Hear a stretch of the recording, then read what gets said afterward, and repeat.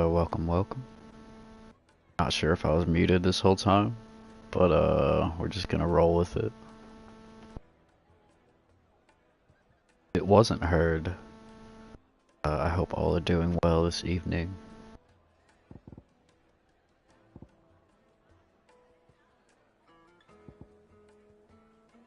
Fun fact, last sesh we learned that Torgal actually an ice wolf from north. I think it's called the Northern Territories. And these ice wolves, well, the first ice wolf was like Fenrir, and Fenrir was like the guardian of Shiva. So the bloodline of Shiva's dominant and the bloodline of Fenrir down through the aeons of time. And its most recent incarnations are Jill and Torgal. I thought that was pretty adorable. It's pretty funny though, yeah, because in the very beginning of the game, you know, you play as Clive as a child, and then Jill is there as well. And she's always carrying around little puppy Torgal. And he's always with her. So it makes a whole lot of sense. That's also why he kind of went Super Saiyan when he was trying to save Jill when she was about to get executed.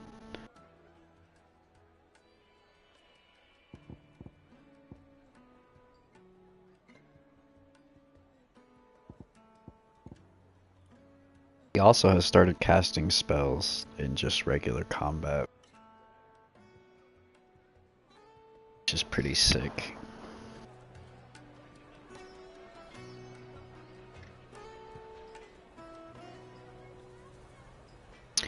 Anywho, we're on a mission to find Kupka, give him his comeuppance. It's conveniently carried out of our last fight, so we followed him all the way through the desert. Apparently, what is it called? Yeah, he's at Drake's Fang, so another one of the mother crystals. And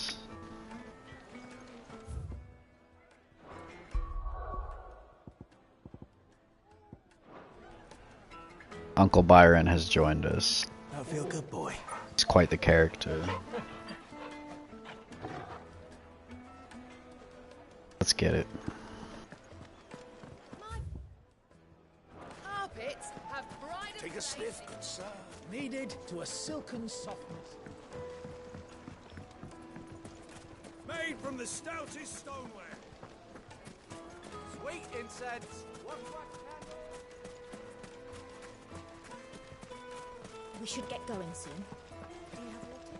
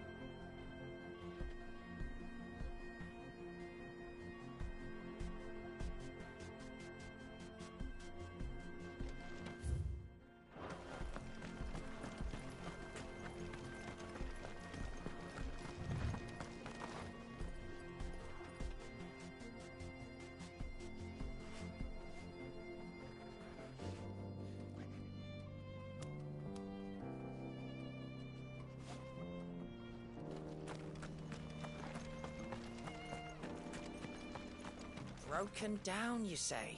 From the weight of its load? Aye. The guards are furious about it. You'd do well to steer clear. Well, if it's blocking the road, it'd be a wasted journey anyway.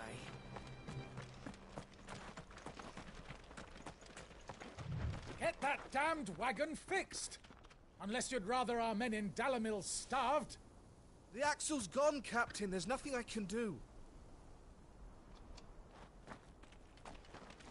Well, surely you could just walk right around. Like, anyone could just walk, like, right around.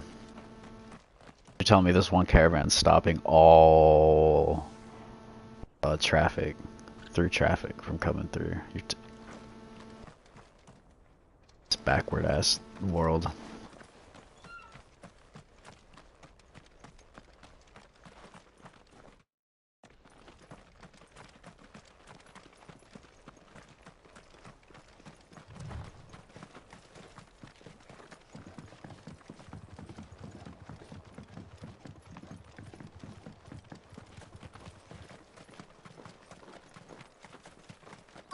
Oh, also, apparently, so if Benedicta, she was Shiva's, I mean not Shiva, Garuda's dominant, she was an agent of Waloed, and Waloed are in cahoots, Dhalmekia here. So for some reason they're working together, probably to take down the Empire or something, who knows what they want. But they're both like fortified. They both have fortified Drake's Fang for some reason. So I think like there'll be a shit ton of problems essentially.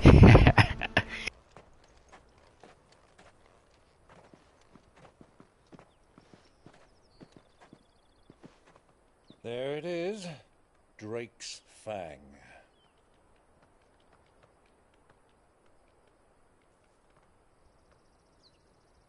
Kupka will be hiding inside. Along with goodness knows how many guards, all on highest alert. You'll need to keep your wits about you if you're to reach him. So be careful. I will, Uncle.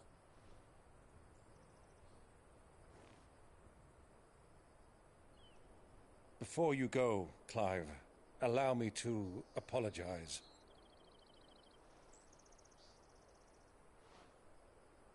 After what befell at Phoenix Gate and the crisis that followed in its wake, I fled. I retreated to my counting house and danced attendance upon the Vicereine in the hope it would bring me favor.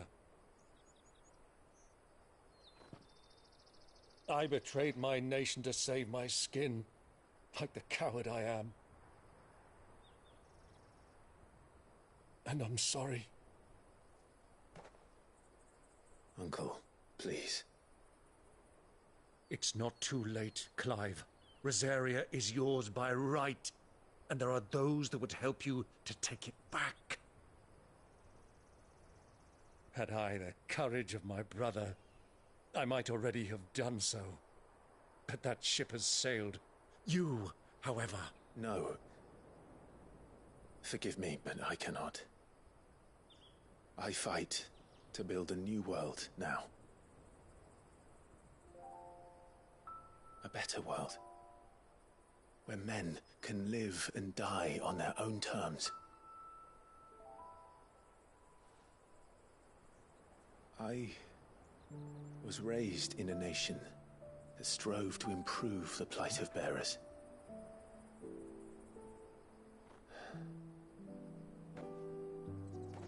Only later did I realize that spark of freedom did not arise by chance, but was kindled by my father. You would see me follow in his footsteps. And that is exactly what I mean to do. Not by ruling Rosaria, but by extending his ideals to the whole of the Twins. Though every soul in the realm may judge my actions heresy, I am certain my cause is just. You really are just like him, you know?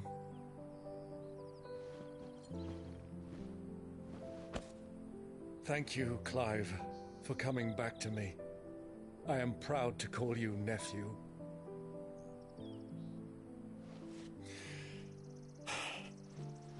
Well then, this is where we must part ways. Wish me luck in convincing my Canvarian friend to share his considerable talents. I mean to plunder his coffers and prove myself worthy of a place in your merry band. Till then, my boy. Till then, go safely, Uncle. And you, nephew. We have much to catch up on, you and I. I shall expect you to regale me with the tales of all your adventures when next we meet. You can regale me too, Torgal.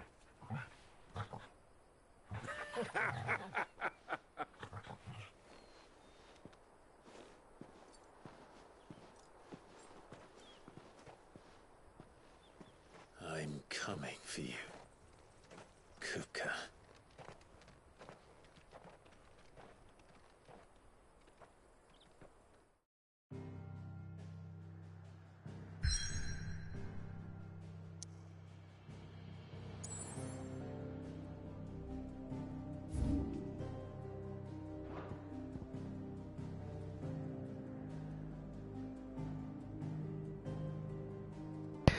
Unlike the other mother crystals of Valsia that tower above the realm, Drake's Fang lies buried deep within a hollow crag. Scholars call a geode.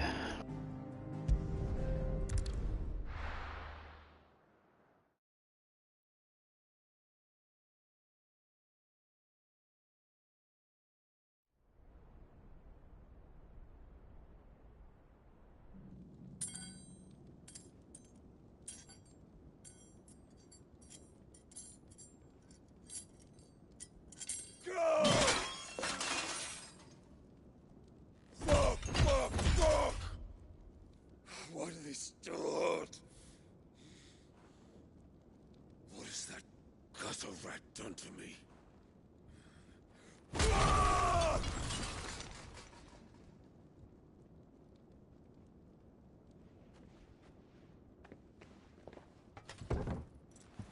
Out of my sight, witch! I'll kill you, Rosfield! I'll rip out your heart! I'll tear you limb from limb! Peace, Hugo. The table shan't hurt you any longer. He sought to humiliate me. Me! If you hadn't interfered, he would be dead! You truly believe you would have triumphed had the battle continued? Titan would have ground him into dust! And how would he have done that without his head? Shut up! You weren't strong enough, and you call yourself a dominant. Or rather, you did. You mock me, Harbert.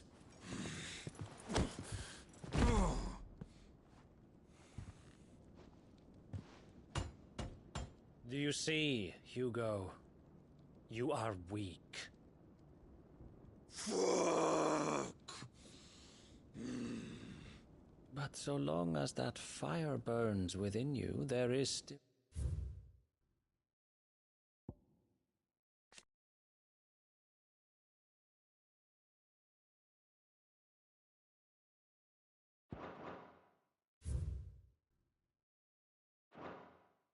hope. There may yet be a way for you to take your revenge. Tell me, what must I do?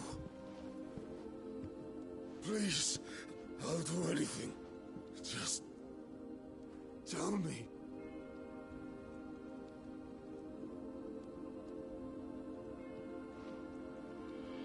The heart.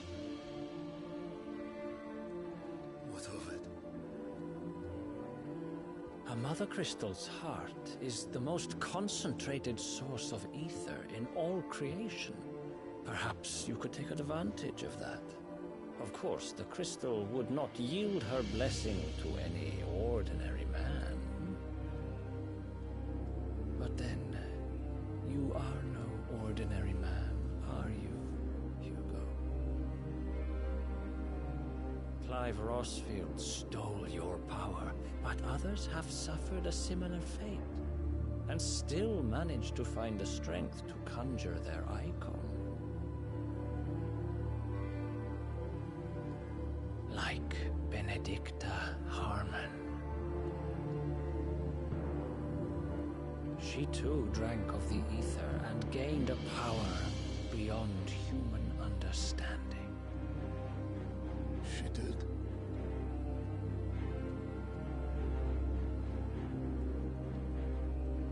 Benedicta. Benedict.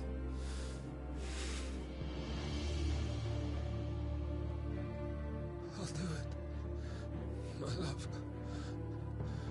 I'll avenge you.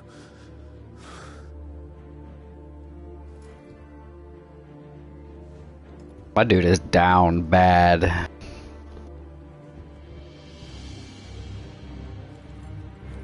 Run along now, Hugo. You need only follow the light.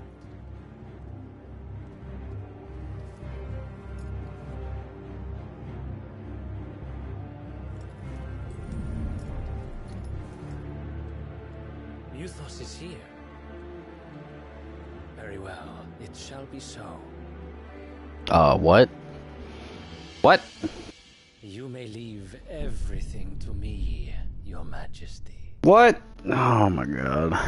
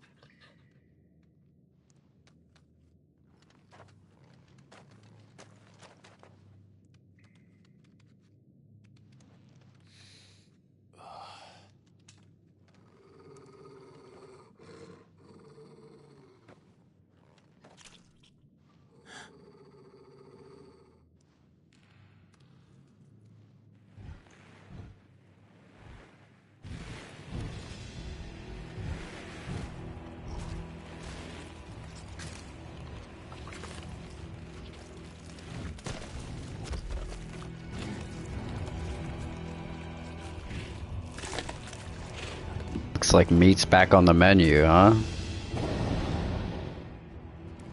Orcs.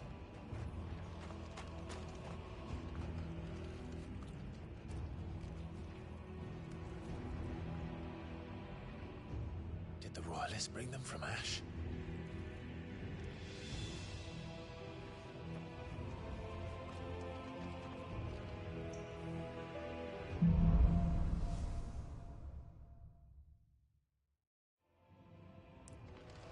Are the Beastmen part of the Waluda army now? How the hell did that happen?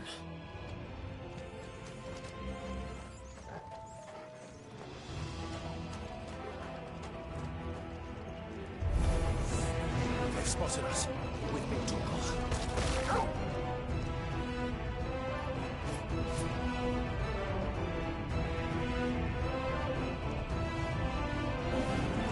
Nice try.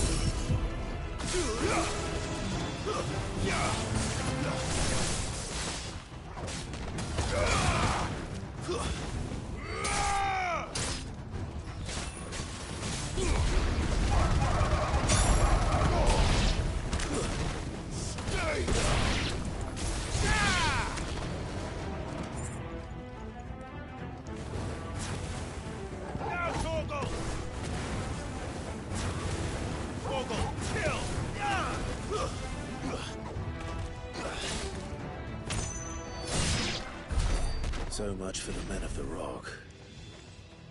Dhalmekia's finest.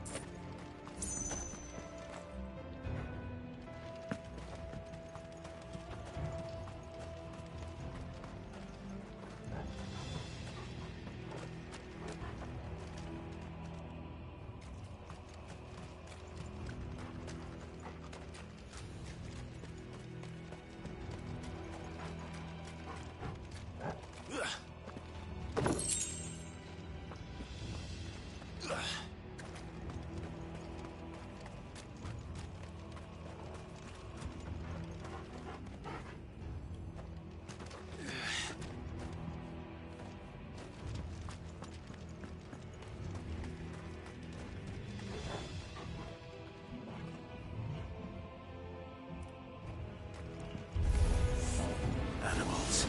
You should never have left Ash. Stay down!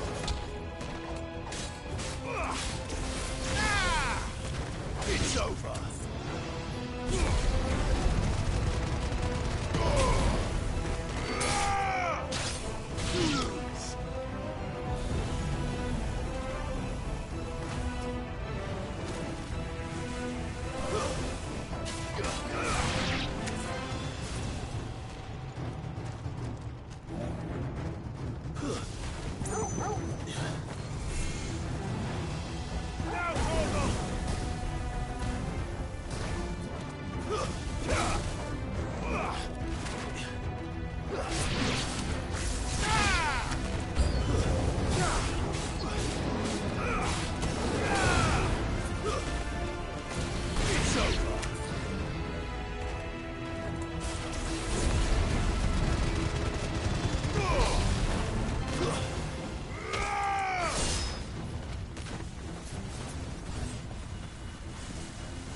Slow.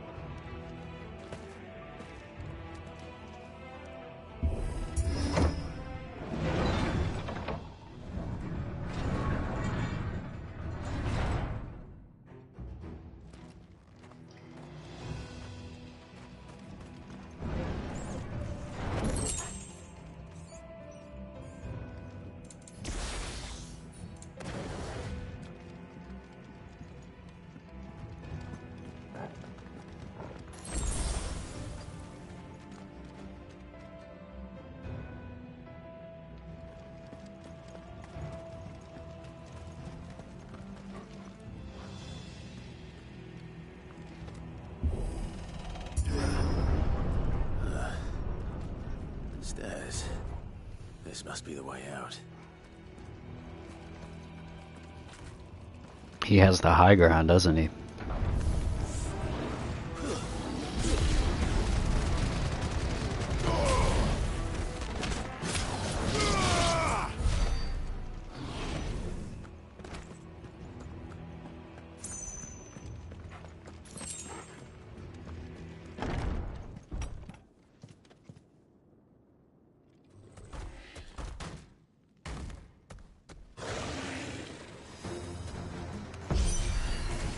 I won't be sneaking past this one.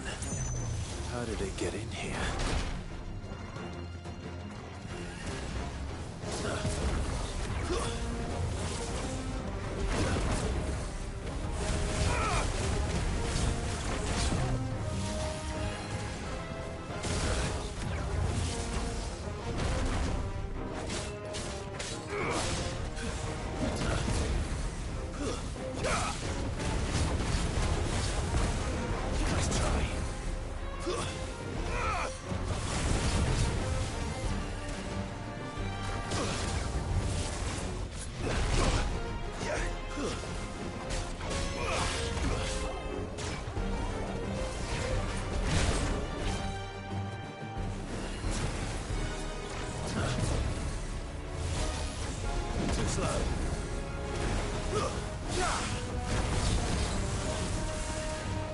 Nice try.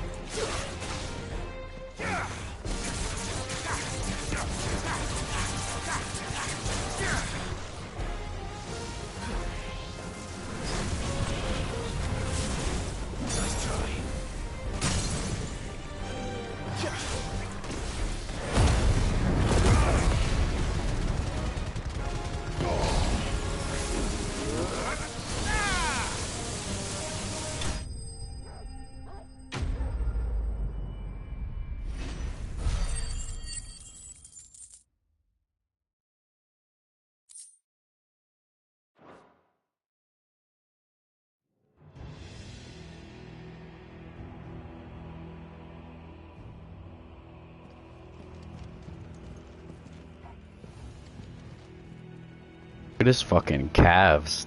This dude doesn't skip leg day. Do you have opposable thumbs on his feet? What a freak.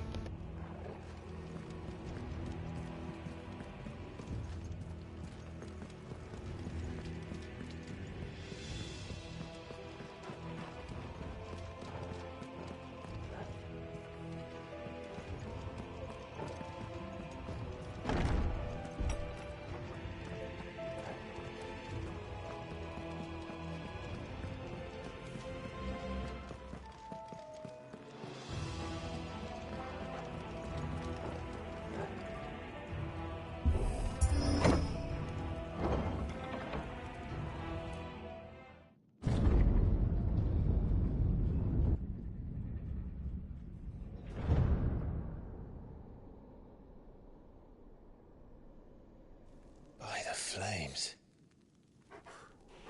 Come on, Torgal.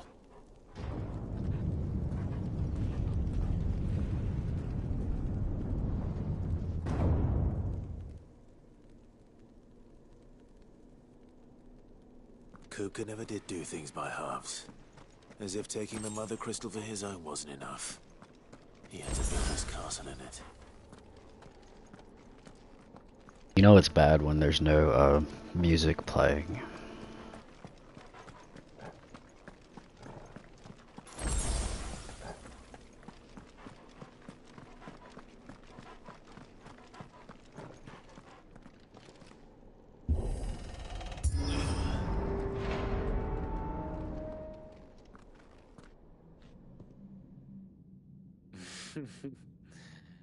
Let the trial begin.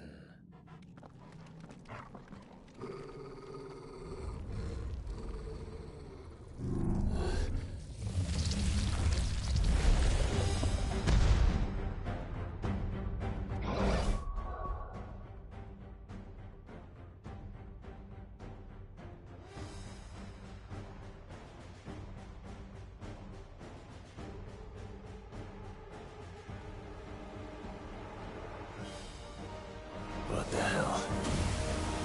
With me, Tom.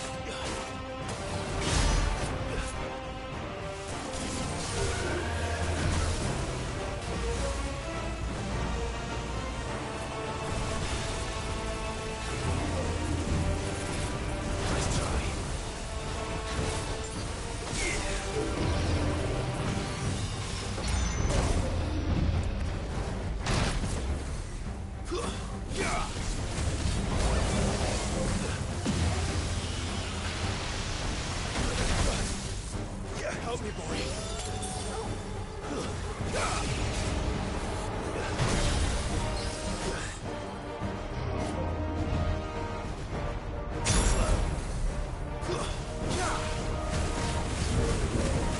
Nice try.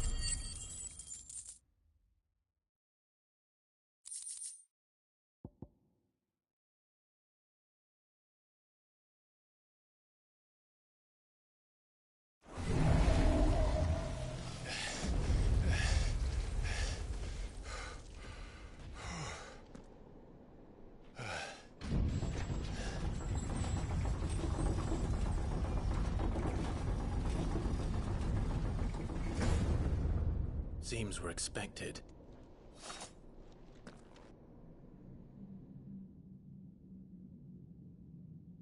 So this is the power of Muthos.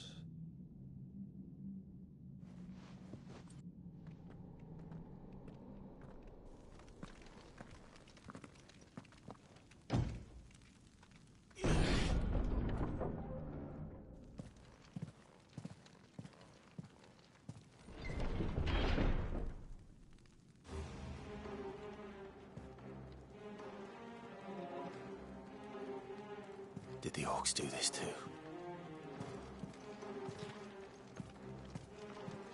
Did Sephiroth do this?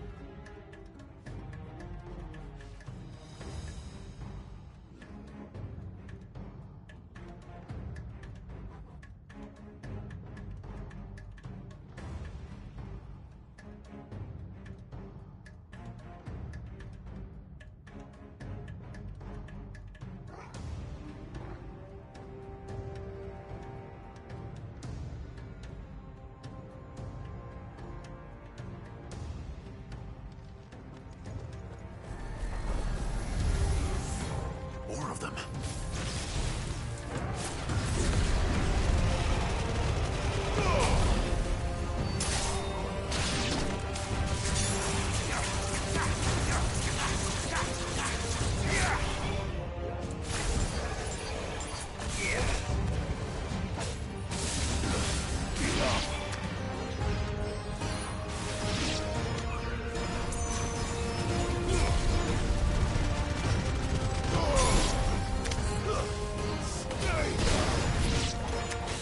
What the hell is going on? Are these things here for me? Or for him?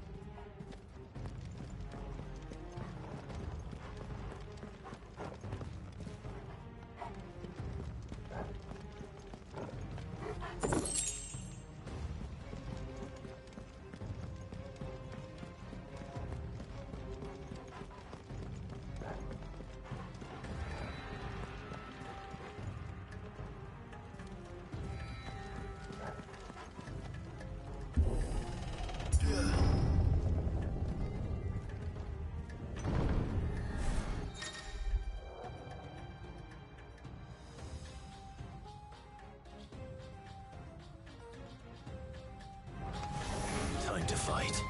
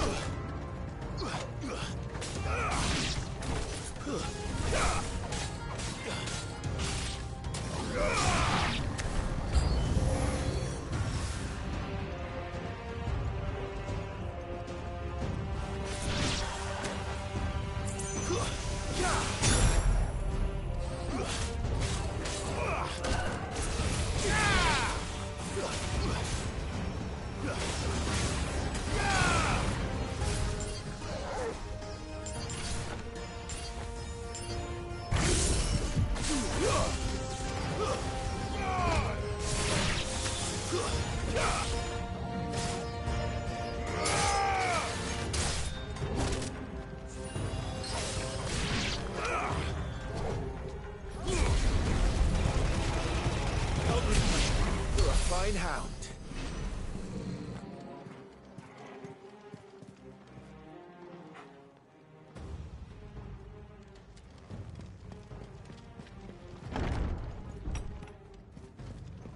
First orcs, now these nightmares. Is this your doing, Ultima?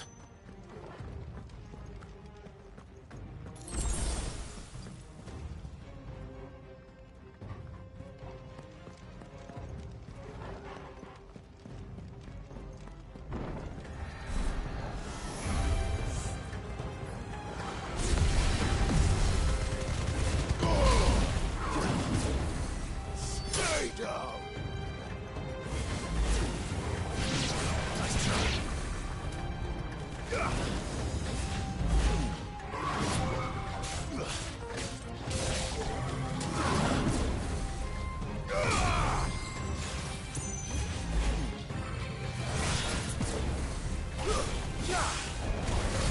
Nice try.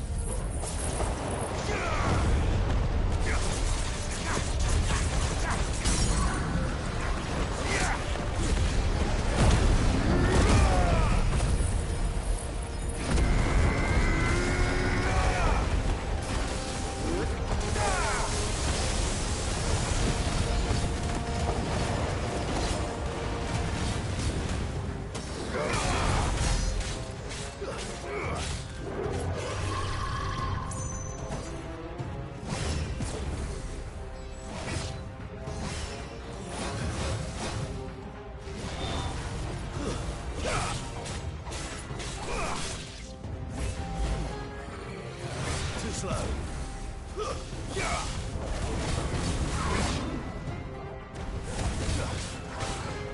Nice try.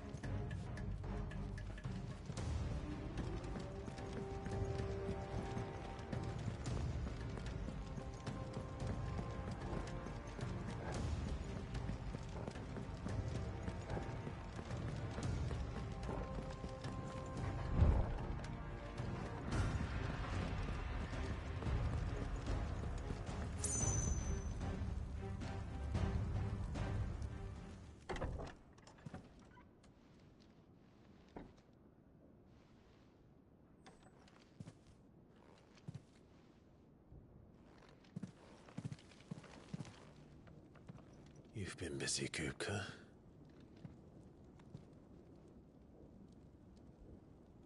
But where did you go?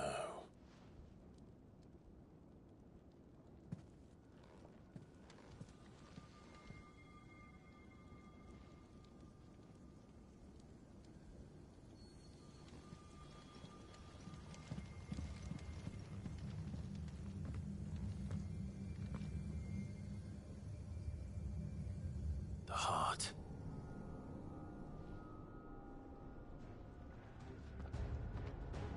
He's in the sanctuary. I can feel it. Come on, Torgal. No, you gotta hang on a moment, Torgal, because I gotta piss.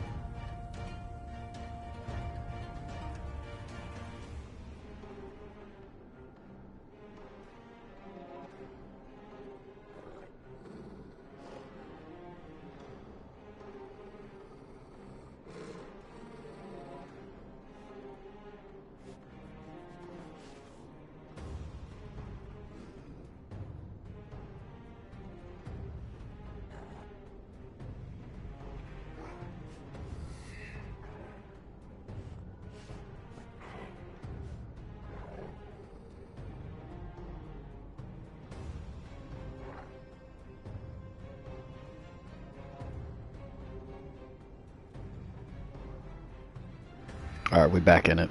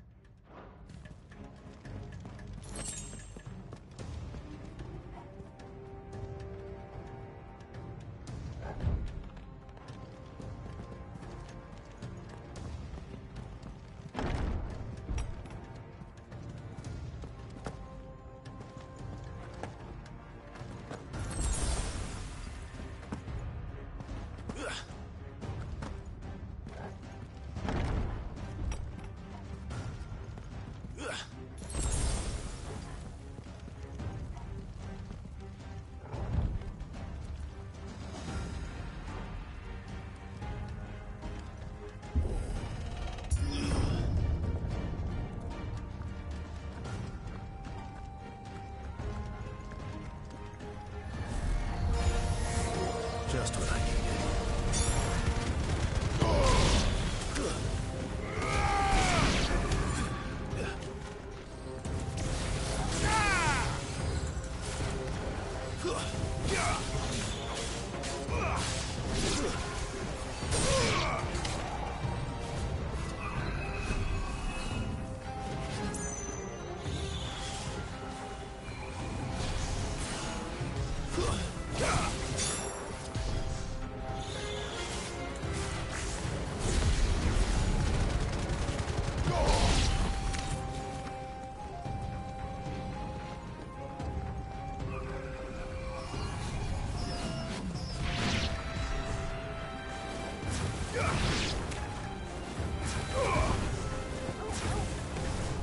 Farewell.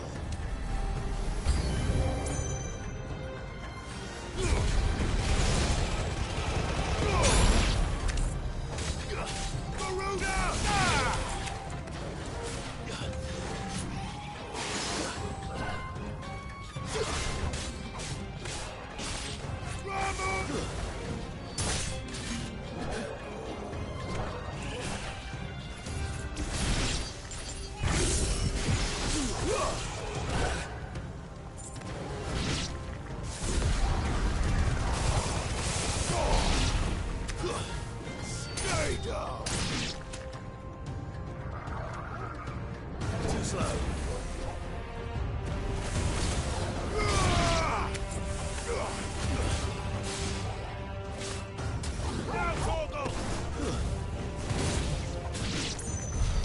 That had better be the last of them.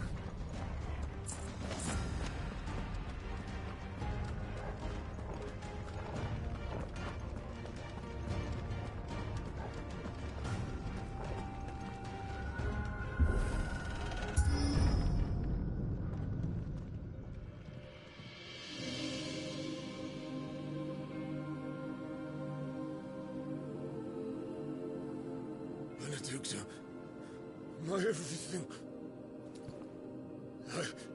I've missed you so much. Kuka! I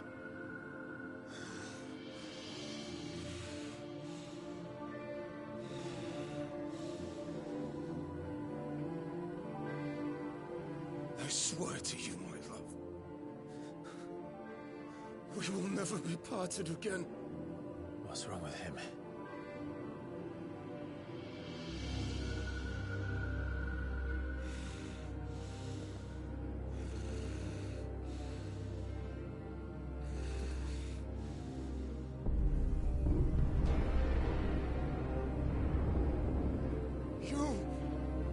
You got away from her!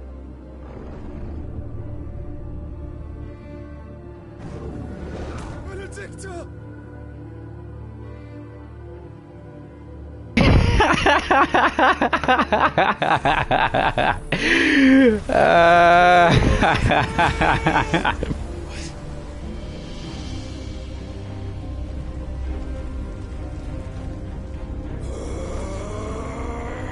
Oh shit, he's priming.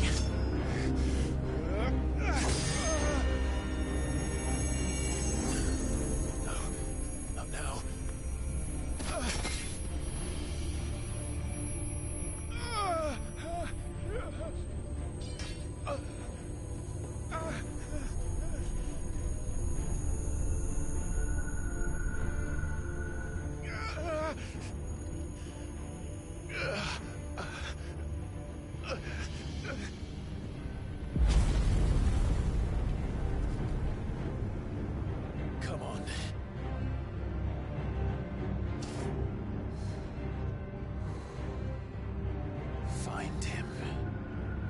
You've done this before. You can do it again. Let the flames burn within you. No.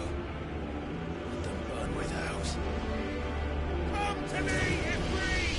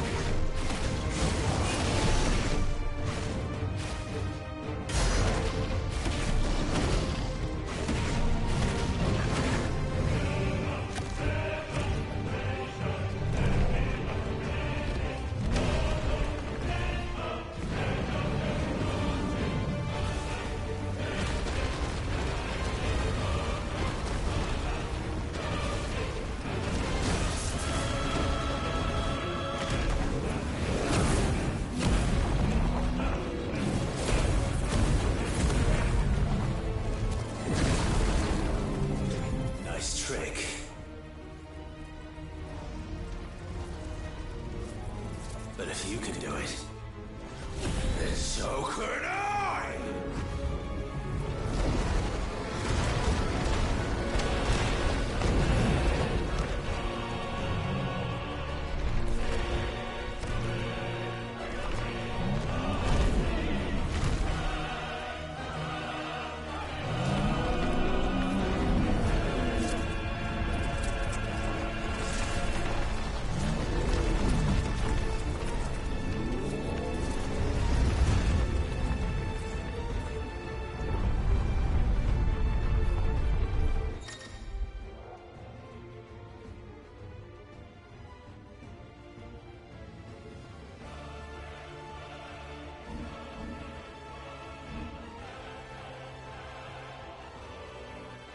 Let's give this a try.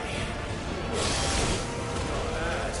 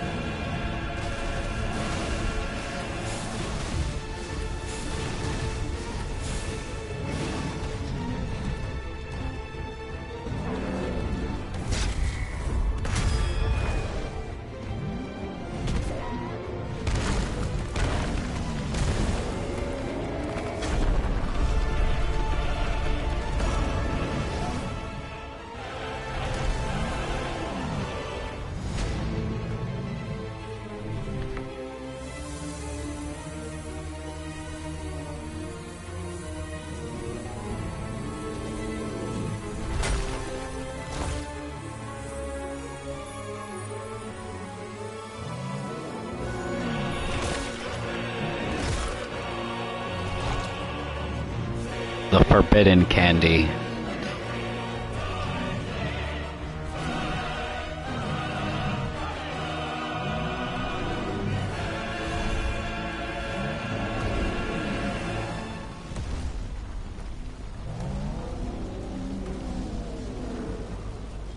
What the hell has he done?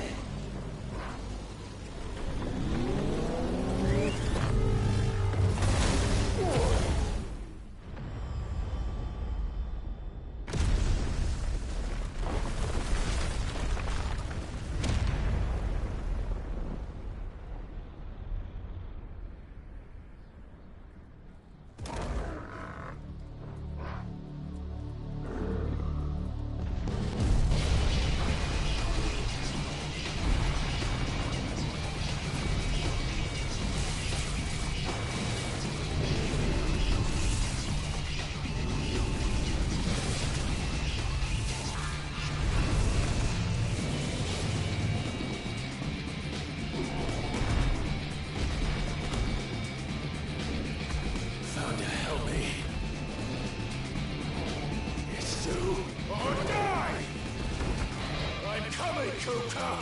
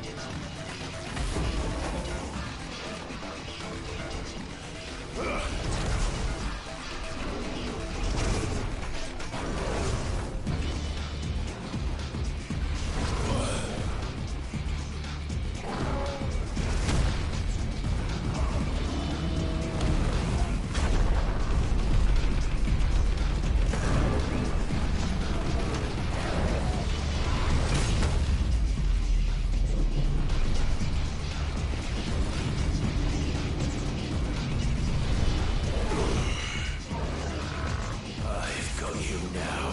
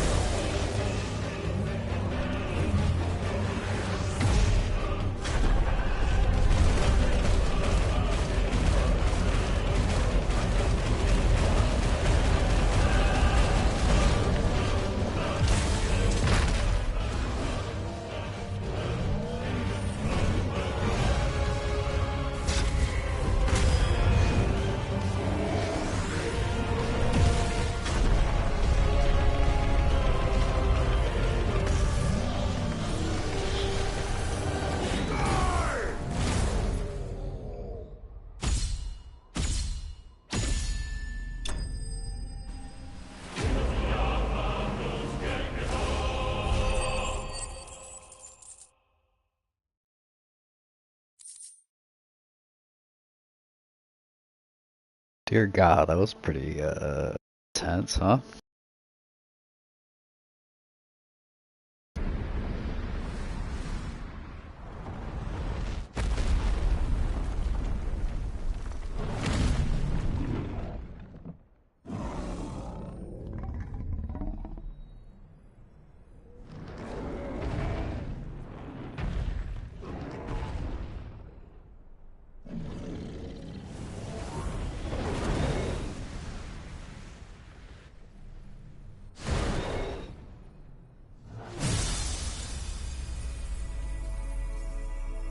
He literally destroyed the whole fucking mountain.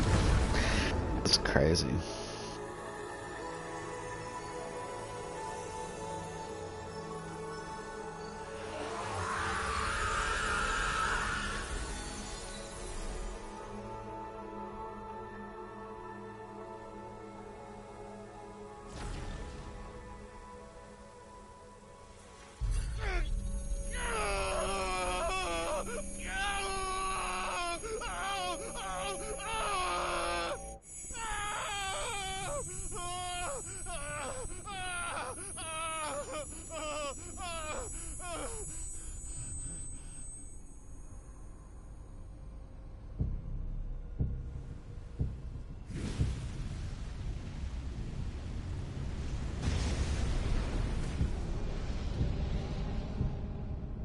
Is that you, Ultima?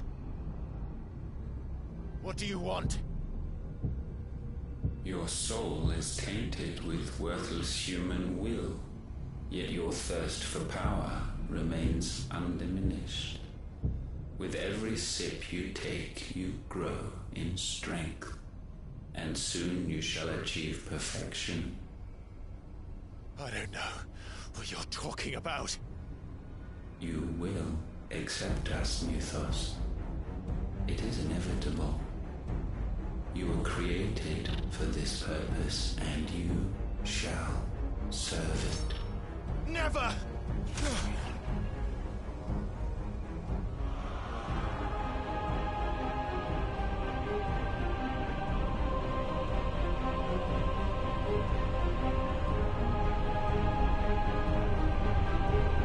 Fight it, Tide! Don't let him in! Consciousness. We see now. Human will is so insubstantial it cannot exist in isolation. You mitigate its weakness by interweaving it with your consciousness. We believed we had merely to purge you of your will to claim our vessel. It appears we first have to sever every thread of the consciousness that supports it. No matter. The time to build a new world is not yet upon us. We will contemplate.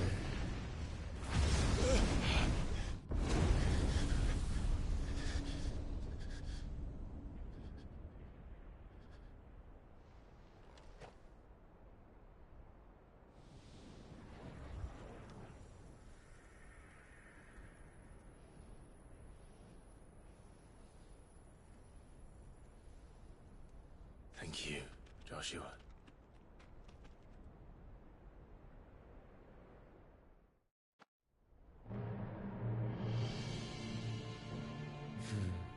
One can no more command the power of ether by drowning in its flood than one can constrain the tides by standing in the sea. I had thought Hugo wiser than this, but it seems his head was full of rocks after all. Titan was strong.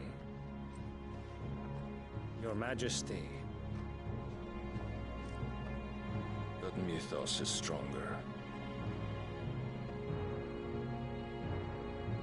For 5 years, that man lived only for revenge. Clinging fast to a fiction, even as it swept him into the abyss.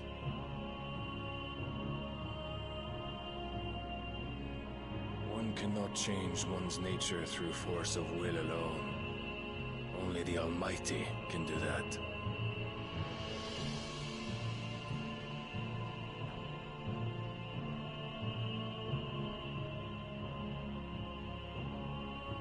Hugo Kupka, the man who gave his life for a woman's head. A fool like all the rest.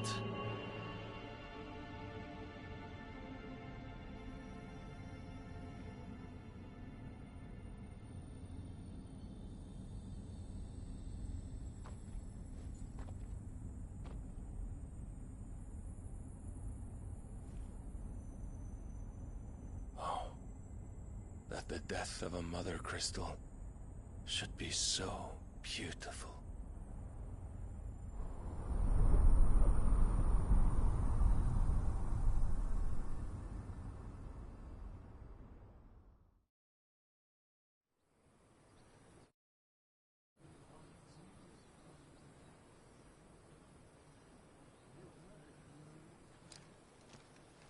Some medicine, my lord?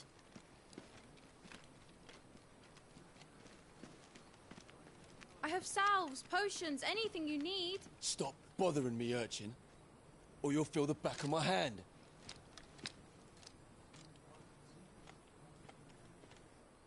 You must consider your health, my prince. If a show of force is needed to keep the Dalmex at bay, you may trust in your dragoons. I beg you to call on Bahamut only as a last resort. His strength comes at too great a cost. The Empire agreed to an armistice with the Republic, and yet the Emperor still plots its ruin. For now, the Dalmex suspect nothing, and as long as I can hold their gaze, war need not be inevitable. But more than that, Bahamut is the champion of the Empire. When our people look to the heavens, the sight of him gives them hope.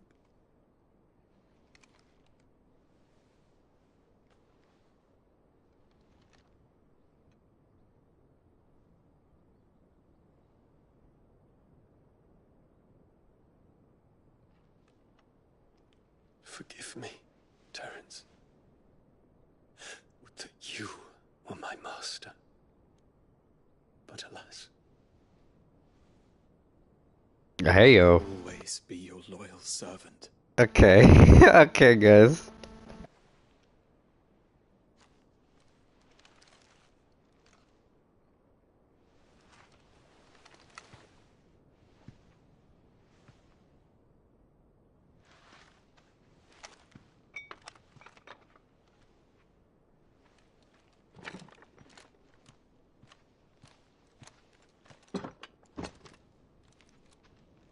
Should the Council's brazen maneuvering prompt the Republic to tear up their own treaty and launch a new assault, our soldiers would advance to meet them, cutting across the Central Isles, but not in time to prevent their forces from breaching the southern defenses and storming Twinside. And so the capital would become a battlefield. Thousands of innocents would die. I cannot allow that to happen. There is one small mercy, at least. You will not be forced to do battle with Titan.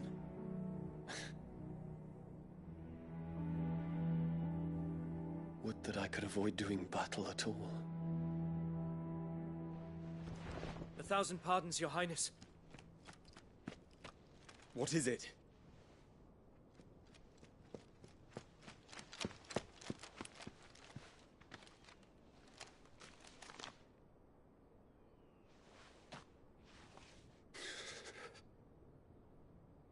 Olivier has been made Emperor. What is the meaning of this? My father's orders. What were they? Quickly! Yes, Your Highness. His Radiance requests that Your Highness maintain position here and... Ah!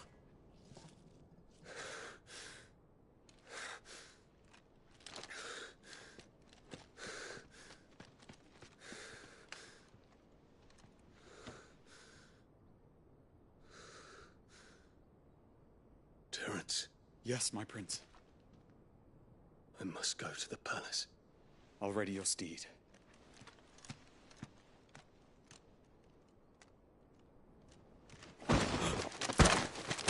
What is it now?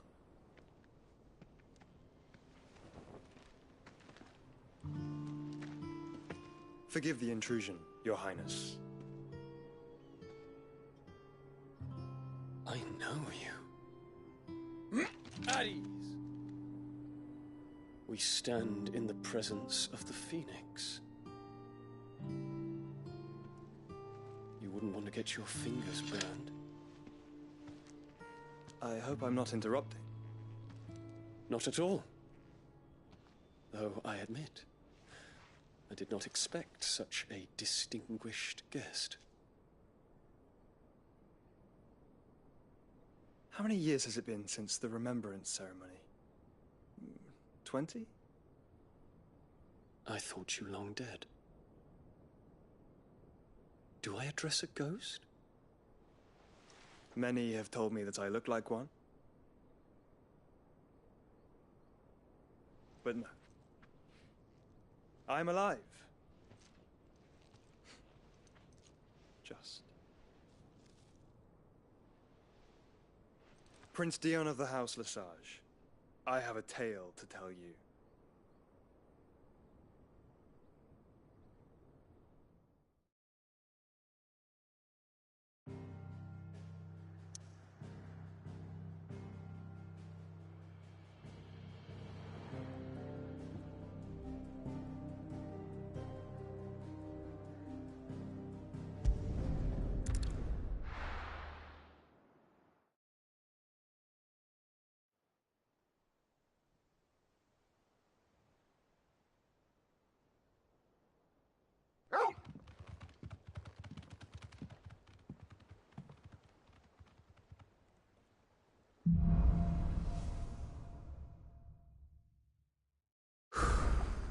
I'd better give Otto the good news.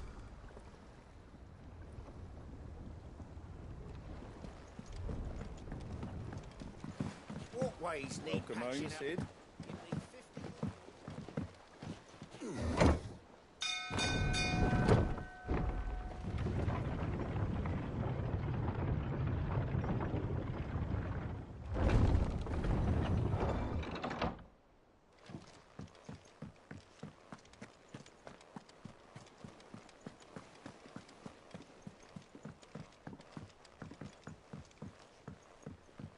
We're seeing troops amassing at every border crossing.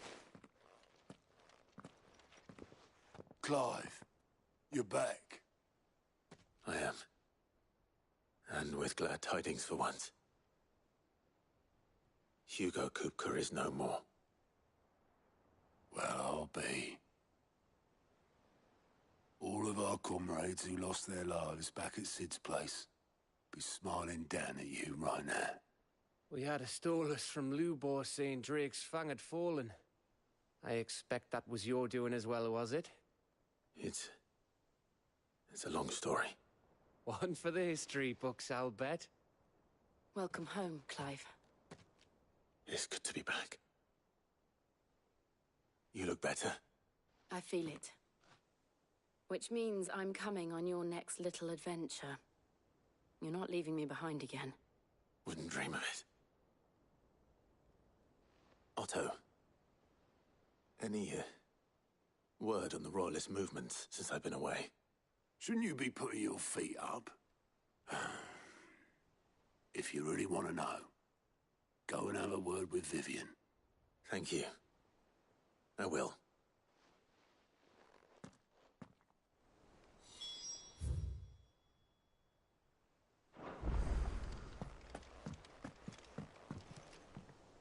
Ah, the conquering hero returns. And with hardly a scratch on him. I may have picked up one or two. Well, the fact that you came straight to me instead of visiting our resident Physica suggests that you picked up something more important. A scent. The scent of Waludas. The very same. But whatever plans Kupka was hatching with the Royalists, he took them to his grave. As did his men. Slaughtered by the orcs who'd taken over the Fang. Orcs, Vivian. I've never seen such creatures in Storm before. The Waludas must have ferried them over from Ash, but why? Why work to rescue Kupka only to invade his home, the mother crystal of an allied nation, and let both fall? It makes no sense. Do you know the tale of the blind men and the Adamantus? One can often be led astray by focusing too closely on individual details. One must instead see the bigger picture. And what bigger picture is there than my map? Give us some exposition, Vivian. The kingdom of Waloed claims dominion over all of Ash. It is a nation forged by the bloody conquest of Barnabas Tharm, the dominant of Odin. The Canvarian War of Independence in 849. The Battle of the Twin Realms in 865. The Battle of Belinus Tor in 873. Wheresoever his armies fought, Odin was found where the fighting was fiercest. But of late, the warrior king appears to have laid his sword to rest. Battle rages for control of the crystalline dominion. Yet Tharm sends not a single ship in support of his Dhalmekian allies. Meanwhile, the Blight ravages great swathes of Ash. Yet warlike Waloed shows not the faintest interest in laying claim to untouched lands. So why go to the trouble of sending an army of orcs into the heart of Drake's Fang, only to make no attempt to claim the Mother Crystal for Waloed? It can hardly be for lack of men. Tharm's armies rival any in the Twins. No. We have not seen the last of the Waloed standard. Odin will ride again. It is but a question of when. And on that day, who will be trampled underfoot?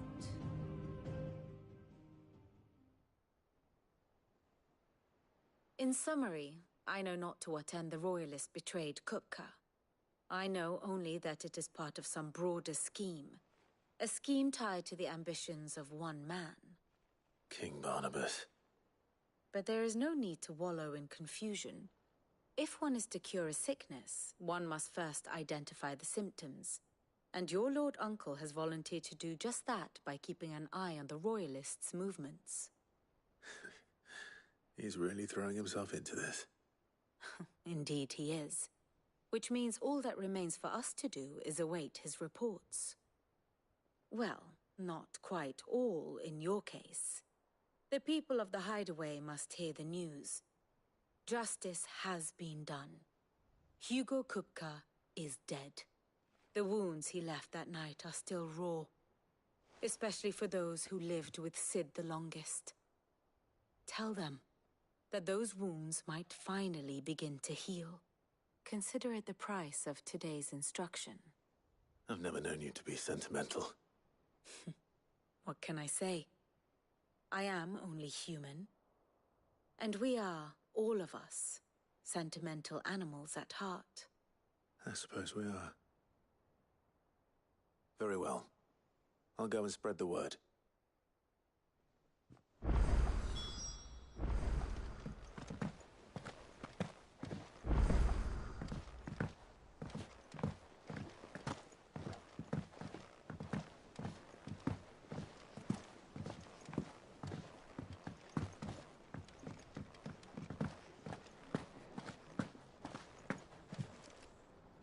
Well, someone looks pleased with himself. It's true what I'm hearing, then. Nothing escapes you, Lady Karen. It's true. Kupka is dead. No more looking over our shoulders, then. Good. I'm starting to get a crick in my neck. Don't let it go to your head, though. And what can I do for you?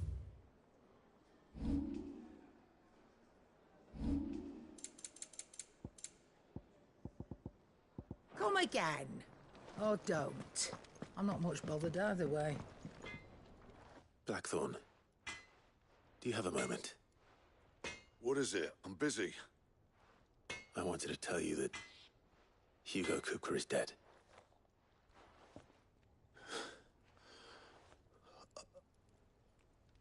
tell you how long I've been waiting to hear those words. This is it then. A new beginning under a new Cid. I'll try to live up to the name.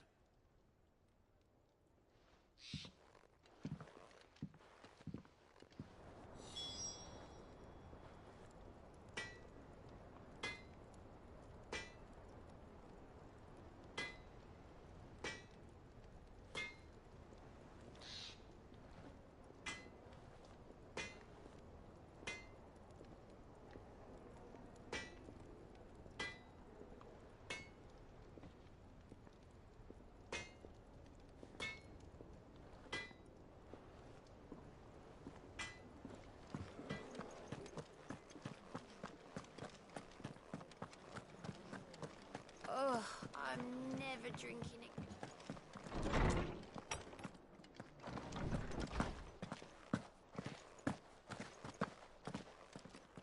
Ah, Clive.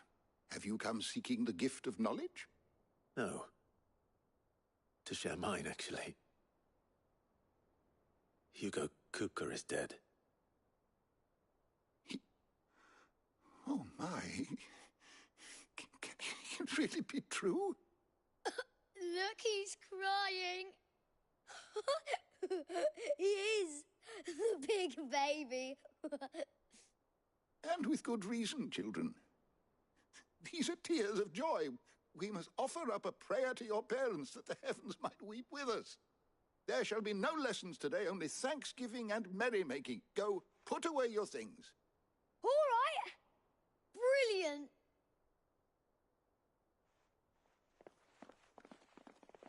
Finally, a new dawn has broken. It has. Thank you, Clive. I cannot wait to share the good news. Hippocrates. After Kupka fell, Ultima came to me. I need to know what he is. Have you learned anything? Alas, no. And not for want of trying. I have scoured nigh every historical tome in our collection and found nothing. Not even the sort of conspicuous absence that might suggest a concealment of fact. One is almost tempted to conclude that such a creature never existed. But I saw him. With my own eyes. I don't doubt that you did. Alas, it seems you are the only one who has. To others, he reveals naught. We see only that which he leaves in his wake, like some terrible force of nature beyond the ken of mortal man. A bringer of death. Whether the Ultima you met with was the being itself, or merely another projection of its power, I know not. But until I do, my investigations shall continue. Thank you. It means a lot. Right. Let's see if Otto has anything else for me.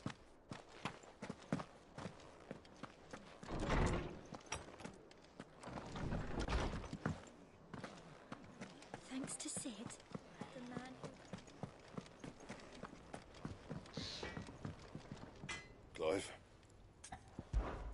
What do you want?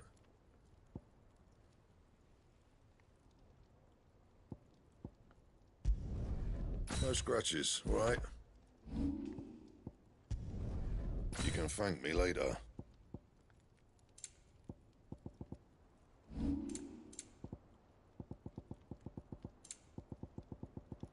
That it?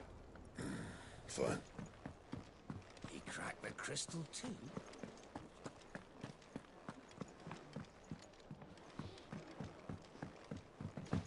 I'm telling you, it's true.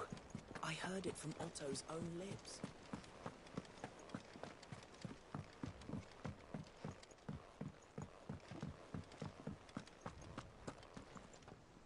You barely sat down since you came home. Vivian got you running errands or something? Just spreading the word.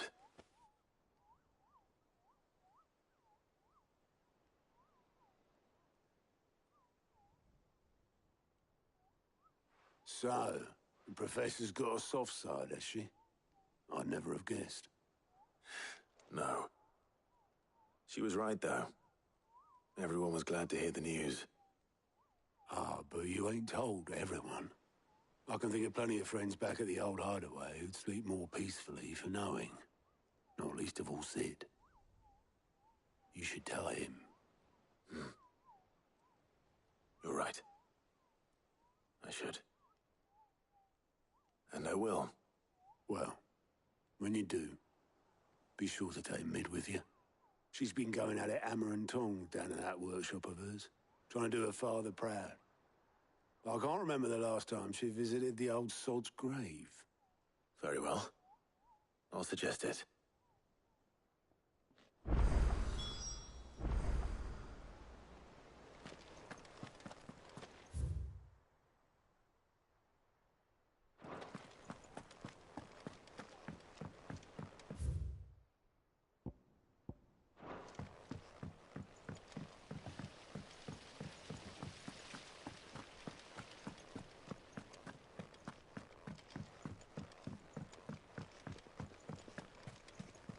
Think Mid might need some help.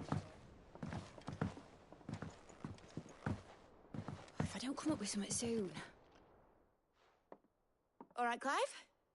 What do you want? I'm going to visit Sid, and I thought you might like to come with me. Sorry, I'm too busy for all that right now. I've got to get this thermal displacement stack sorted. Thermal... Displacement stack. Here. And this is for... Only the fastest, finest ship the world has ever seen.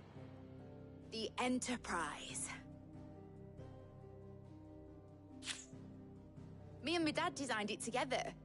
Where other vessels rely on the fickle winds to drive them through the water, ours is fitted with mithril engines.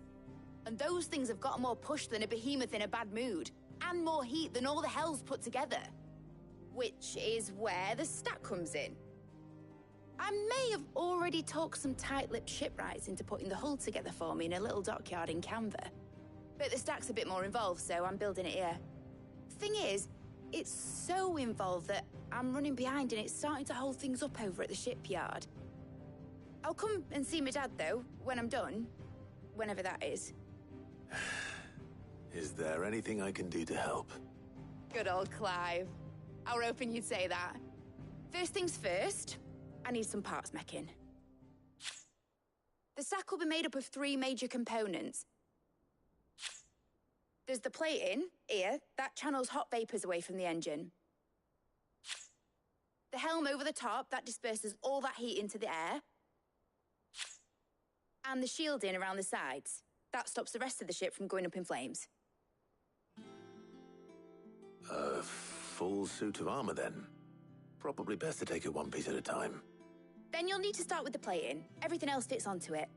I've got the designs and the list of materials here. Show these to Blackthorn. He'll know what to do. I can't make head nor tail of them.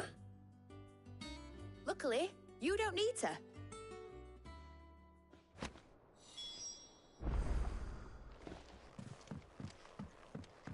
Yeah, let me just run back and forth through this hideaway like 10 times.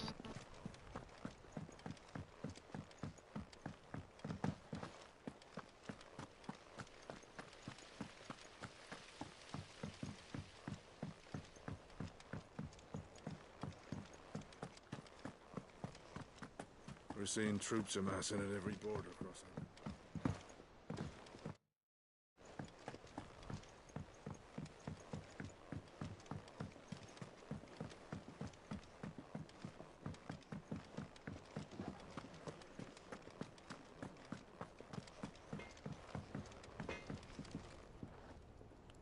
Blackthorn, can I ask a favor? Out with it. It's for Mid. This my last chance to say I'm otherwise engaged. I'd spare myself the arseache. Go on then. What is it this time? She said you would know. Here.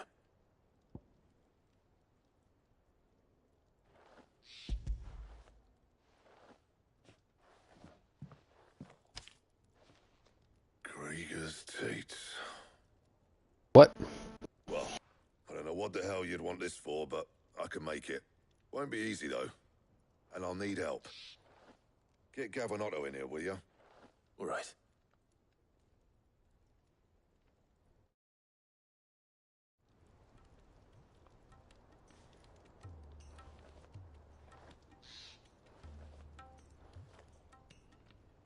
So Mid's roped us all in here again, has she? Typical.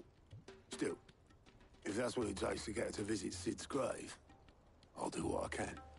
And, what is it we need to do, exactly? Take a look at this. It's this plating. The usual saw grade steel won't work. We need something that can get very hot, very fast, and still keep its shape. That means an alloy. Something that won't break or buckle at the temperatures she's talking about. Which is where you lot come in.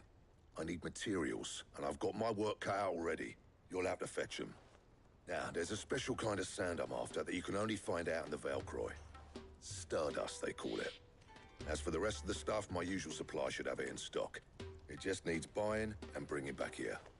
Well, we'll get it done quicker if we split up. One of us should probably give you an hand coating the sand. And the other can go and get the rest from this supplier. Right then. Well, make your minds up who's going where, we can get this over with.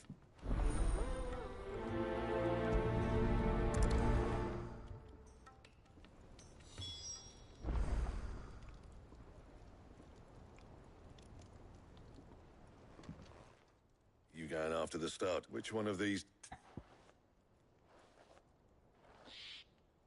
Should I pick Otto or should I pick Gav? That's the question.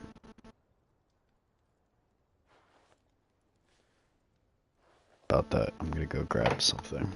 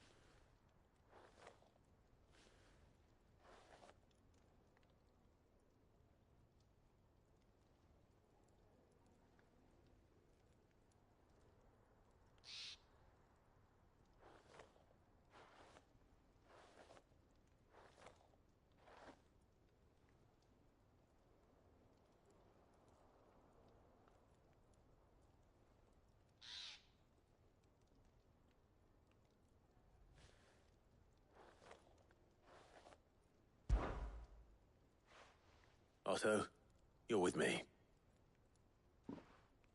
All right, then. Where do we find this Stardust, and how will we know it when we see it? There's a river that runs through the southern reaches of the Velcroy. It's the black sand that washes up on its banks that you're after. And I'm guessing you'll be needing sackloads of the stuff. Might be worth our importers at the Dalimil Inn. I'll head down there. See about finding us a wagon. All right. I'll meet you by the river. Yous two take care, eh? I'll go and see the supplier.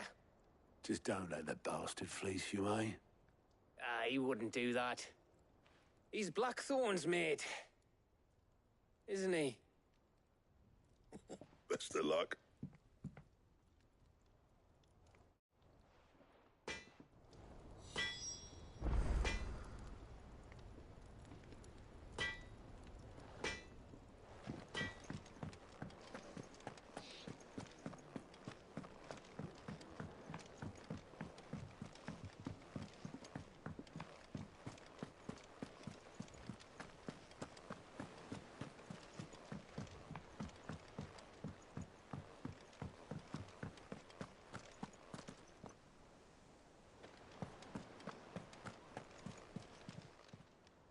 Fancy a look at the list, do you? Quick look.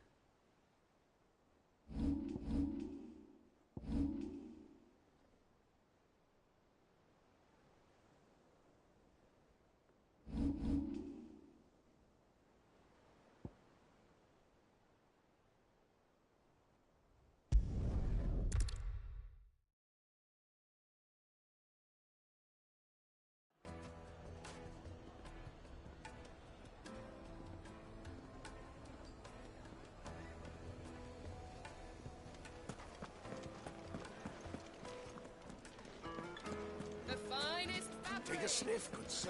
Leave now, there'll be no one to man the shop. Gone, just like that. And without so much as a by your leave. What's the matter? It's my apprentice. He up and vanished while my back was turned. I'd go and look for him myself, but I've got a bakery to run. A bakery that's now short one pair of hands. Loath though I am to rely on the kindness of strangers, I'm at a loss. Please, will you see if you can find him?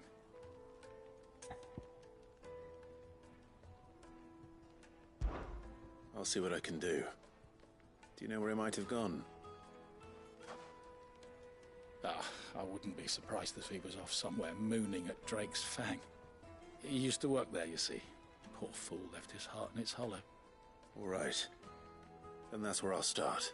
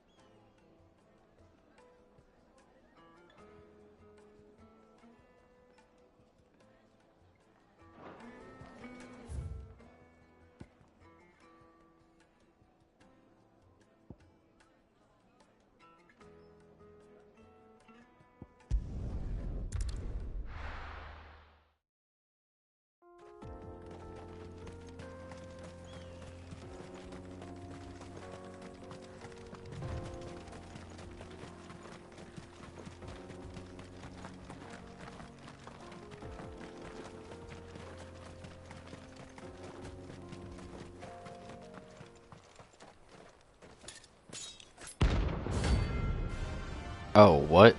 What the fuck? Uh-oh.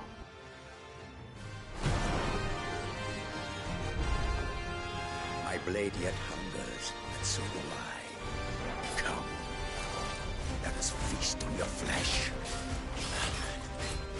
Your feasting days are over.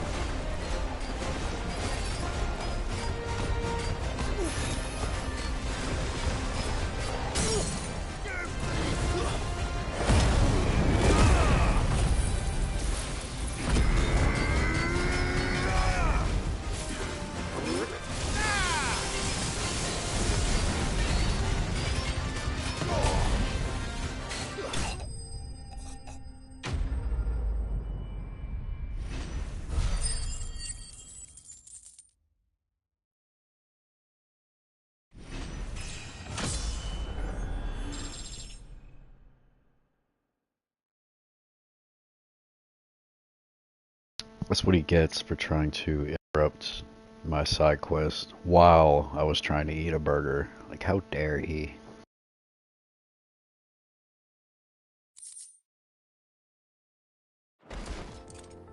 Those who kill for sport deserve no better.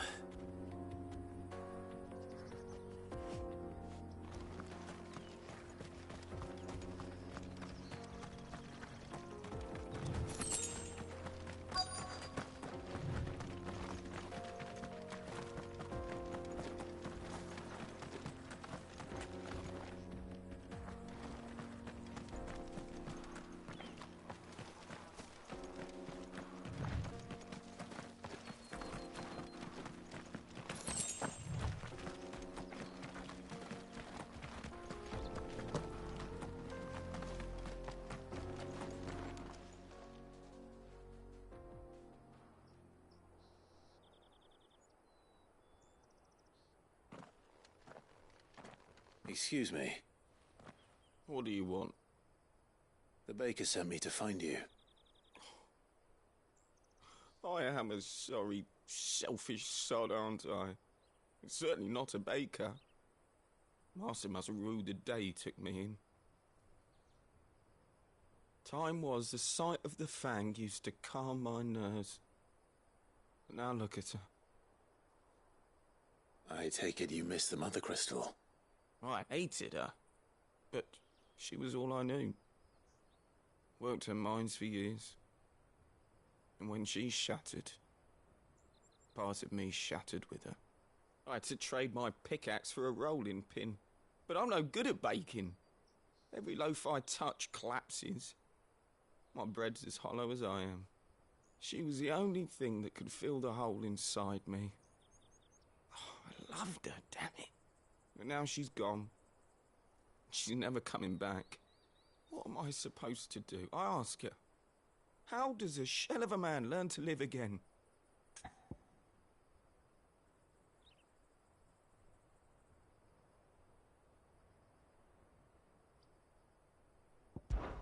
Try to remember the good times. Do that, and the Mother Crystal will be with you no matter where you are. Even in the bakery. What a fool I've been. Thank you, my friend, thank you. You've opened my eyes. I have to get back there right away. Farewell! Wait.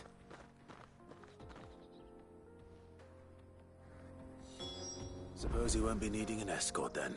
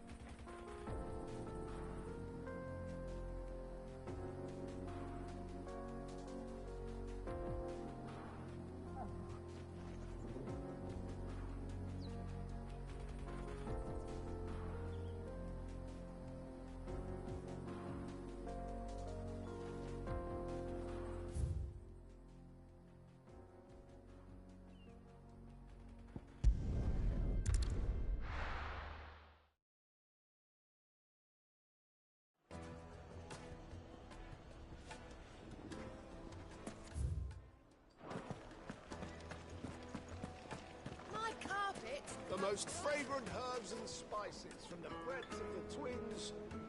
Ah, there you are. The man who lit a fire under my wayward apprentice.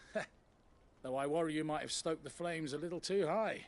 He damn near ran me down trying to get to my oven. Master, it's ready. Behold the Drake's Balm. A truly unique creation. I dare say it is. Just look at it. A perfect likeness of the Fang herself. Her steepled peaks, her fulsome spurs, her inviting hollow. True, my loaves collapse more often than not, but what's the Fang without her crater? Why, no Fang at all. And look, inside. She's filled to bursting with a bounty of beautiful crystals. Salt! Crystals! Master, I have found my purpose. I must use my work here to preserve the memory of the Fang. Well, if it tastes half as unique as it looks, I'd certainly say you're onto something. Not only is my apprentice back, but he's finally pulling his weight. With any luck, I might even have a new delicacy on my hands. I don't know how you did it, but you have my thanks.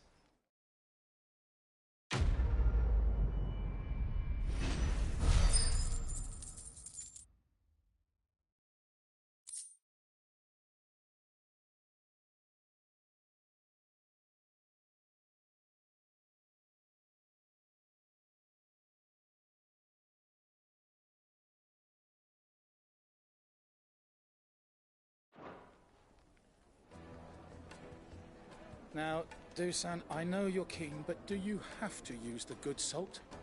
Leave some for the rest of us. Sorry, Master. I'll go and get some more later.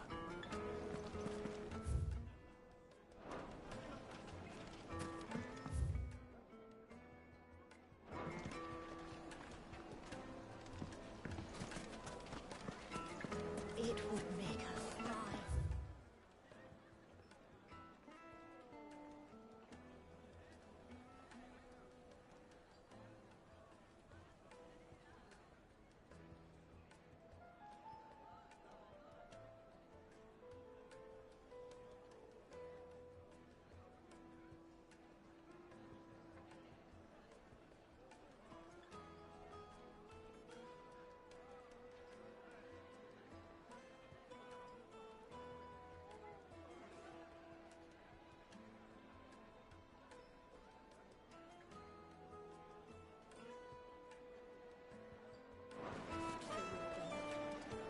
She'll look at you in quite a different light, I'm sure. Oh, well, Made from the stoutest stoneware.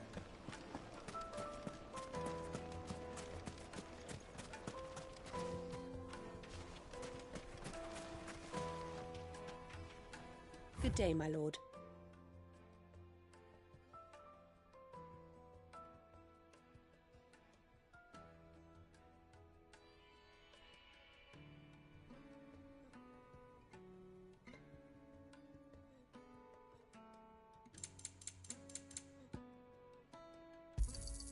An excellent choice. My thanks. Fare you well. No, I'm telling you, it's gone.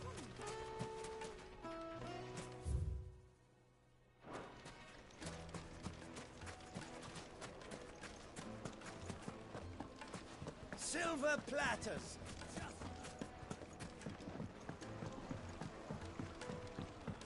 The juiciest Now, meat from do the sniff, sir. The finest fabrics, fresh from the capital.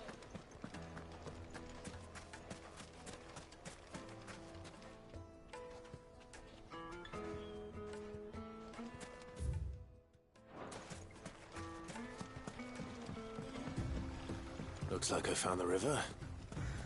Now where's Otto?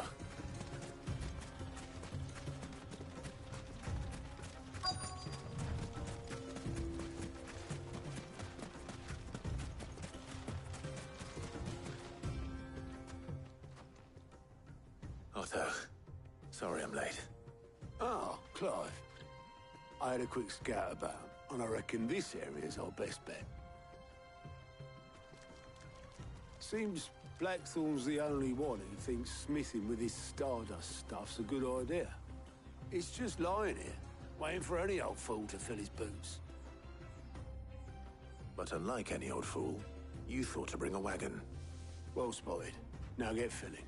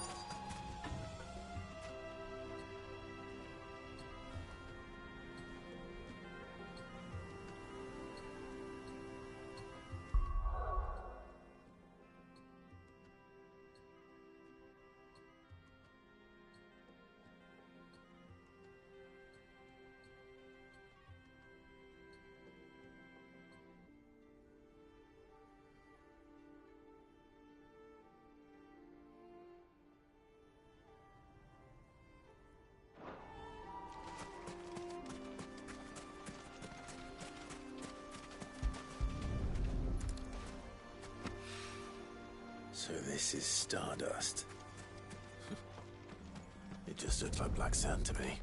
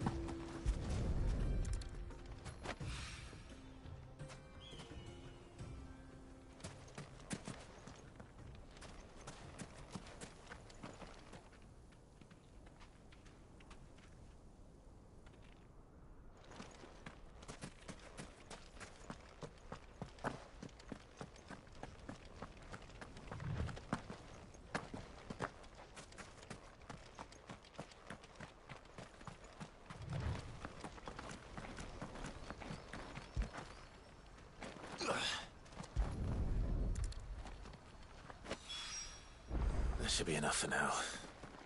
Let's see how Otto's getting on.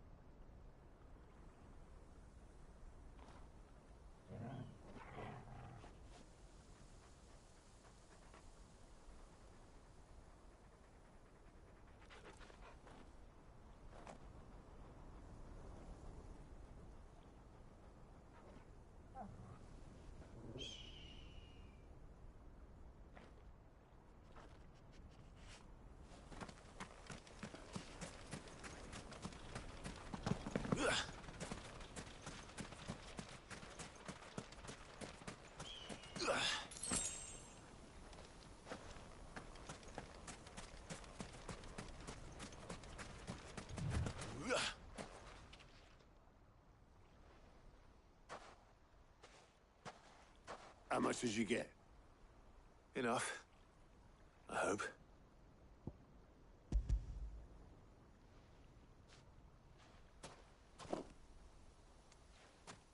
More than me. Put it all together and I can't see Blackthorn complaining. Much. Here, Clive. Do you fancy a walk?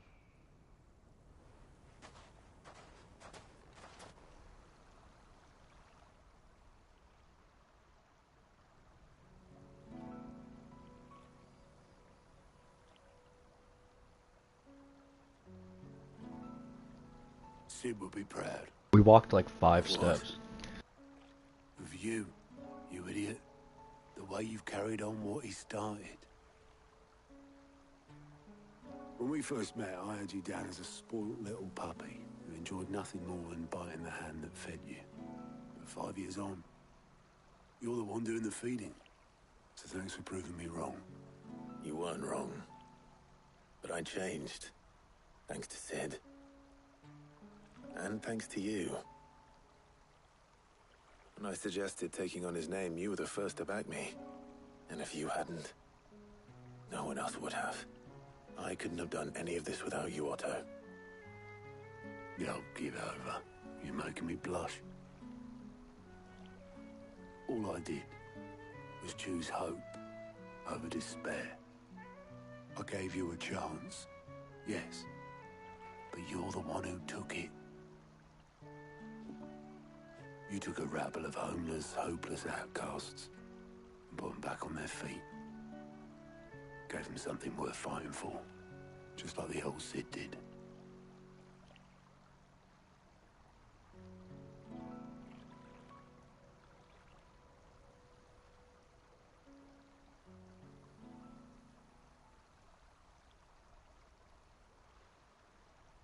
About time I was heading back, I reckon. All this scrabbling about in the sand's taken its toll on the old pins. I'll see you back at the hideaway then. You can take a well-earned rest when you get there. Oh, I plan to. Believe you me. But I'll make sure Blackthorn gets his precious black sand before I put my feet up. He'll only moan otherwise.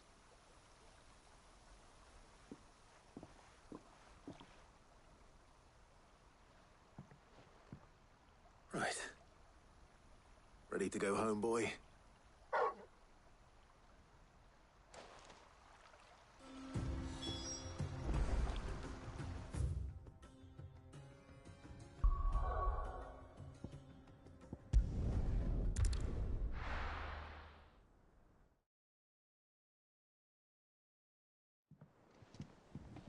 Let's hope this is all Blackthorn needs.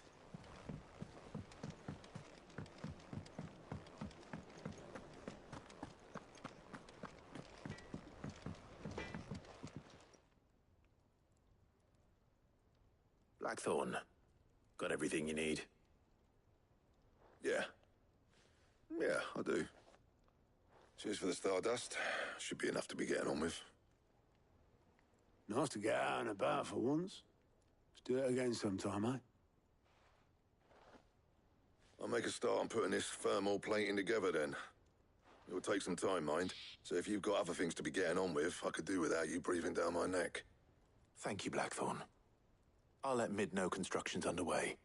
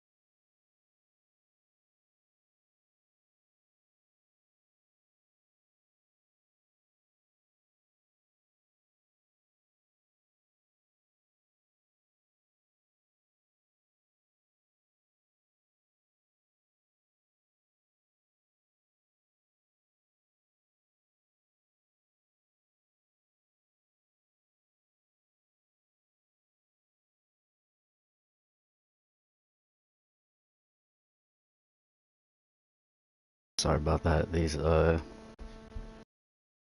think Mormons were at my door. And, I just kind of, they dapped me up because they said they liked my shirt. I was like, thank you. And, they're like, yeah, man, and I just closed the door on their face and just came back. So that was entertaining. Suppose we'd better be getting back to work too. Give us a shout if you need anything.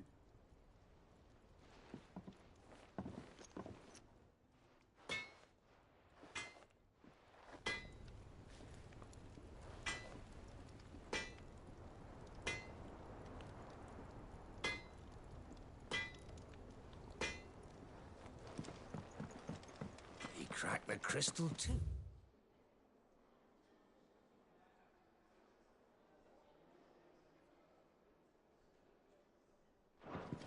You're joking.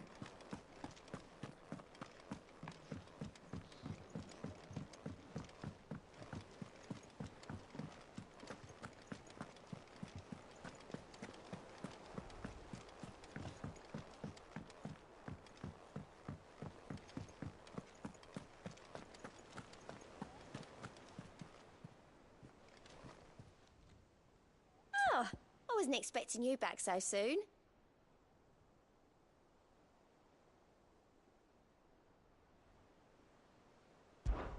Your benefactors are a generous lot. Here you are. Best of luck out there, Sid.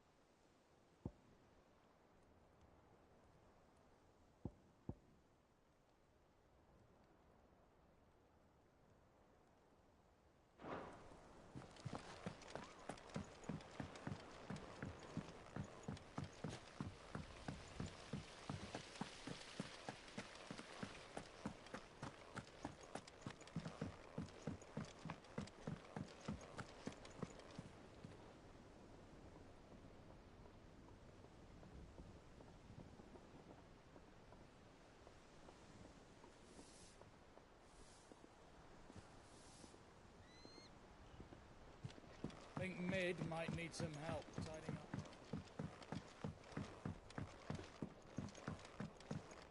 If I don't come up with something soon.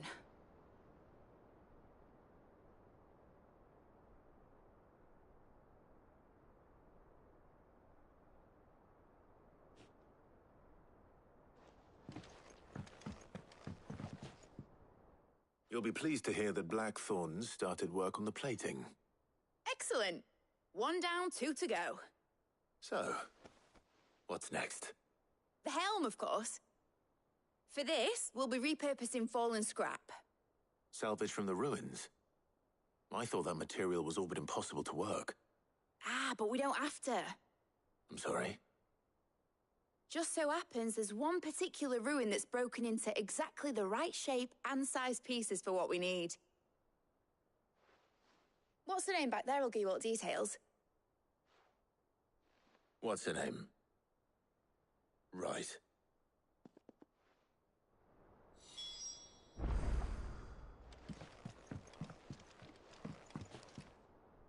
Oh, Sid, is this about the helm? Yes. Mid said I should speak with you. I'll show you the plans then.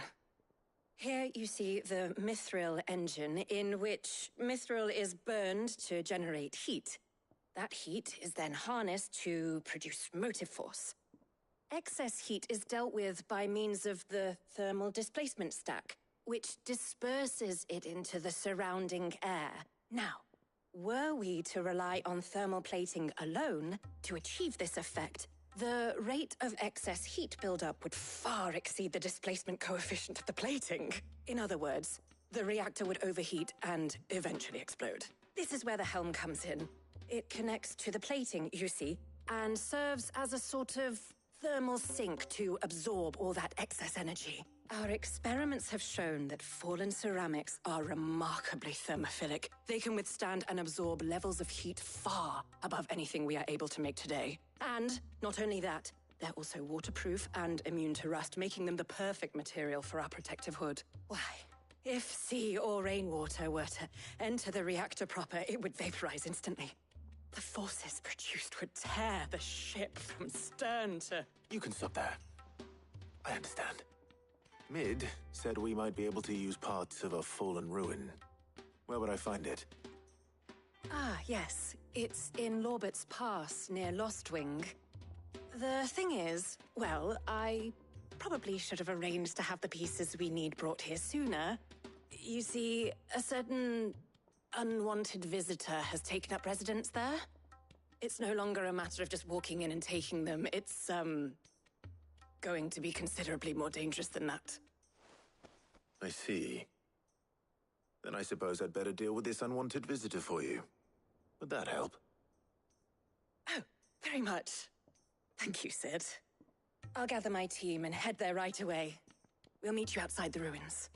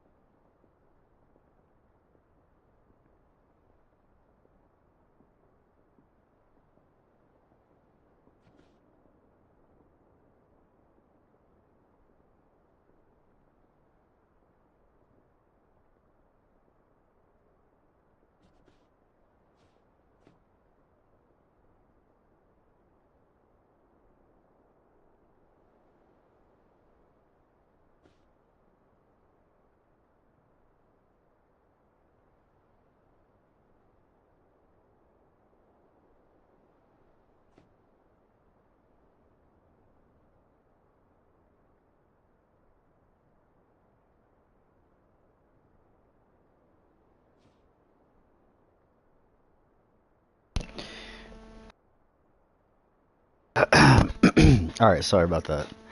They came back with guns this time. About to execute me with the righteous might of the Lord. JK, I was petting my cat.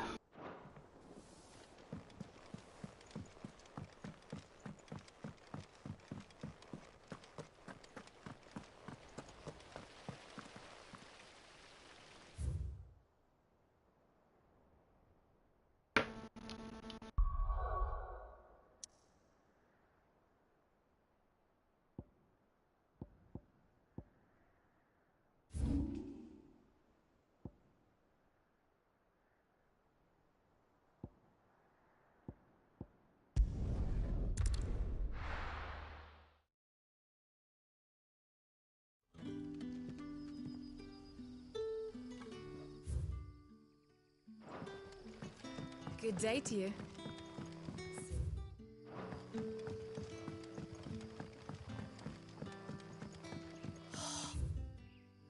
Crystals we get from the table.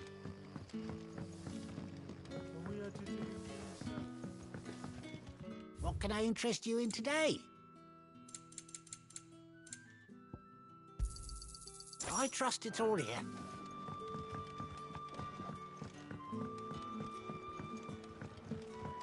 I fucking hate this guy. Ah, Clive. Your timing is exquisite, as always. I have a concern which you may be able to assist me with. Go on. There are whisperings afoot of shadowy figures having been sighted outside the village. Rustlings in the undergrowth, suspicious noises. My people fear that they are being watched. It may be no more than a surfeit of nerves, understandable in the current climate. Bro, I hate your voice. I'm sorry, dude. Yeah, blah, blah, blah, blah, blah, blah, blah.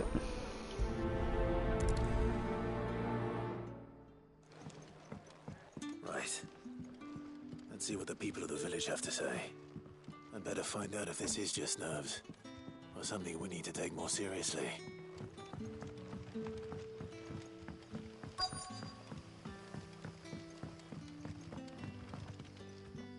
You alright, Sid? Something on your mind? There is actually. Can I ask you something? Quentin tells me people have mentioned shadowy figures out in the woods. Have you noticed anything unusual? Oh, that. No, sorry, can't help you. I heard the rumours, mind, from the lads working over at the vineyard. All right.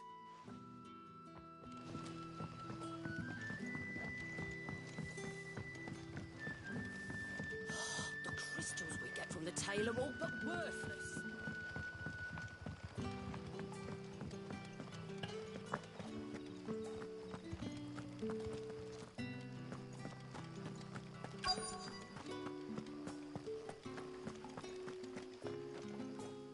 Do you have a moment? There's talk of suspicious figures in the woods. Have you seen anything out of the ordinary? No, but I've heard something. Sound of scraping metal, like someone sharpening a sword. Where was this? In Lorbert's Pass.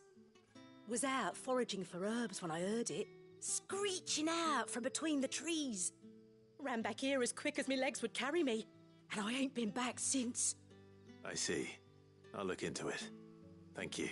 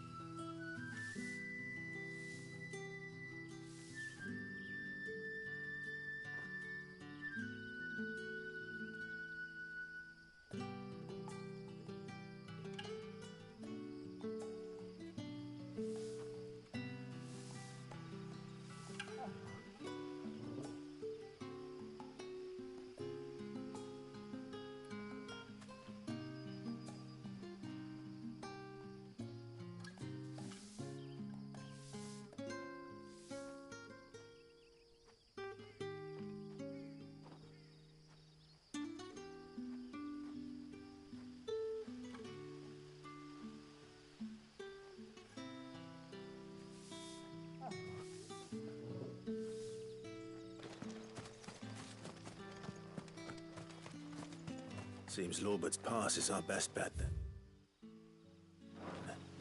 What do you say, Torgal? Shall we go and investigate?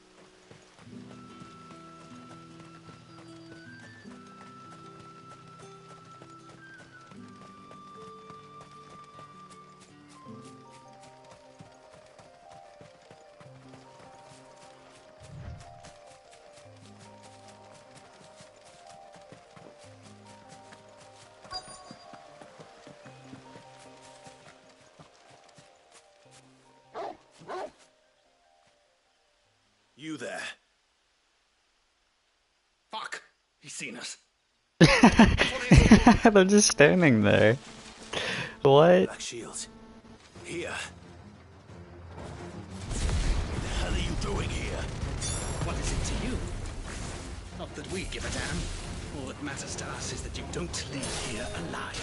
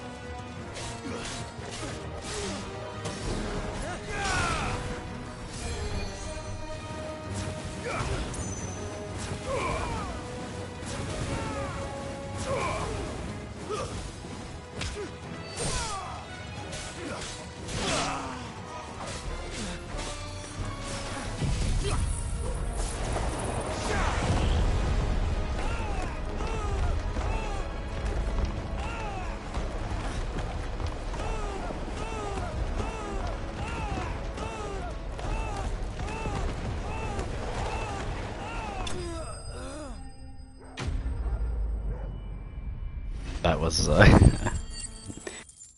that's probably a little bit mean. I'll admit it. That was a little cold. Why were they here? Were they planning an attack on Lostwing? I need to warn Quentin.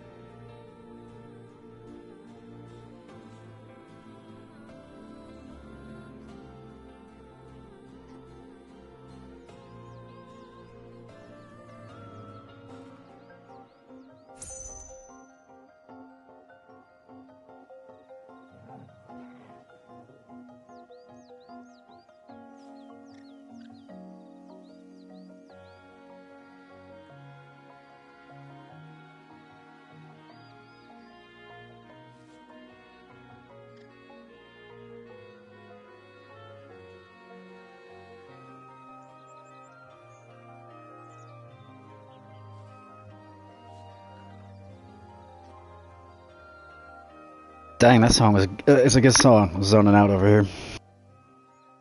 Oh, there you are, Sid. Thanks so much for coming. The, ruins are just over there, as is the creature I told you about, I'd imagine. Would you mind? Of course. I'll be right back.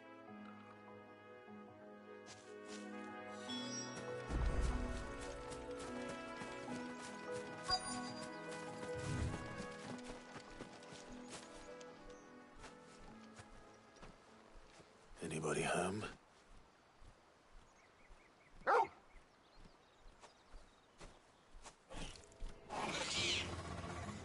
This must be our unwanted visitor.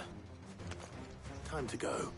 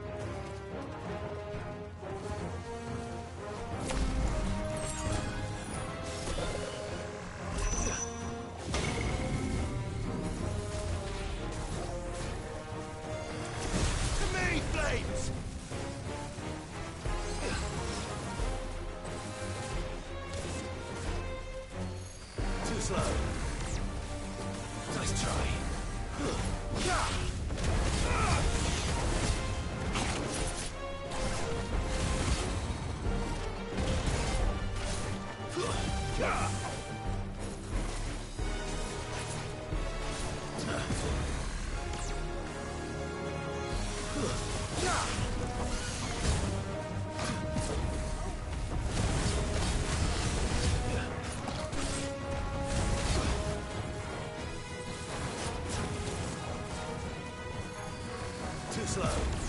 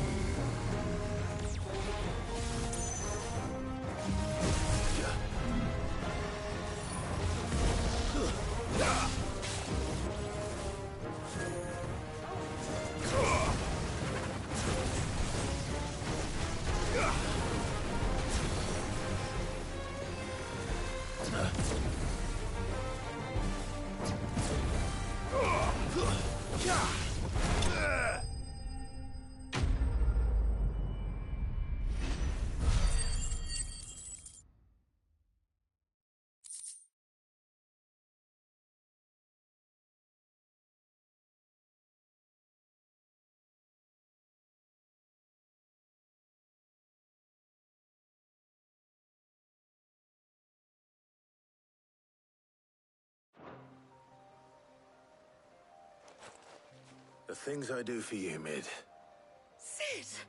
Oh, thank goodness you're safe. You shouldn't have any trouble now. Indeed. Well, don't let us keep you. We'll, see that everything is transported safely back to the hideaway. All right. I'll let Mid know you're on your way.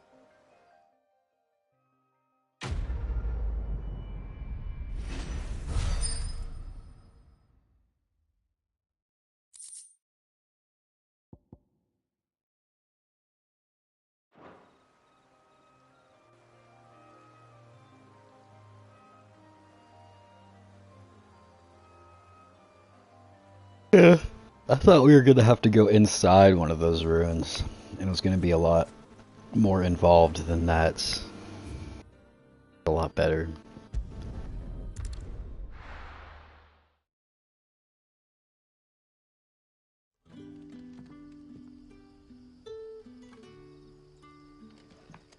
Good day to you.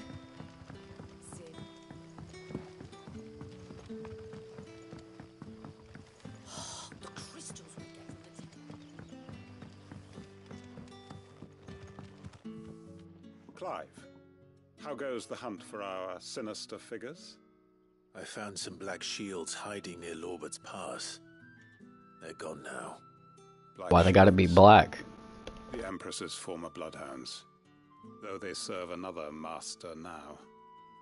One who means Why they gotta have a master? destroy both me and those I care for. And it would appear the pack has finally caught the scent of its prey. Damn it all. I had hoped I would have more time than this. More time to prepare. Damn, I forgot I hate your voice. So I tracked down every soul who served him and slit their throats myself. Whoa! And I have seen faultless friends sent to the gallows to spare the guilty, all under the watchful eye of the Lord. I think I got the gist of that. It begins. Make ready for war. Maybe I shouldn't have skipped that. I feel like I don't know what's happening now. But they're going to war now. Cool. Good luck with that. Good luck with your war, sir. I have no idea what it's about, except for blacks and masters and slitting throats. That's all I got out of that one. I'm not going to change his mind. Yeah, no, you can't change a racist's mind. It's a foregone conclusion, Clive. Don't worry about it. Let him get his Klansmen, burn a couple crosses. He'll get it out of his system. It's all right.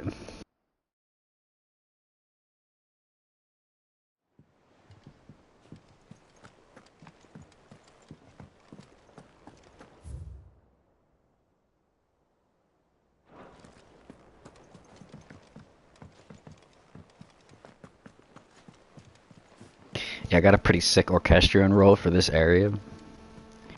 I was a big fan of it. Thanks to Sid. It's actually hyper underrated. You know, we got these tracks like, you know, the 1,000 Tables. Like, yeah, that's pretty cool. Got like Idols of the Empire. Very idyllic, rather. Idols of the Empire, sorry. But I really like this one, The Sound of Silence. I mean, tell me that doesn't slap. That's a fucking banger.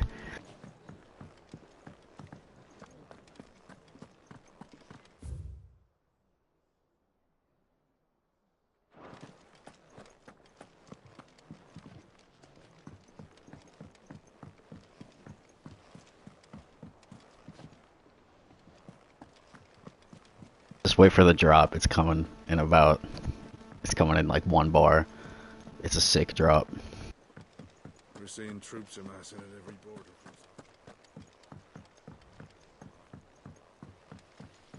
Damn, did you hear that shit?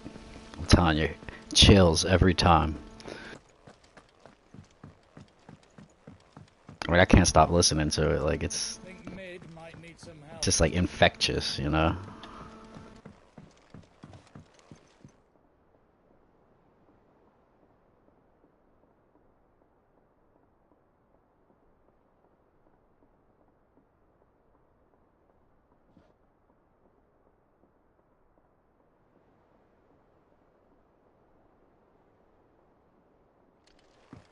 If I don't come up with something soon.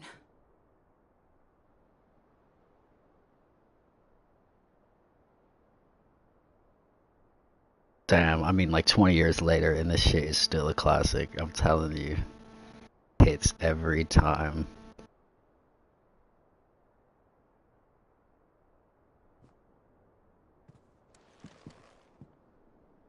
God, right in the feels.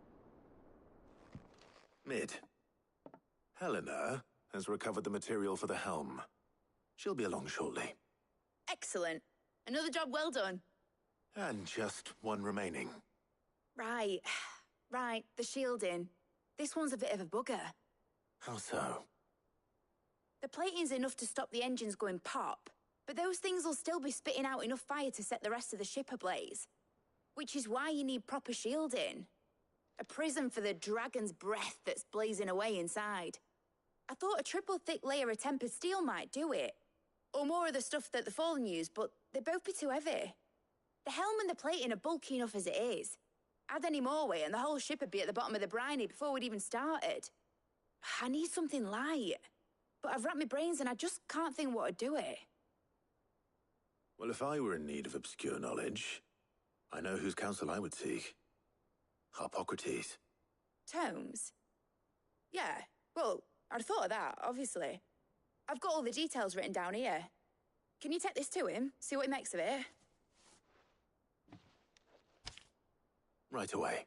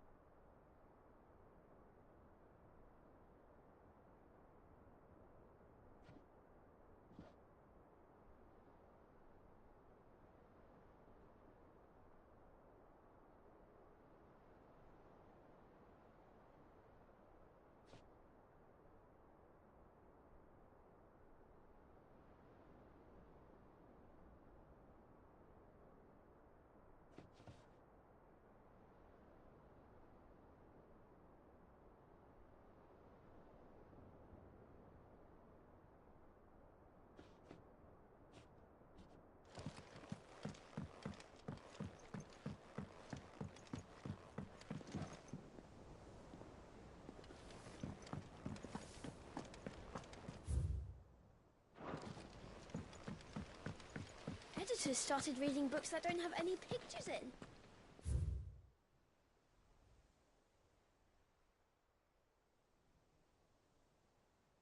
Why would anyone want to do that? Mid hasn't been her usual self lately.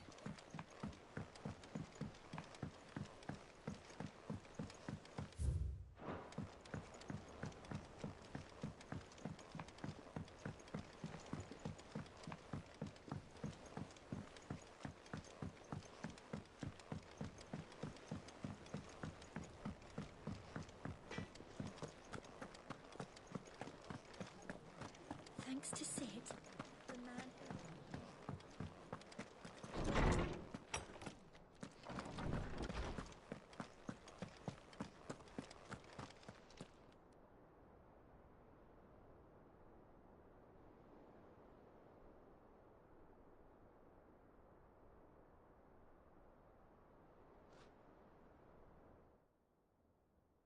Harpocrates, do you have the moment? For you, Clive, always. Well, actually, it's for Mid this time. Could you take a look at this?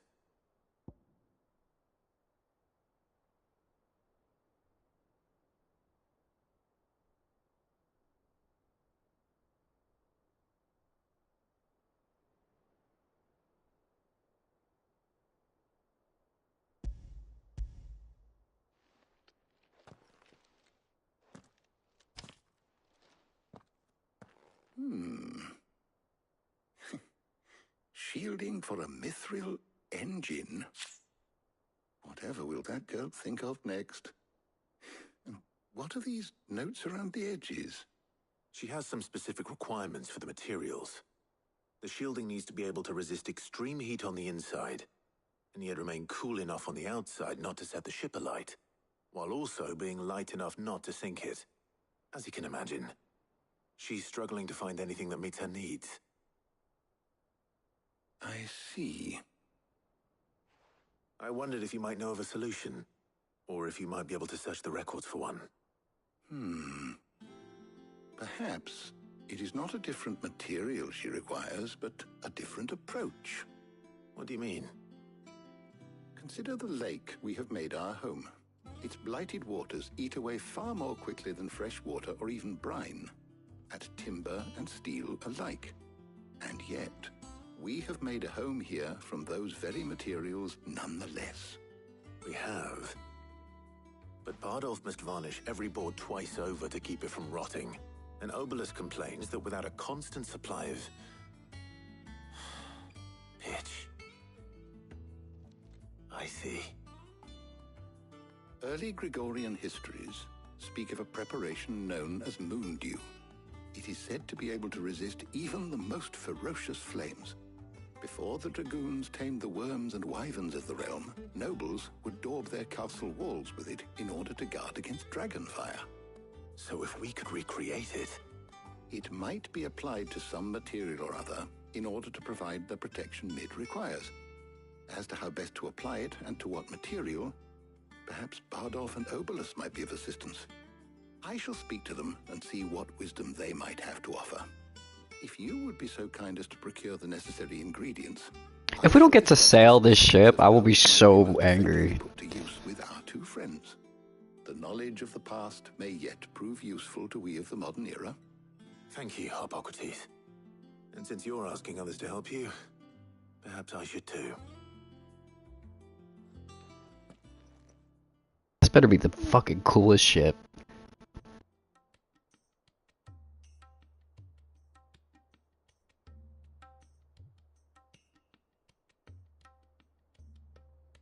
So you need a hand, do you? We do. I'll be heading to market for the ingredients we need. I could do with some help. And some company too. The other can assist me in researching how best to prepare the shielding itself. Can we count on your aid? Always. Well, if Jill's game. Thank you. Taria, stop looking at me with them eyes. Those things cut deep, man. I leave the decision as to who will go with whom in your capable hands, Clive.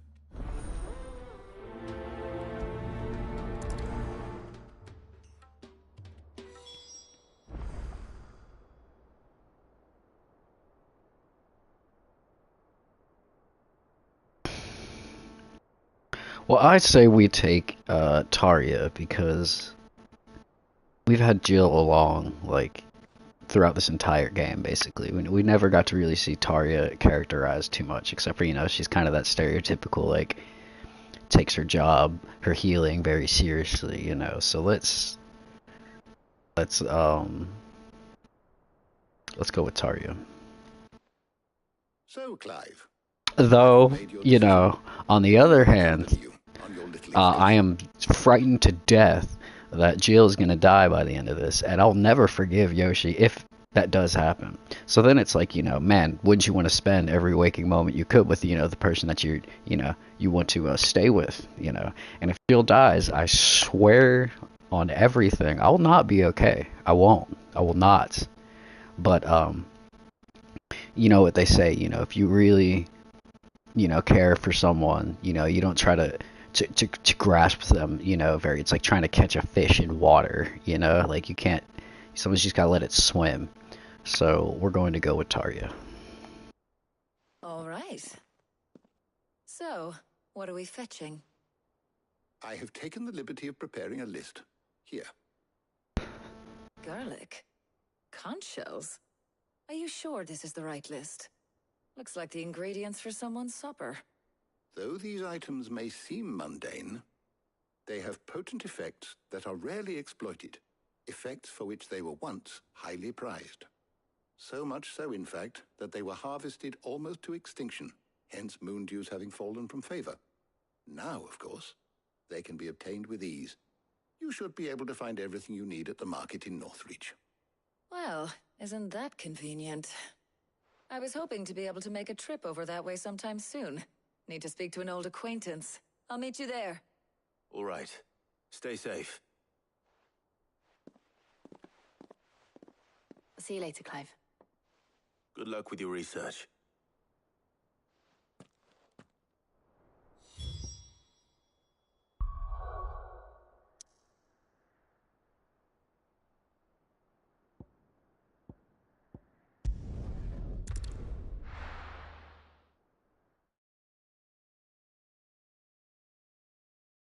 Now, where's Talia?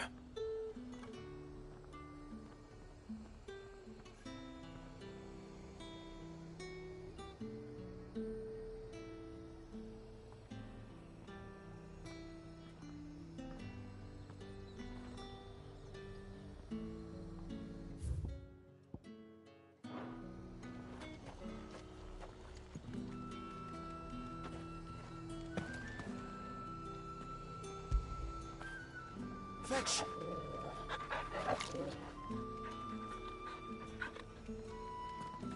Keep them pilgers nice and chilled. I won't have you spoiling Need to stock another up on these. There you are, Talia. Ah, and there you are. We shouldn't have any problems finding what we need in a place like this. But if time is of the essence, perhaps we should split up. Take a few items each. All right. What shall I look for? Let's see now. Why don't you take the garlic and the pepio nuts? Meet me by the gate when you've got them.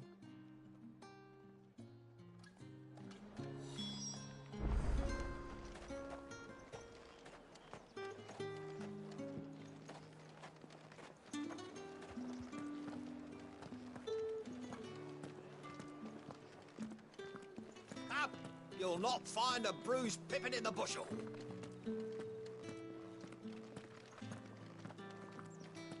Fresh cuts.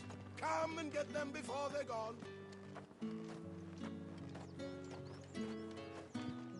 You haven't much, but you're free to look. 10 gil. 10 gil. What do you take me for? Ah, yes. Bleed me dry.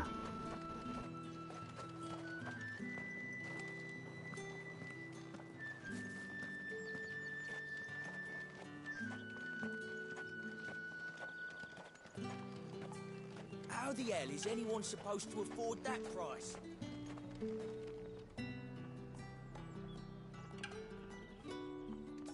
Buy, sell, or be gone.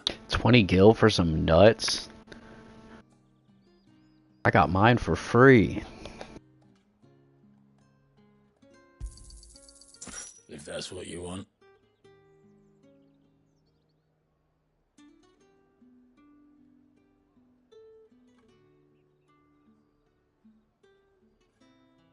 Might be they have some in Northreach. Might be they That don't. should do it. Hopefully Talia's finished too. Keep them pilgers nice and chilled. I won't have you spoiling another catch.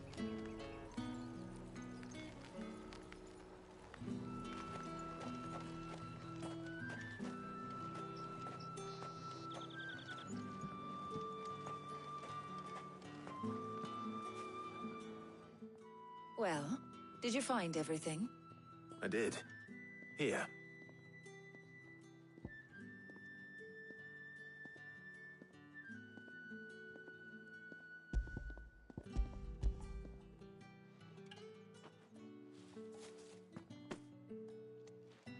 Garlic and pepio nuts. Job done. We should get this back to Tomes then. He'll be waiting.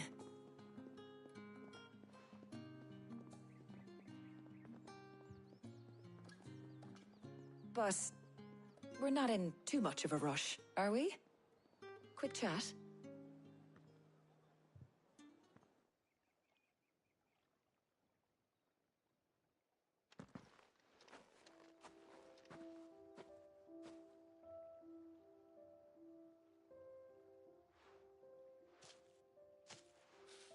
Do you know, I think this is the very first time we've been out on an errand together.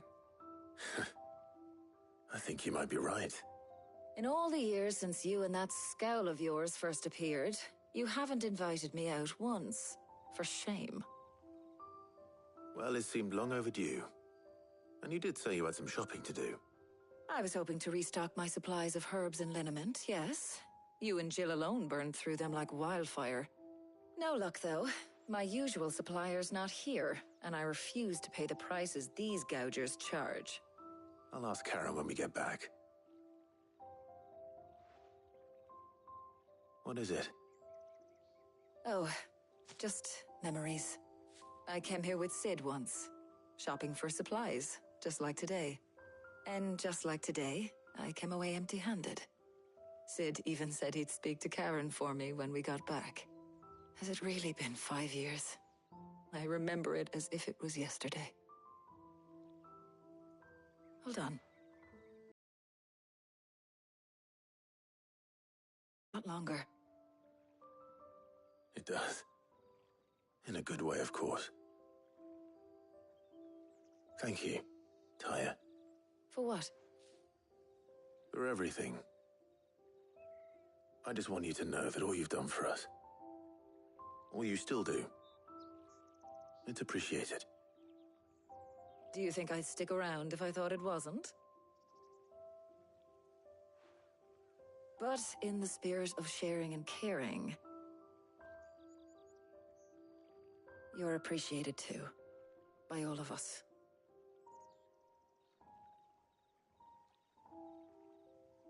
I'm telling you, the sense of impending doom is, I've said this like at least 6 times at this point throughout this playthrough, but there's just a sense of impending doom, and it's been here since like the first scene of the game. It's horrible.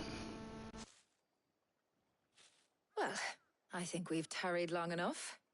I ought to get these ingredients back to Tomes so he can make up this concoction of his. I'll meet you back at the hideaway, all right? All right. And thanks again. I heard you the first time.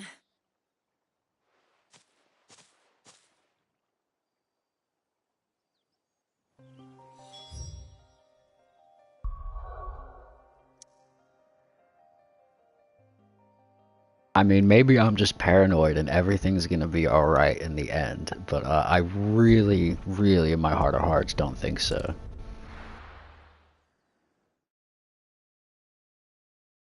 I know these damn Square Enix games. I wonder how Harpocrates is getting on with the Moondew.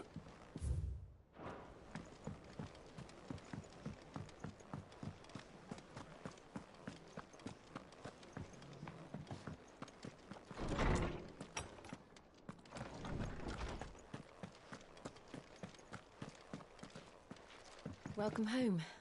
He had a successful trip. Don't die. How's work on the shielding progressing, Harpocrates? Well, very well indeed. And thanks in no small part to your kind assistance. I was just explaining to Tarja how we might best go about preparing the Moondew. And now that we have all the ingredients, we may begin. You can count on me. I've mixed more than a few mysterious concoctions in my time. I'm sure you have. What about the shielding itself?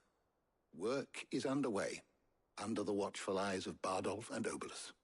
Apparently, it'll be ready soon. Thank you. All of you. Right then.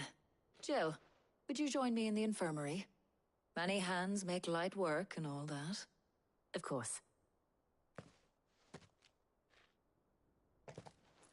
Wow, they even have the awkward turn and then walk where they're going from Final Fantasy XIV. It was good to talk. Seriously. We should do it again sometime. It appears our work here is almost at an end. A shame. I was enjoying playing the man of action for once. When both the shielding and the Moondew are ready, it will merely be a matter of applying the one to the other. Followed by a rigorous process of testing and retesting, of course. Perhaps someone ought to warn young Mid of that. Leave it to me. Thank you, Harpocrates.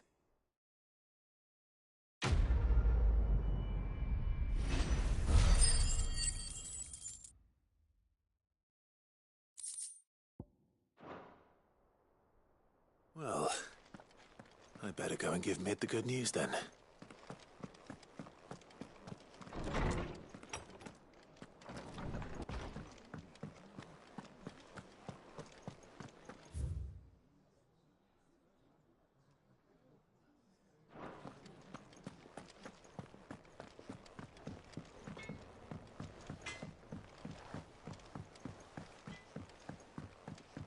I went up to give some greens to the chocobo.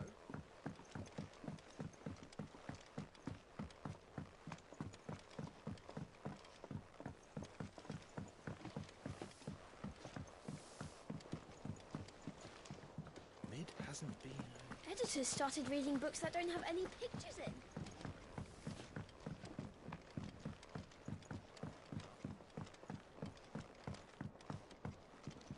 Alright, Mid. Let's just hope your work isn't mid, you know what I mean? Sorry to keep you waiting, Mid. But you'll be pleased to know that work on the shielding is underway. You found something for it? In a manner of speaking, Hippocrates knew of a substance that's highly resistant to heat, a coating that should provide the protection you need. He's supervising the construction and testing of the shielding as we speak. Brilliant! I knew you wouldn't let me down. Don't thank me. I'm just the errand boy. Right then, better start working out how to bolt all these bits together. To the Black Hammer!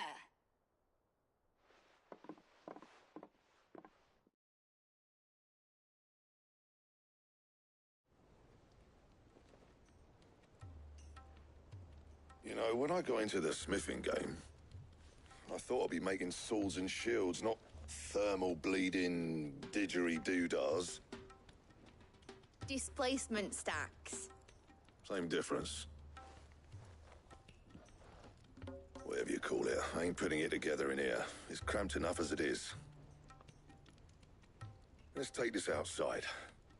Mid, you get all the parts lined up on the deck. I'll take care of the rest. On my way! Oh, and bring me the biggest hammer you can find. This is gonna require some precision walloping. Her mouth did not move when she laughed there. 1 out of 10 game.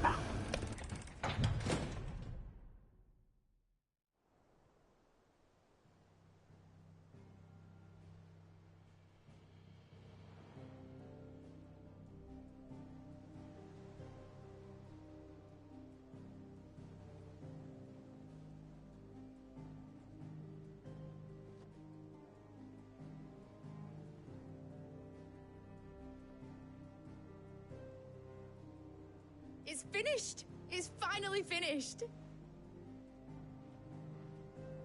Thank fuck for that. I'll be feeling my hammer arm for weeks. Thank you, Clive, Blackthorn, everyone. That's 1 down and just 3 more to go.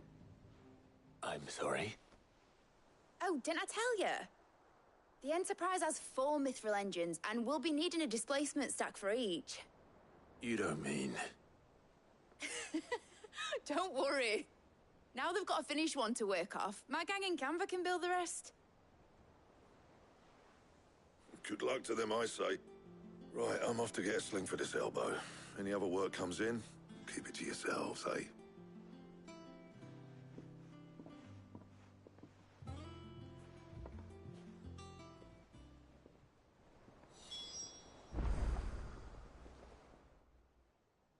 What's the matter? Nothing. Just daydreaming. Thinking about the Enterprise sailing off over the horizon to shores unknown. Searching for a land untouched by the Blight. Just like me and my dad planned. So if the worst came to the worst and every scrap of soil in the Twins turned black, we might still have a chance. That's what she was meant to be. You see, one last chance just in case we needed it. But now she's so close to being finished, I've realized I don't want it to be that. I don't want it to be just a lifeboat for us to cling to if things get desperate. I want people to sail aboard her by choice, not from the lack of it. In a world where we're not just trying to survive, but where we can actually live. I'm working on that. And I'll do everything I can to get you what you want. Don't you always? All right. My mind's made up. As soon as the Enterprise is fit to sail, I'm putting her under your command. Sod our plans, I'm trusting in yours. Are you sure about this? Something tells me it's what my dad would have wanted. He'd be proud of you. You were gonna visit his grave, weren't you? I was. And you can come too now that your little project is finished. Right. There's just one thing I need to finish up first. Won't be a mo. All right. I'll let Otto know you're coming. Meet us in the mess when you're ready. Aye, aye, Captain.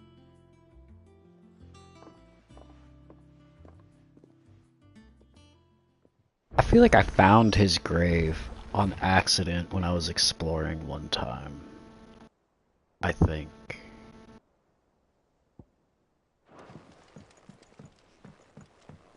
That's where I think it is.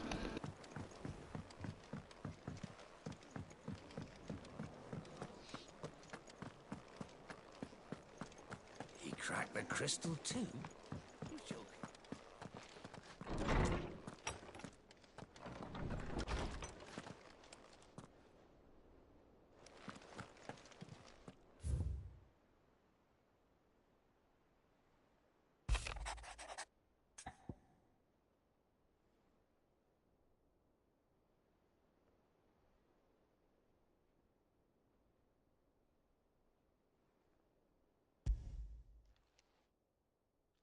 Hopefully it's nothing. But I should speak to Blackthorn just in case.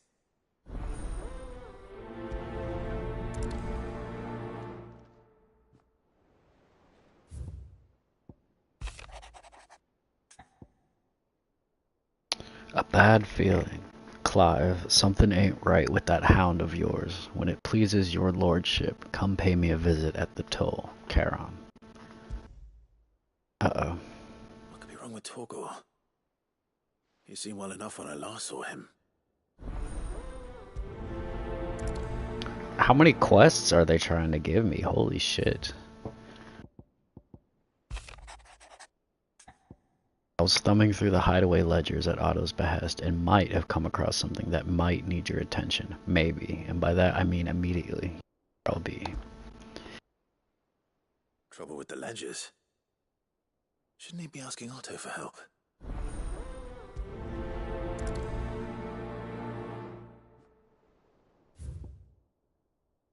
And then there's still one down there.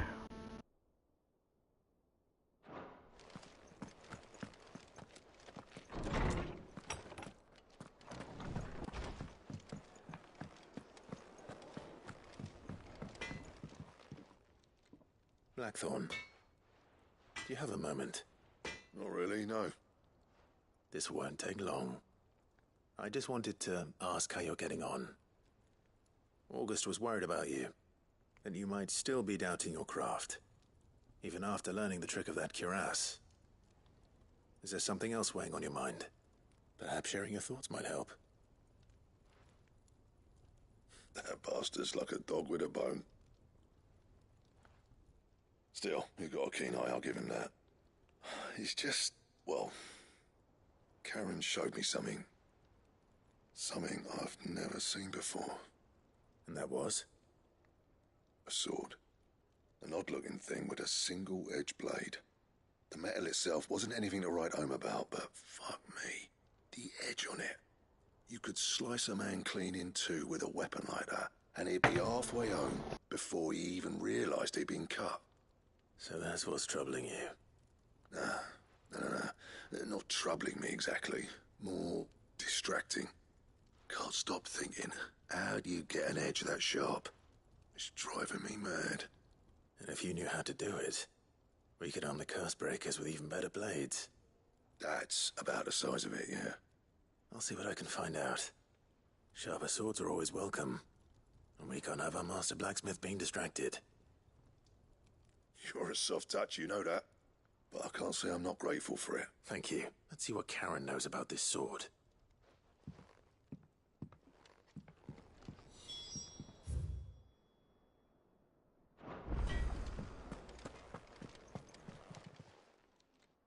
I got your note. You think something's wrong with Torgor? So you can read. Congratulations. But I didn't say I were wrong with him. I said something weren't right. He's not been eating me treats. He used to love cracking the bones from Molly's boiled brown, but now he won't so much as look at 'em. Didn't like him. Which is why I'm of a mind that his mind's on something else. You've not been working him too hard, have you? No harder than usual.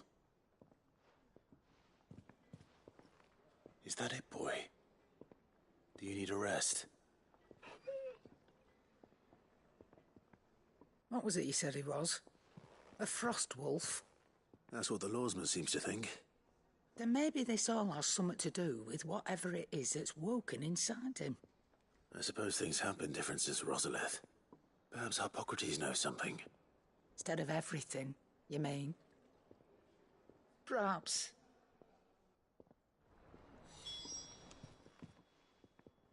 You're looking well, Karen. What do you want? Out with it. I want to know about the sword you showed Blackthorn. Single-edged and extremely sharp. Running around after him again, are you? I suppose I am, yes.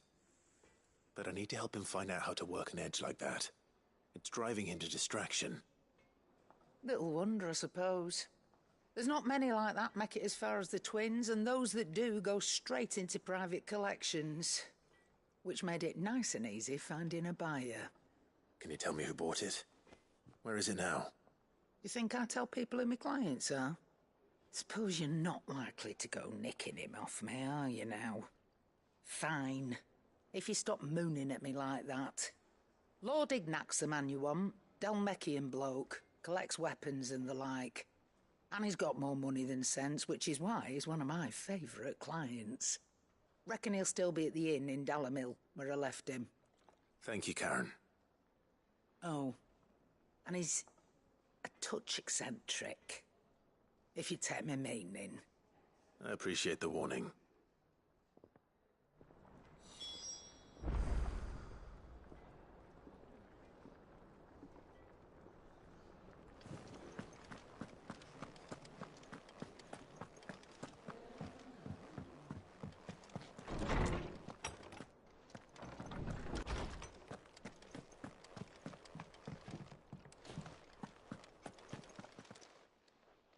Lawsman, I need to ask you about Torgal.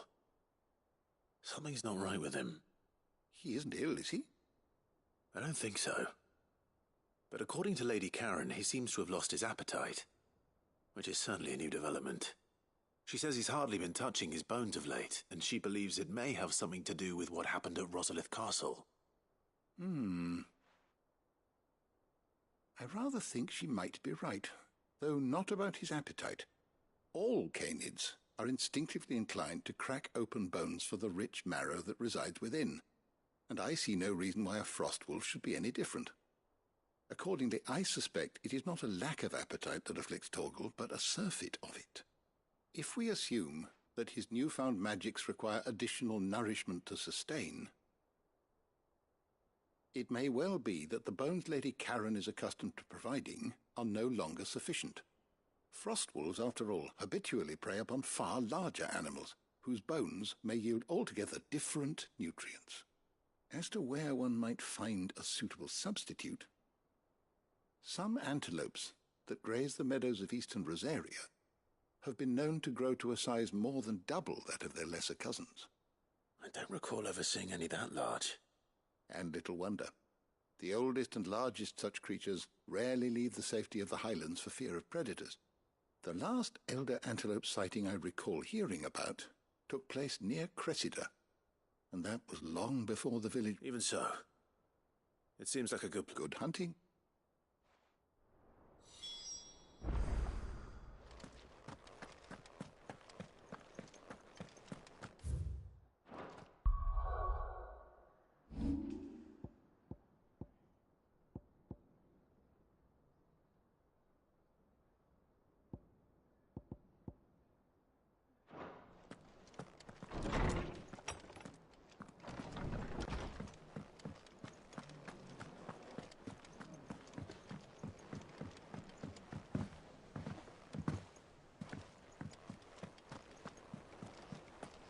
Is that the thing Tomes helped to build? Mid told me she was building a ship.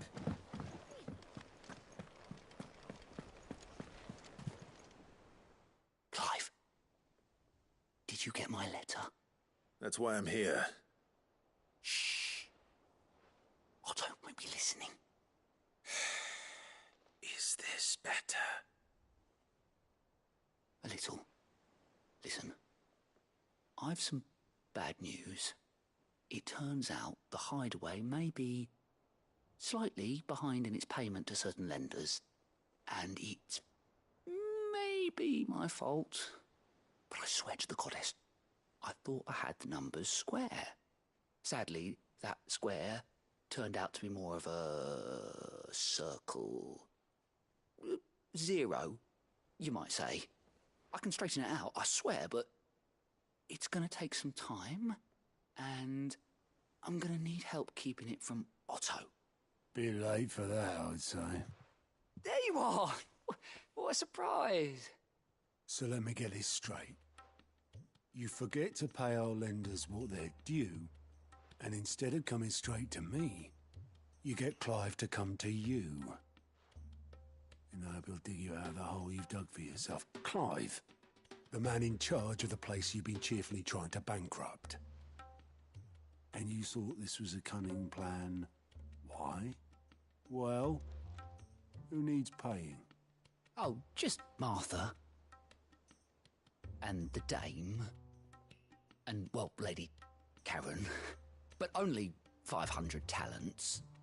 We owe 3 of our most trusted friends 5 million gil. Each. 5 million each. They lent us the bulk of the money we used to rebuild the hideaway, you see, and, well, I must have made some sort of oversight. Those ledgers were my responsibility, and it was my decision to entrust them to you. This is my fault. Do we have that much to hand? I can always ask my uncle. No, we don't. And no, you won't. We've lightened Lord Rosfield's purse enough.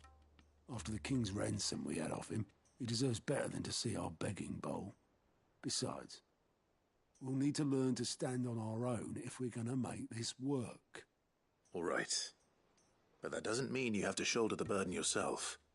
Is there anything I can do to help? There might be. How'd you fancy taking these to Martha and the Dame? Rocks. Rocks, he says.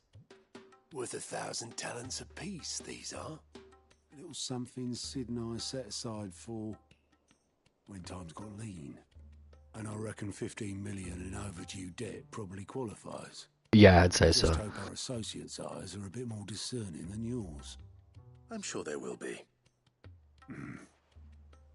Should be me making the rounds, really. But you know how it is with this place. Orders to bark, arses to wipe and all that. I know. Which is why I don't mind going in your place. Go. Do you know why I only gave Master Clive here 2 star rubies? Because you'd rather Lady Karen killed me. Because I'd rather Lady Karen killed you. Yes. Well, I suppose this is goodbye then. Don't worry. I'm sure Karen will understand. Really? Do you think so? No, I don't.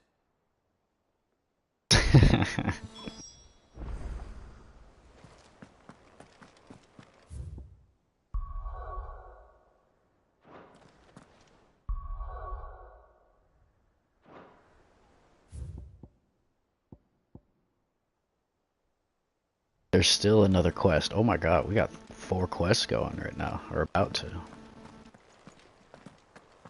Running in circles too, hell yeah.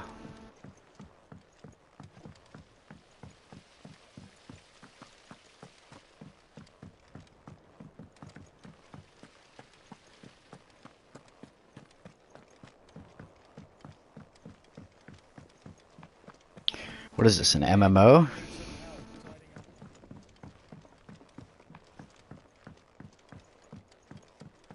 Well.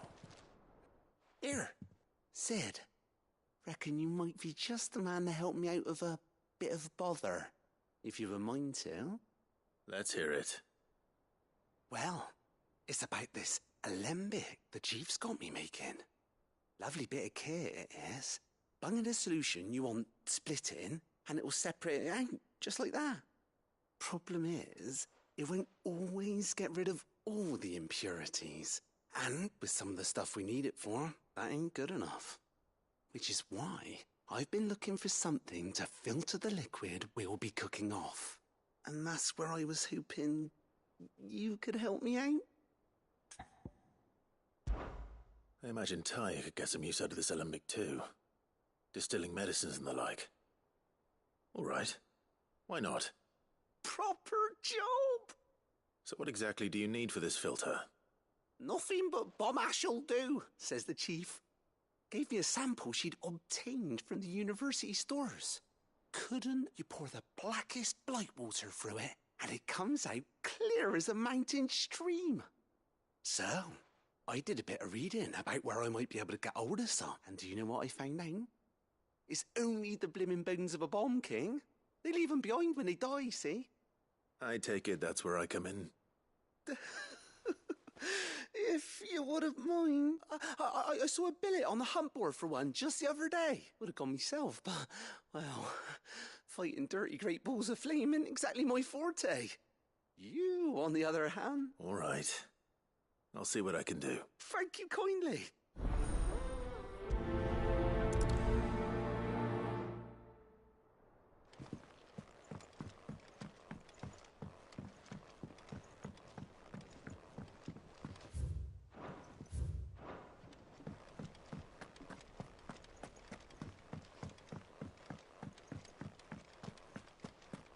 We certainly have our hands full here. Certainly. What up, Moog Moog?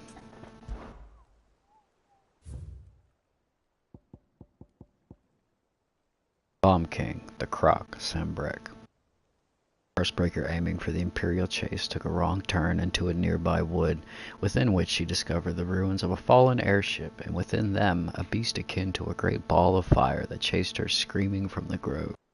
The soldier later identified the creature in an Almanac of Echoes, but was firm in her insistence that the bomb she saw was near 10 times the size of the one depicted. Okay.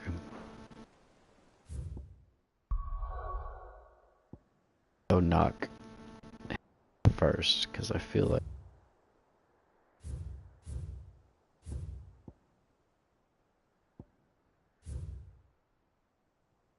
put one.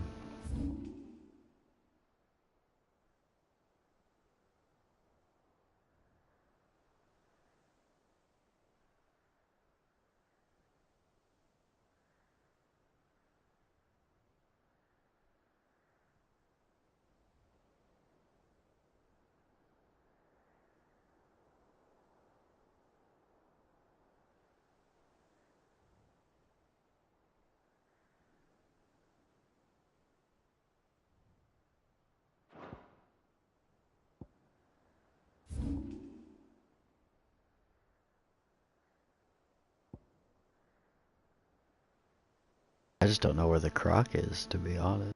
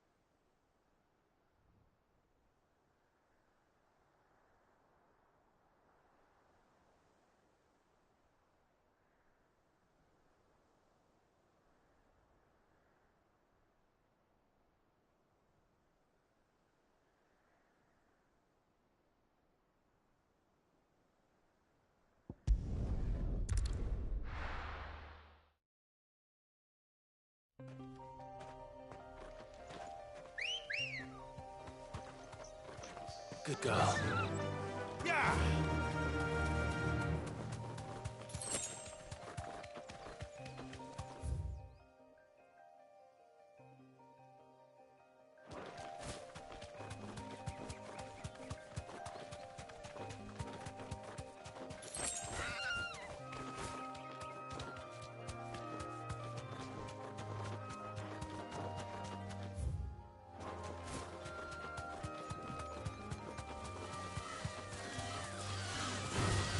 Time to fight.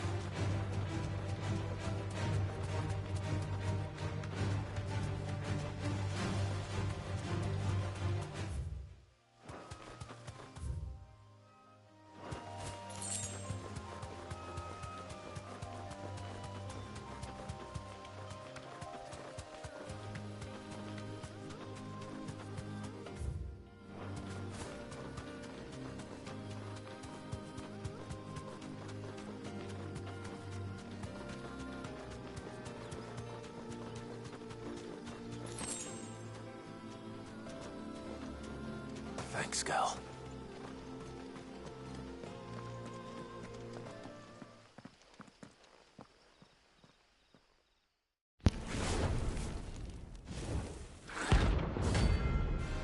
Well, there it is.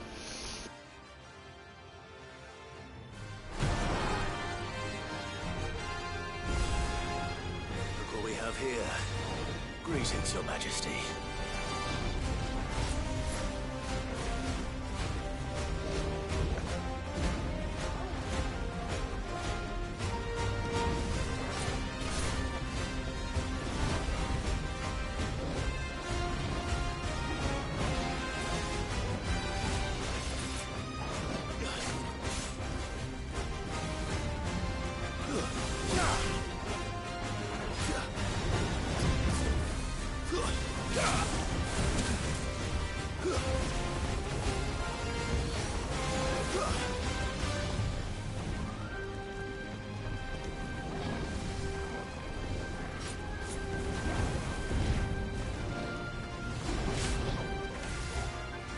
Too slow.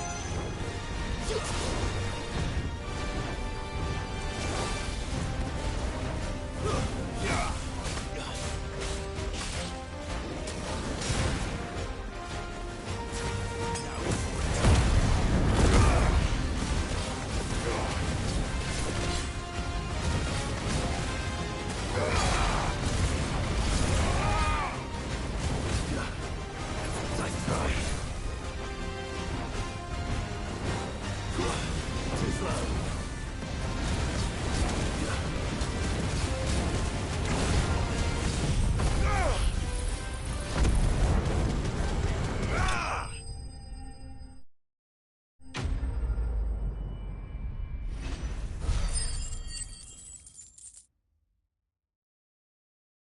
So many explosions.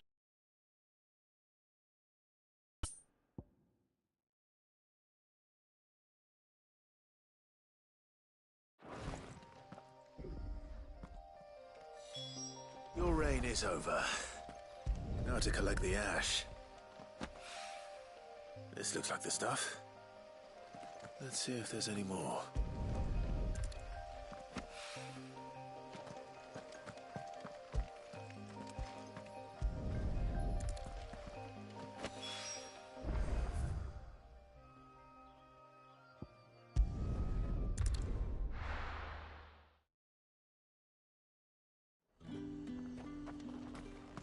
There's talk.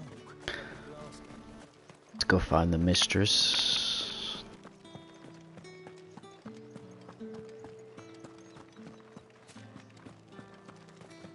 Did you hear? The gates to heaven.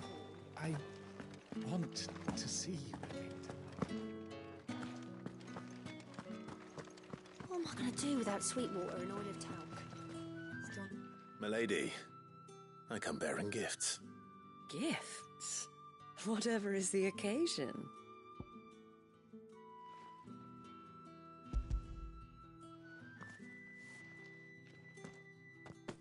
Oh my. Clive, you really have outdone yourself. Otto asked me to give it to you. To settle the Hideaway's debt with the Veil. And to compensate you for the time it took us to do so. You disappoint me, Clive. I thought you might finally be warming to me. Tell Otto he can keep his baubles. I tried to tell him as much the first time around. The man owes me nothing, nor does the Hideaway. My contribution to the restoration effort was made freely and willingly. It was the least I could do. You once told me Sid did you a kindness. I'd like to do the same. Please, accept it. For my sake. And for Otto's. For all of us. For all you've done. It is rather fetching, isn't it? Very well. Otto is lucky to have you, Clive. I doubt anything could ever replace his son. But you and the others at the Hideaway are the closest thing he has to family. Otto had a son. Long ago, yes. Sid told me Otto lost him when he was just a boy, and blamed himself for not being able to stop it. I don't know how it happened, whether there was anything he could have done, but it was clear that it weighed heavily on him. I didn't know. How could you have? I doubt anyone did. Besides Sid, I've never met a man more keen to bear his sorrows in stoic silence. An ill habit, given that both have always been surrounded by friends desperate to help them. I'm beginning to see that.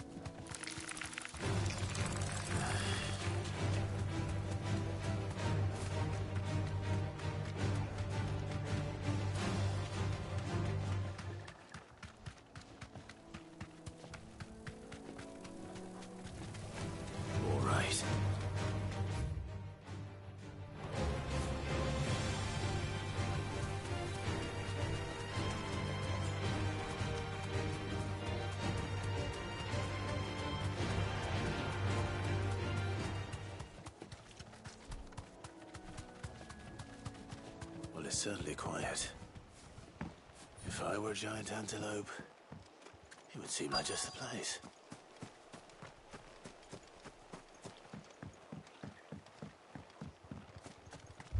I doubt we'll find one bigger than that. You hungry, Torgal?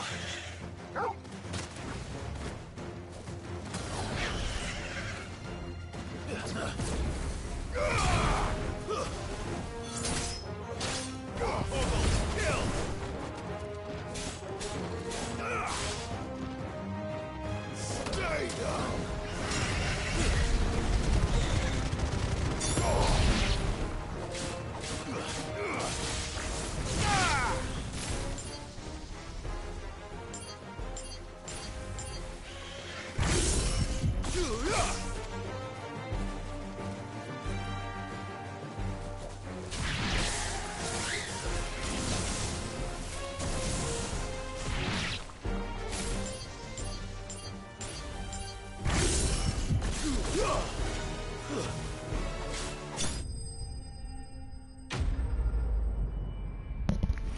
Those poor antelopes just got fucking slaughtered.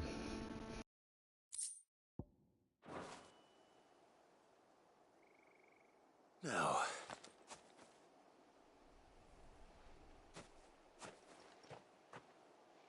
will it be enough, I wonder?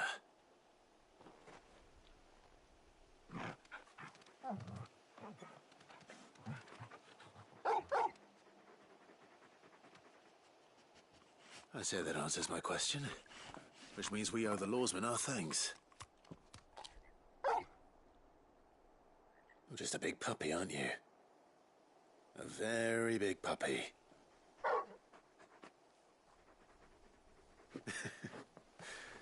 You do know you can take that with you, Torgal. Lady Karen will be relieved to hear you've got your appetite back. Come on, boy.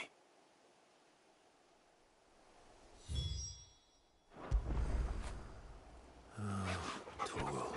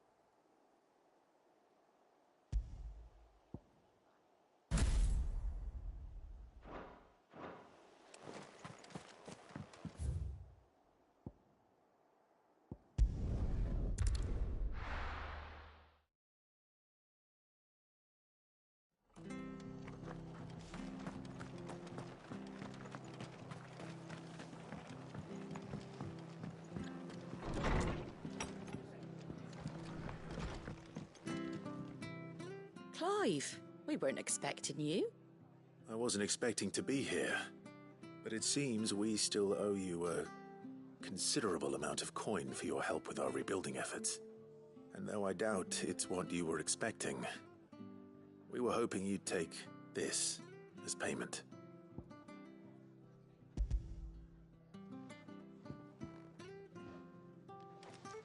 A star ruby? I can't accept this. It's worth at least twice what you owe me. More if you can find yourself the right buyer. Think of the difference as interest. Interest? If word got out I charged that much, no one would ever borrow from me again. Anyway, why are you the one here asking me about this? I'd have expected Otto. Bit much sending the Lord Marquis out to settle your debts, isn't it? The old goat working himself to death again. Something like that. Most days I think he's the only reason the hideaway's still standing. Same as always, eh? Back when the place was nothing but a twinkle in the eye of a recently retired Lord Commander, word is he was the first one Sid reached out to. Probably knew that without his strong arm and level head, the idea would never get off the ground. Sid may have been the face of the hideaway, but Otto's always been the backbone. And when Sid passed away, we were all worried that would be the end of it. That Otto would just give up. His death was hard on everyone. But it must have hit Otto hardest of all. But he didn't give up, did he? Quite the opposite, in fact. If I recall, he was the one who nominated you as Sid's replacement, and rallied the rest around you. I reckon what he saw in Sid, he saw in you too. And don't we all? Doesn't hurt that you're half as stubborn and twice as handsome, neither. That, and you keep good company. I suppose I do.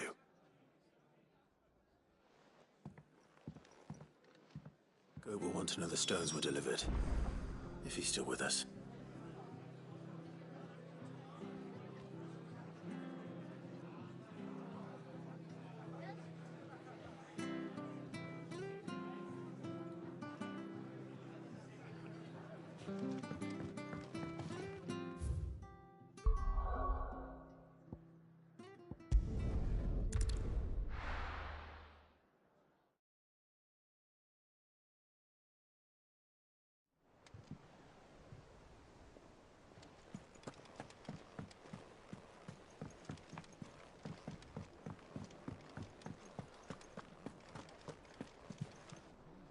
I noticed you and Torgal had gone off somewhere. You could say that.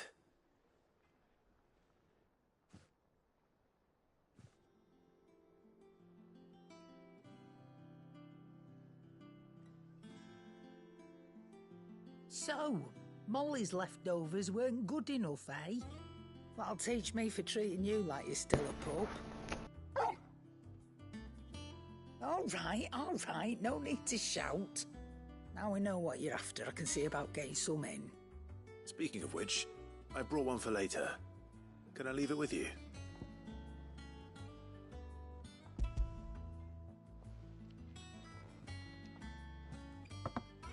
You can, aye. I'm nice like that. In return, you can thank Tomes for me. The bloody know-it-all. I was just on my way to see him.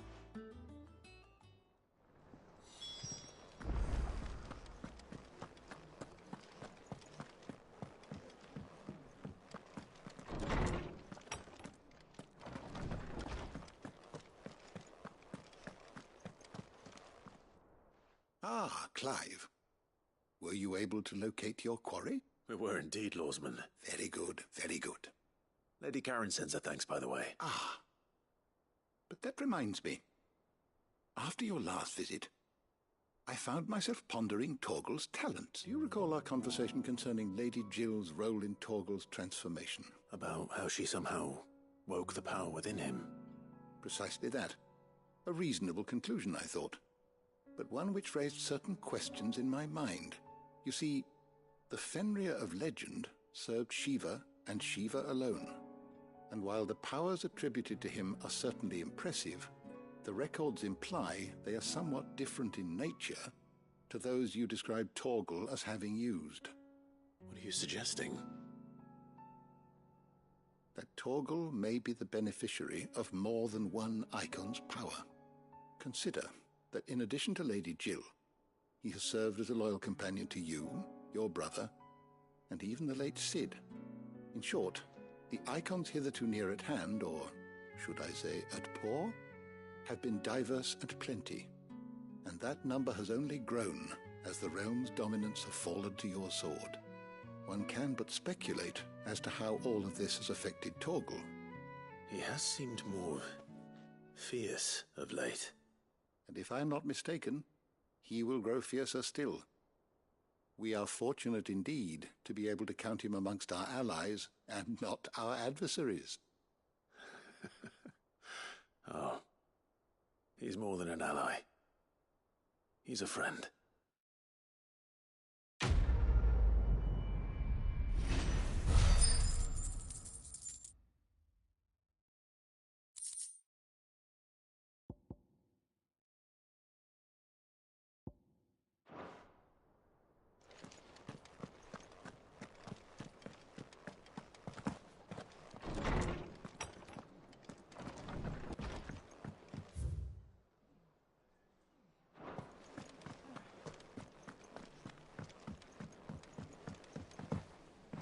Yeah, that was cute. That was a cute quest. I like that one.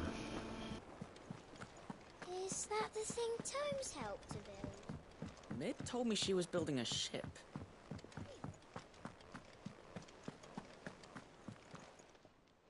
Welcome to the Patron's Whisper. Come to claim your just desserts?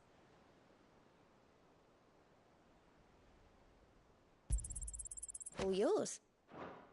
All done? Goat. Still alive, I see. So Lady Karen accepted the ruby. Ah, about that. But she was just too stubborn to take it. She threw it right back in my face, in fact, and told me I could stick my stupid stone where the sun don't shine. Karen refused payment. I hope it wasn't something I said. I'm sure you were as tactful as ever. Let me see what I can do. Oh, wonderful. I hope you have better luck than I did.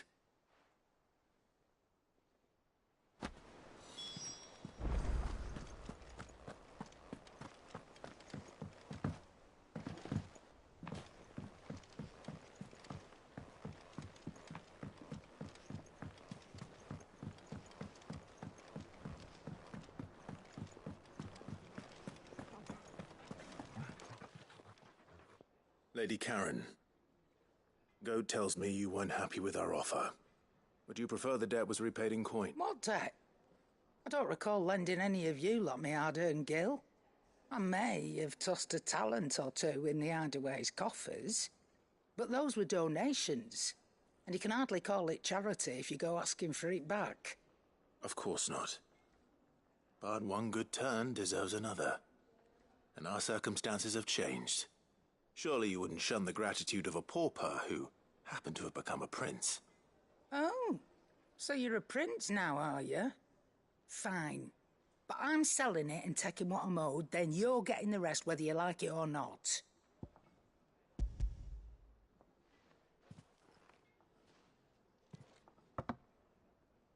Where'd you even get this? A decent trader might nab 1,000 talents for a star ruby. A canny one, meanwhile, might claim it were nicked from the belt of Sid the Outlaw himself and ask twice as much. Might be I already have a buyer in mind. Might be you even know her. A fine continental maid whose beauty's only eclipsed by a guile in commerce. You wouldn't mind, would you? Not at all. Just be sure to tell her that it's always a pleasure doing business.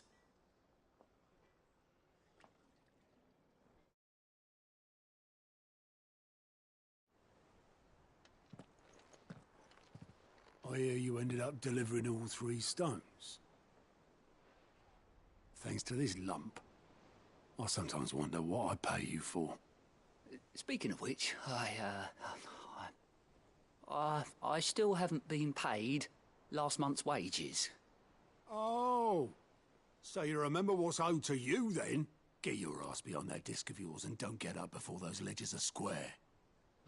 Right away.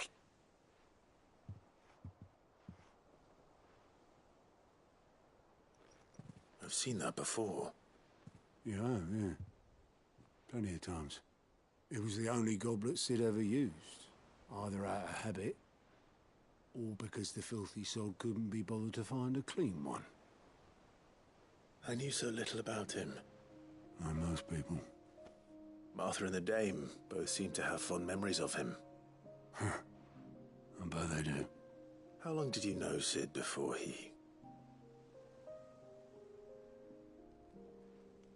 Before he died? 20 summers, give or take. Back in the day, I was a purser on a trade ship, which is where I met him. He bought passage to... I forget where. But having nothing better to do on the long nights, we set up drinking island rum till the morning bell dragged me back to my duties. Quit my post not long after that, on account of making a fine maiden's belly fat. But me and Sid stayed close, promising we'd one day sail the seas again.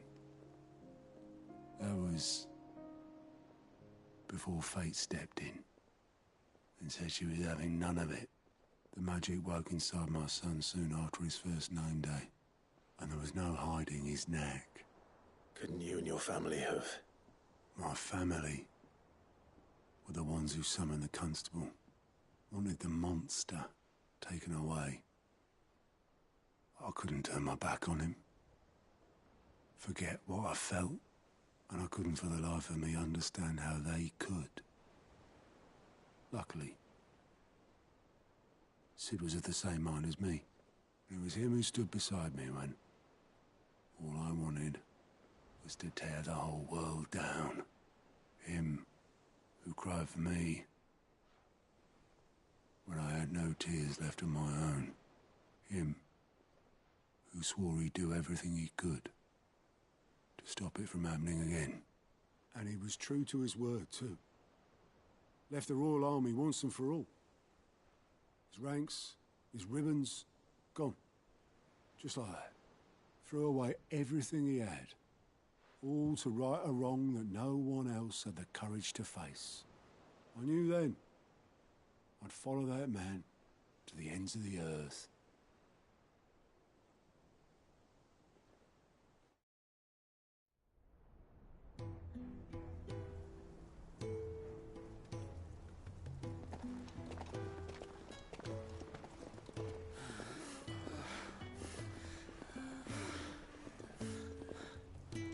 He was always too clever for his own good, was Sid. Saw the world for what it really was, while the rest of us were content to go along with the lie we were shown. And it can't have been easy, bearing that burden alone.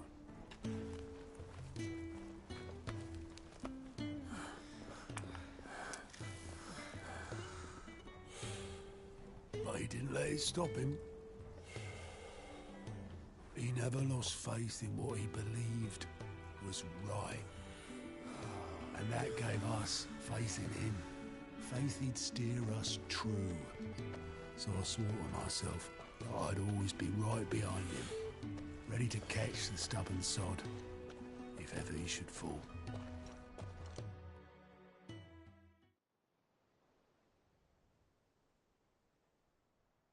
But I couldn't even do that.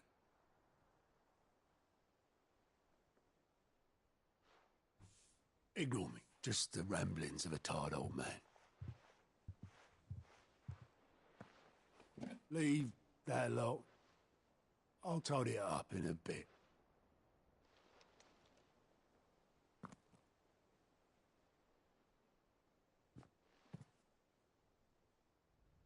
This is Sid's handwriting.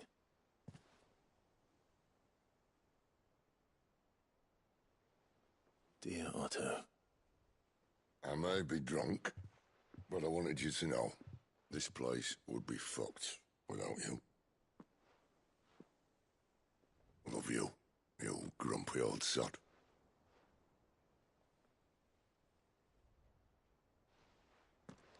This note. Hmm? What about it? Sid was right. Without you, we'd all be lost.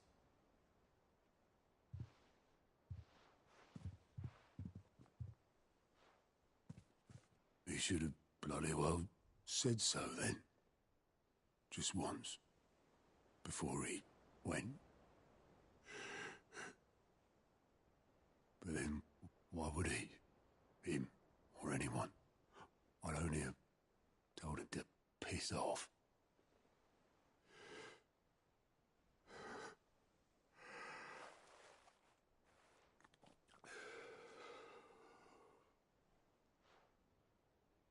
You're wrong, though.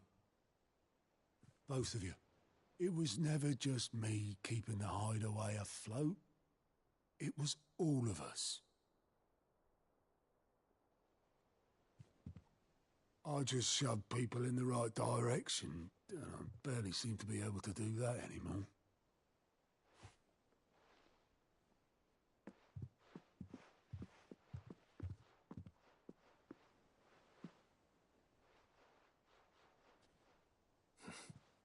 Would you rather goat were at the helm? Well, maybe I've got a few more years left in me. I'm going to hold you to that, Otto. Before you go, Sid would have wanted you to have this. But that's... This'll do me just fine.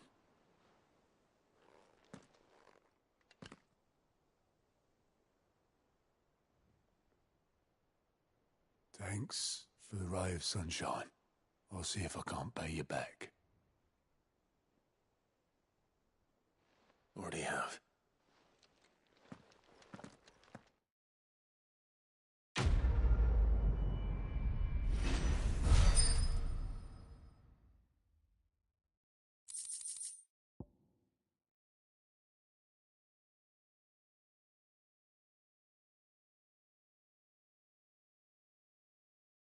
According to Otto, Sid never once washed his goblet, despite every day for both wine and small beer. He said that I'm a poor host.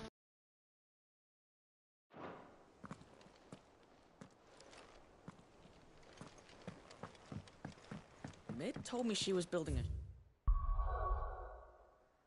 Damn it, I thought we had done all the quests, but there was...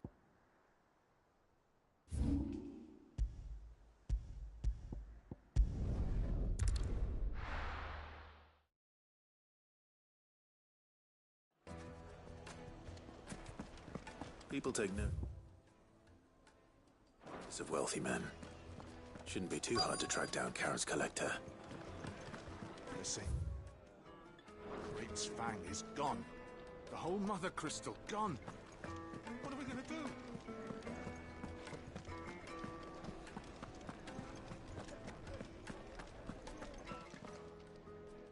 My reputation will be ruined! Ruined! Calm yourself, Lord Ignac, I beg of you, before you do yourself a mischief. Pardon the intrusion, but... Out! Get out! I paid for these rooms so I wouldn't be disturbed. Leave me be! Please, allow me to apologize. His lordship is going through a difficult time, and he's never been fond of guests arriving unannounced. Radim! Get rid of the filthy oaf this instant! Very good, Lord Ignac. Would you mind stepping outside for a moment?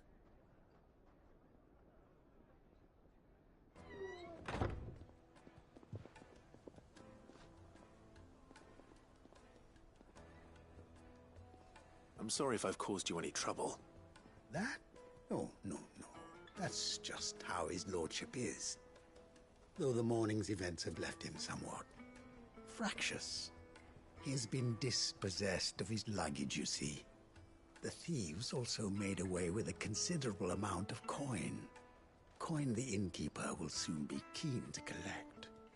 I don't suppose a certain blade was among the stolen items. A single-edged sword. It was purchased from a merchant friend of mine. Ah, you know Lady Karen. Yes, I'm afraid it was. Then I'll retrieve Lord Ignac's luggage. But I have one condition. You have but to state it. You are welcome to anything that is within my power to grant. I want an audience with Lord Ignac. A few minutes should be enough. Then I'll be on my way. A condition I would be a fool to refuse. I don't suppose you saw where the thieves went? I did not, no. Though some discreet inquiries made on his lordship's behalf mean that I know where you might find them. The bandit's bed. Every ill-gotten coin in Dalimil is said to pass through that disreputable corner of the Valcroy. And that's where I'm heading. I shall speak to Lord Ignac in your absence. And that will be very kind. Farewell.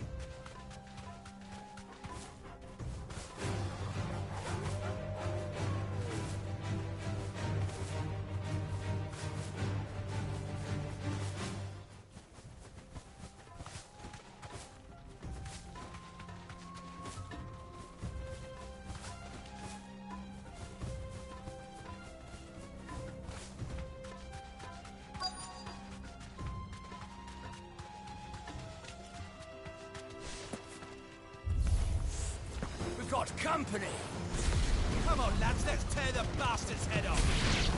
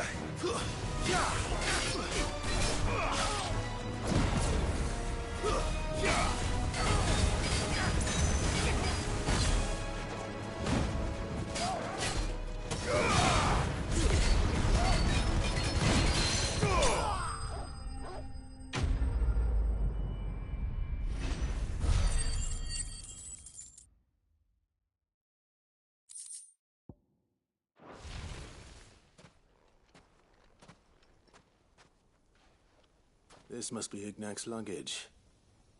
Nothing seems to be damaged. All right. Let's get it back to Dalamil.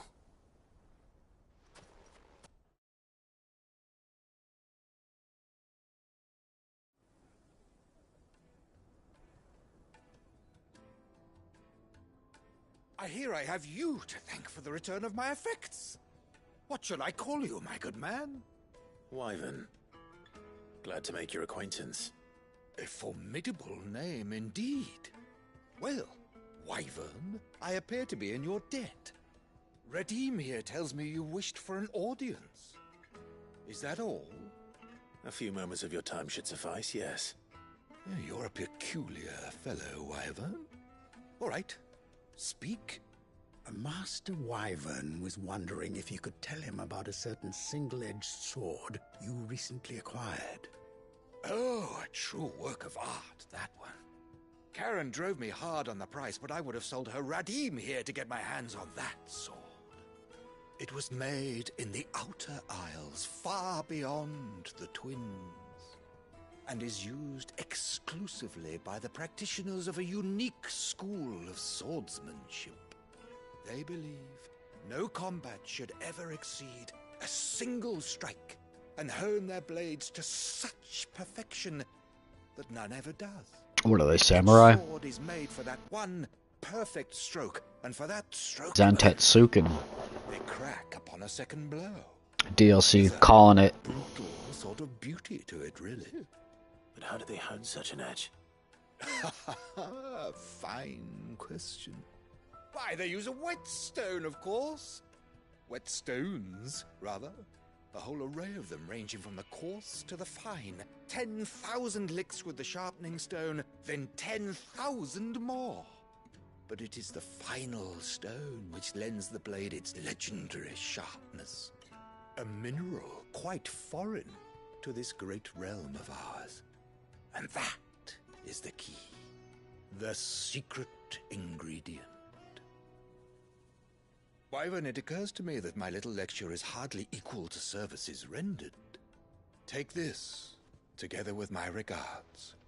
The very stone of which I spoke, far rarer among collectors than even the blade itself, and a far more fitting payment. Thank you. Pardon the intrusion, my lordship.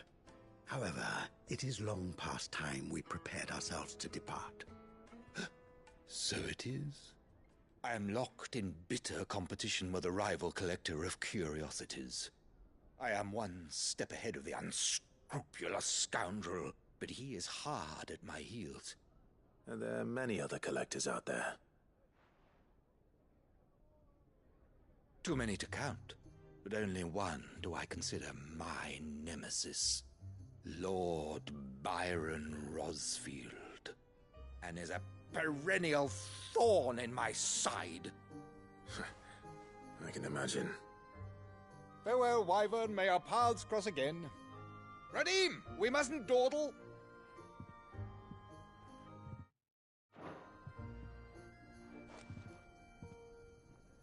I think his lordship is rather taken with you, Master Wyvern. Thank you again for your assistance. Coming, my lordship. I'll be right there.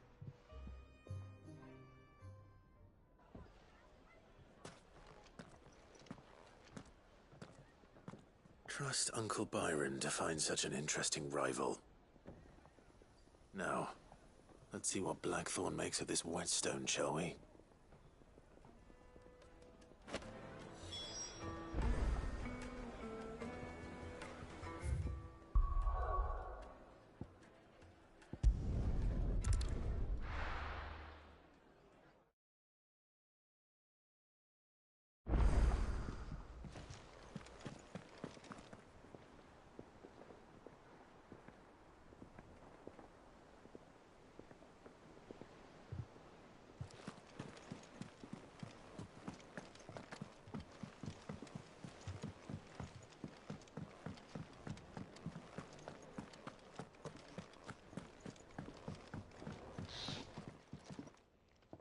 Sorry for the wait, but hopefully you'll agree it was worth it. You learned something about that sword, then? I did better than that.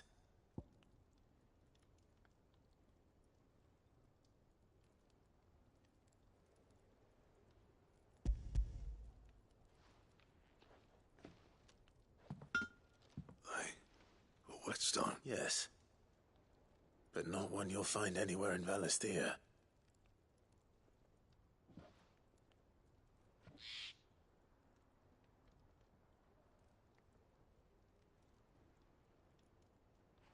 No wonder I couldn't get the same finish on the grinding wheel. One hit and all done. Might not be so bad if good luck on the battlefield. Your second opponent would be your last. Even so, is there some way it could be used to give the Cursebreakers an edge? I think so, yeah. With this whetstone and the right kind of steel, I could probably even make a twin of the blade that rattled me. But there'd be no replacing this little rock once I worn it. I reckon we get a dozen swords that the Cursebreakers wouldn't know how to wield properly. And, no point trying to copy that thing. Be about as much use as a wax anvil. But finishing our blades with a whetstone, and what's finer than fallen masonry, eh? Or more hard-wearing, for that matter. Just imagine it. Good Valisthean steel. Make a copy now. I'm sure the Cursebreakers will be delighted. Just don't push yourself to... Don't you worry about... I'll be working day and nights. Hey, thanks, Clive. I mean it. I owe you one. August 2. It's good to know someone's looking out for me. He'll be happy to hear you said that. And I'll see that my debt to you's paid. First new blade I make's got your name on it. You come and find me when you've got the materials. All right. I will.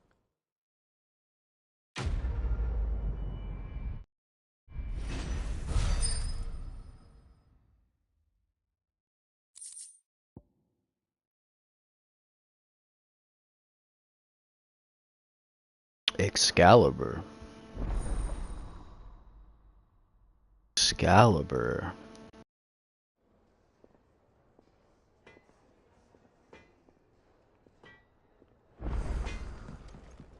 What do you need? So, what'll it be?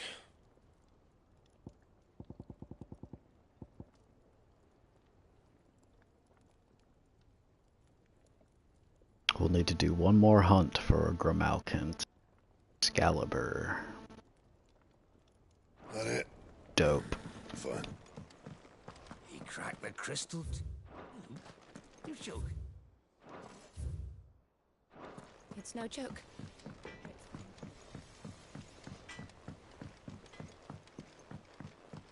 went up to give some greens to the chocobo.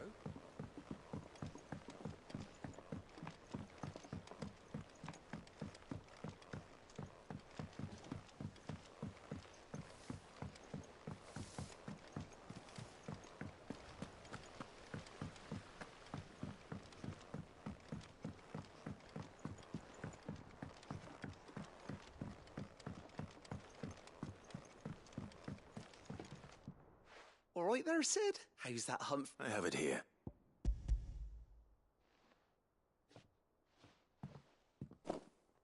That's the stuff.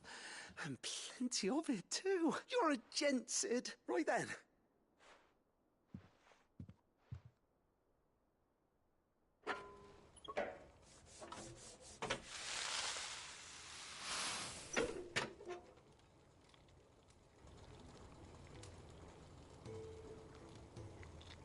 There we have it. The Telemon Malembic. And it works just like the chief said it would. Very impressive. Says the man who cut down a burning boulder. There's no need. Don't be silly. Why don't you let me take a look at that bag of yours? The one you keep your potions in. Reckon I could work some magic on that. What kind of magic? Well, we happen to have isolated a substance in our test run of the Alembic that I reckon will make even the toughest leather supple as anything. Thought we might use it to breathe new life into old boots and the like. But I reckon if we slap a bit on your bag, it'll loosen it up enough for you to squeeze in a bottle or two more. Well, it can't hurt to try, I suppose. That's the spirit.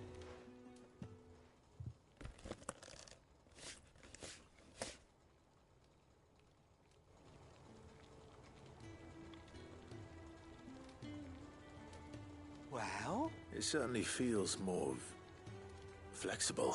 Right? Told you. Thank you. I think. No. Thank you for supporting Mid and the rest of us in our endeavors. Without you, we'd never have been able to discover wonders like that stuff I rubbed on your bag. And I'm telling you.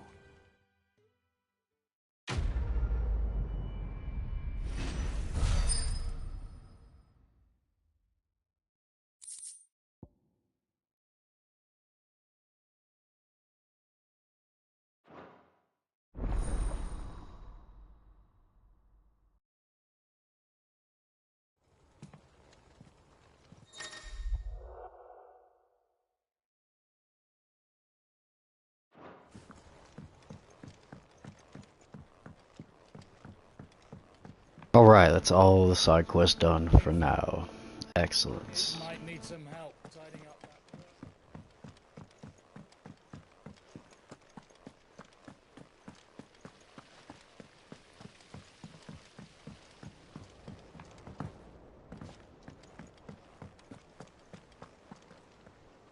All right, Clive.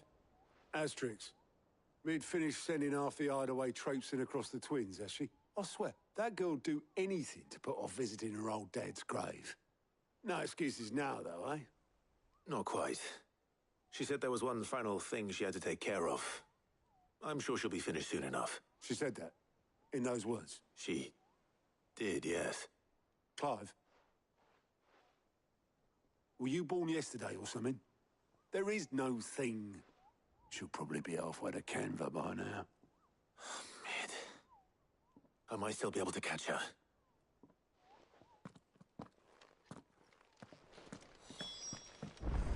Mid told me she was building a ship. Really? Is that the thing Tomes helped to build?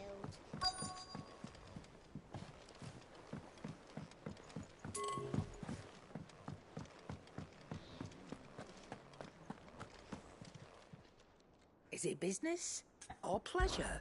If you're gonna buy something, be quick about it. You'll not find a better price than that. It'd better all be here. Finished, are you?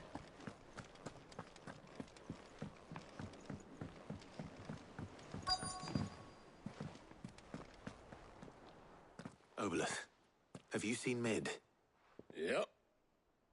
in a boat going that way. Then I'm too late. You in a hurry and all, are you? Oh, I offered to take her across, but she wouldn't wait. Just paid for a dinghy and rowed off. Oars going like the clappers. Got some life in her, ain't she? But anyway, I was on my way up to see you, as it happens. Got a letter for you. Urgent, by the sound of it. One of your uncle's men said I was to hand it to you in person, post-bleeding haste. And you're here now. Thank you, Obolus. Don't mention it. What tidings, Uncle? Whoa, you wrote me a whole fucking novel, dude. Alright, my dear boy, my journey to Canver has been a resounding success. The friend I mentioned not only agreed to share the contents of his strongbox with us, but his considerable knowledge of the goings-on in the free cities, by which I learned of the endeavors of a certain young friend of yours. Though I for one believe Miss Telemon's project to be quite the valiant enterprise, LOL, I doubt the Canvarian authorities will take kindly to the unauthorized use of their dockyards, no matter how deserted, and if rumor has already reached my friend, it may be long before the guildmaster is rapping at your door, which is why I pen you this note. I would like to borrow your man Gav for a moon or two, that he may watch on those who might mean our little fellowship ill. Pending attack, I trust that you will give the proposal your full consent. Loving Uncle, Byron. Trouble in Canver. Well, I'll need someone to keep an eye on Mid.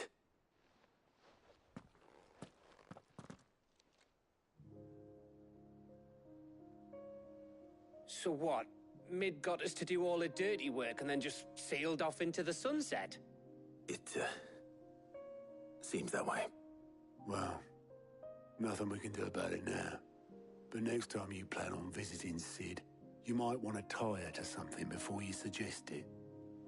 Ah, don't be so hard on her. Gotta admit, the dirty work was kind of fun. Everyone pitching in and all that bollocks. Just like when we built this place. You're right. Anyway, we all set to head to the old hideaway.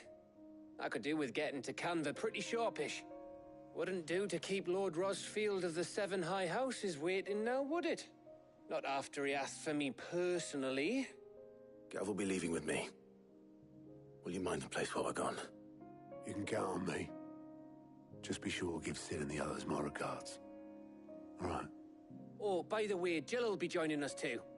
She's got some things to take care of, but she'll meet us there. I hope she's telling the truth at least.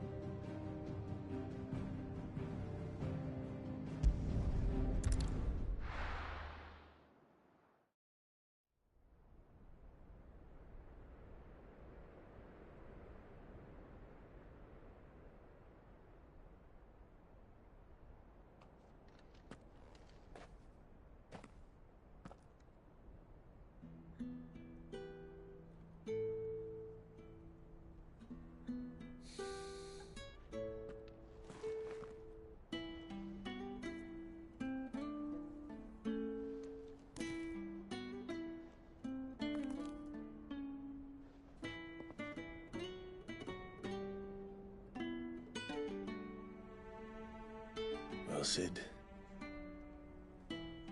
I remember what you told me. That if no one is listening to what you have to say, you may as well not say it.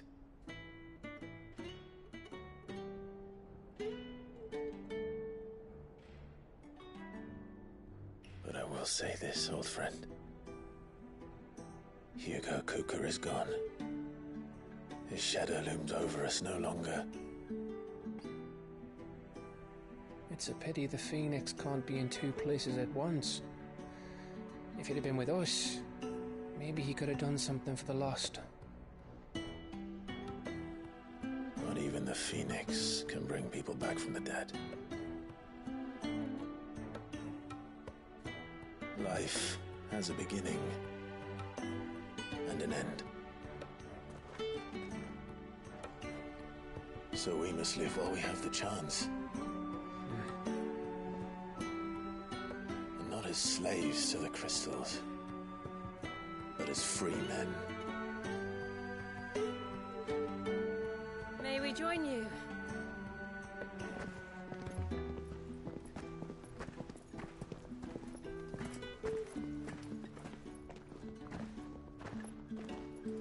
Lady Karen, what a pleasant surprise. I thought I'd drop by and see how you were all doing before heading off to restock my supplies.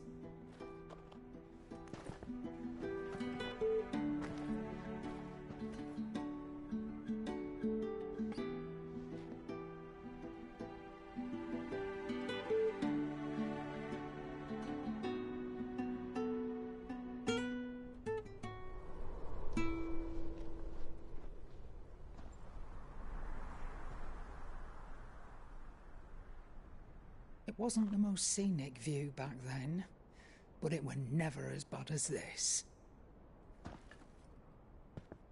I know. The Blight marches on. And soon, there'll be no escaping sights like these.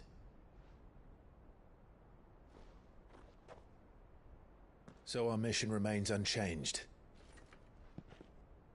We cannot stop until every Mother Crystal is gone, and their thirst for ether with them. The only one that remains in Storm is Drake's Tail in the Crystalline Dominion. Our next target. We're going to Twinside. It's the capital of the Empire these days. I wouldn't like to think how tightly guarded they've got the place. Not that that'll stop you, but we do well to scout it out before you go charging in. We would indeed. If you're off to the Dominion, you can take this great lump with you. Goods. Oh, I am sorry. Have you forgotten you're the most wanted man in the Twins?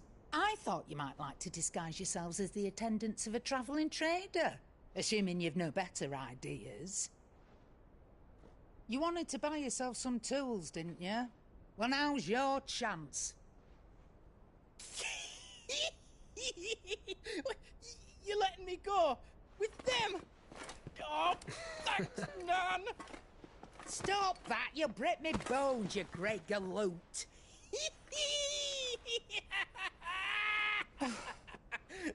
There's a caravan that runs back and forth between the Dominion and the Bocklad markets. It's managed by the Merchants Guild. Just show them Goots' traders pass and you'll be on your way. It'll be a damn sight less risky than footing it the length of the Crystal Road. Bro, shut up, dude. And glad to have you with us, Goots. Okay then. I'll get me things and I'll meet yous there. See yous down in Bocklad. Get off! Me poor fingers! Jill, you're with me. Understood. And Gav? Already on my way, Captain. Be careful. Aren't I always?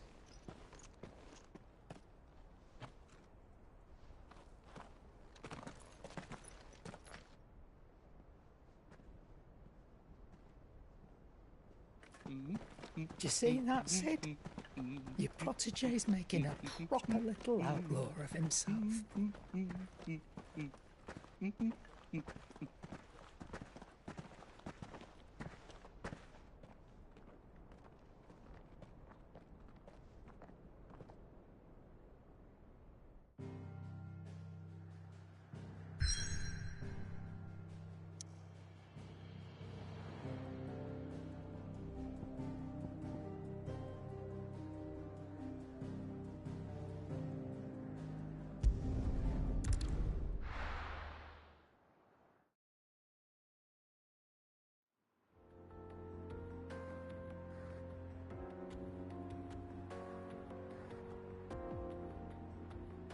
That melody sounds so familiar, and I don't know what it's from.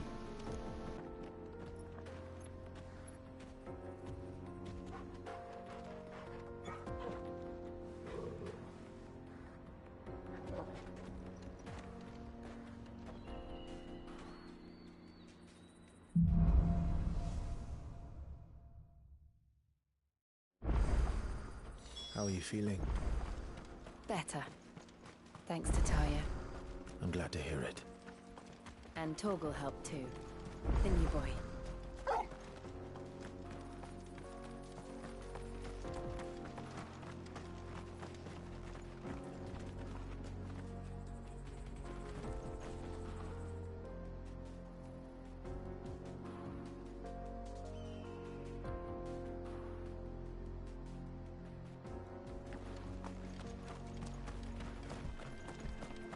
This used to be a trade route for merchants crossing the Scars, till the Republic laid a new road wide enough to let wagons pass, and all official traffic moved there. Leaving this one for those living outside the law. Indeed. I doubt we'll be the only outlaws on the trail today.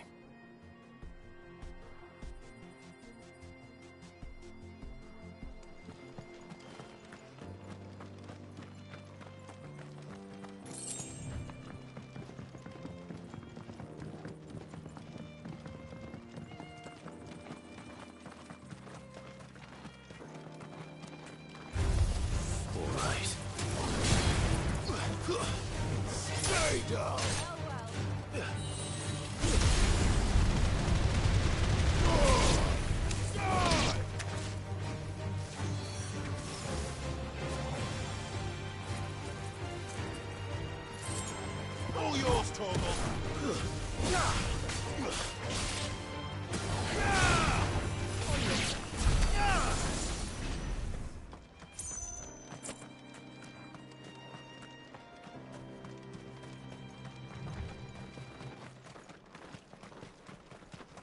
So what do you think? Really? It's as bad as that? Oh, aye. There's trouble up ahead. And too much of it for us to handle. I take it there's danger on the road. Oh, what about this fearsome-looking fellow? You think he'd be equal to the task? Oh, no doubt. Assuming he's willing to hear us out. Well met, friend. My brother and I have been tasked with finding a merchant's missing cart. You seen it by any chance? How does a merchant misplace his cart? Oh, the man's a coward. When he thought goblins might come a-snarling, he ran, leaving his livelihood abandoned in the pass. He sent the two of us to fetch it, but it's gone. Now, I'm not much of a thinker, but I know the work of thieves when I see it. My brother's right on all accounts. And by my estimation, the bastards are lying in wait just down the road. We may have seen our share of action, true, but we've not got the skill in arms to boldly brave an ambush. You, however, have the look of a man who needn't fear a band of backwater ruffians. What do you say? Will you help us out? Chances are they'll come for you either way. But if you promise to lend us a hand, at least you'll pocket a reward for your troubles.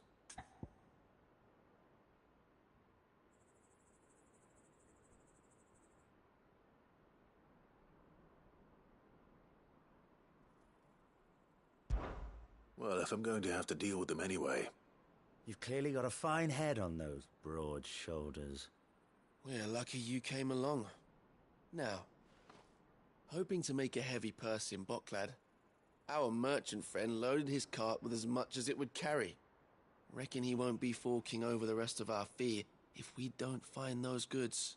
So, while you're seeing to those bandits, you keep your eyes open. All right. Just don't expect me to drag the cart out of there myself. No. You can leave the cart to us. You just put an end to those bandits and point us in the right direction. You do that, we'll take care of the rest.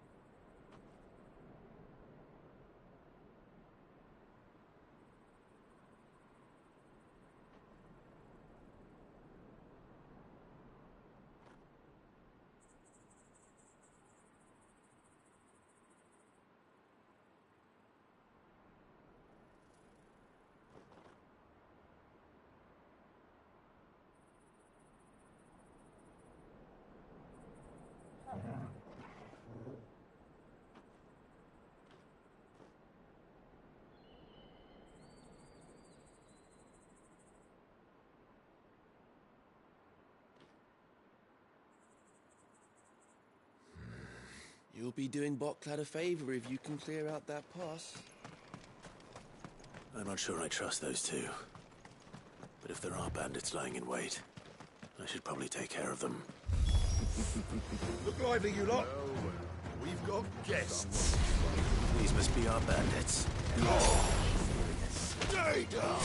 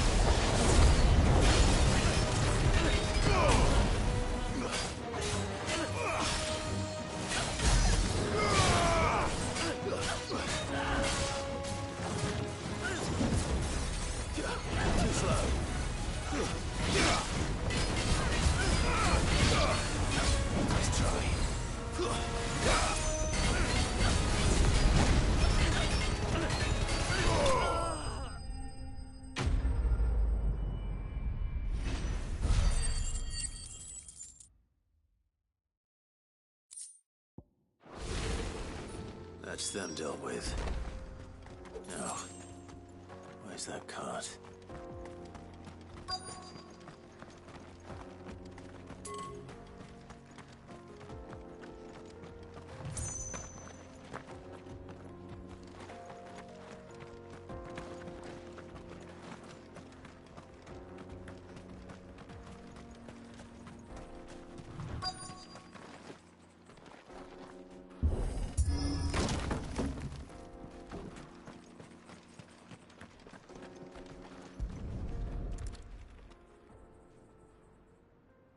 Getting all of this out of here will be a nightmare. Seems we've found ourselves the right man for the job, wouldn't you say? Found the cart and didn't leave a single bastard breathing. Our merchant friend will be delighted. And how exactly will he be getting his goods out of here? You leave that to us. After all, it'd be wrong to make such a fine warrior haul cabbages to market. You've done your part. And that's all you need to worry about. Here.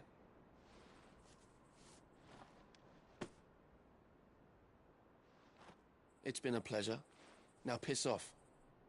There's no need to be so rude, brother. What if we want his help again next time?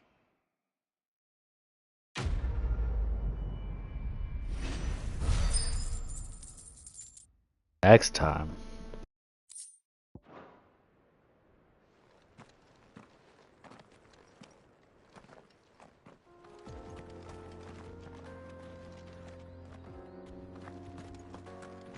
You've had your reward and you're not getting any more.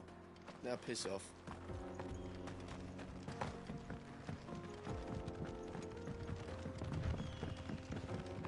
I see the Dalmex lag behind Rosaria when it comes to bridge building. The fallen ruin should hold at least. The path continues on the other side.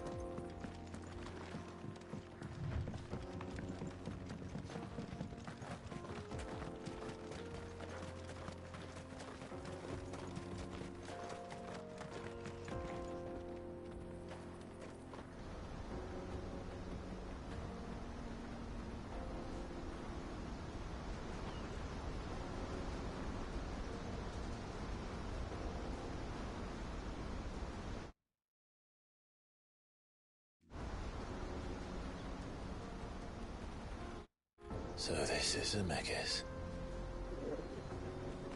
The land of the gods. It's even more impressive than I imagined. I remember being captivated by the story as a child. Long, long ago, man was overcome by avarice and challenged the gods in a bid to win their power.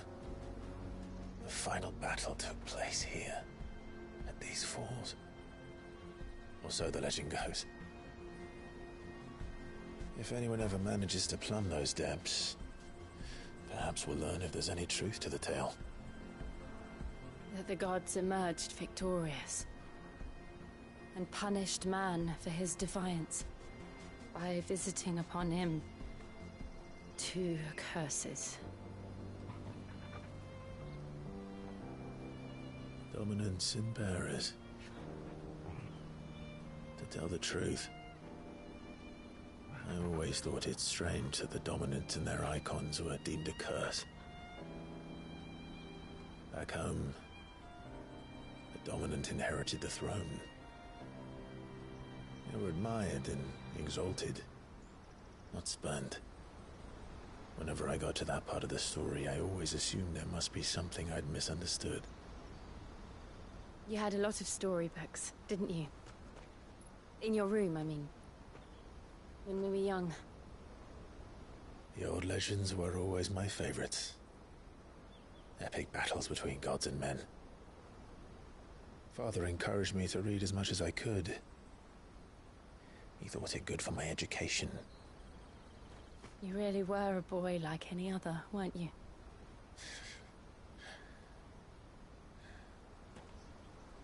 Just look at this place. It's enough to make you believe the legends are true. I know.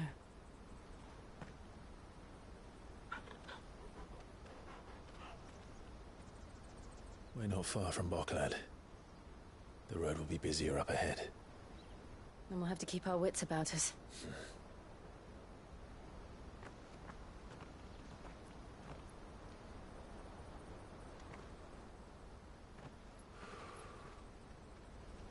Clive? Something wrong? Nothing. It's nothing. We're gonna fight there, aren't we? It's gonna happen. It's gonna go down there. It's gonna happen.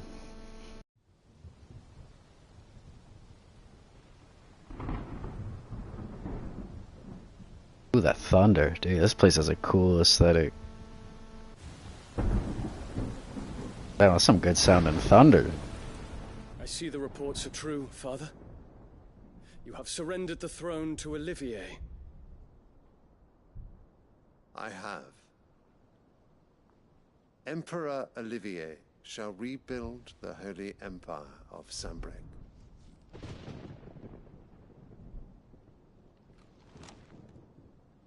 How is he to rule an empire?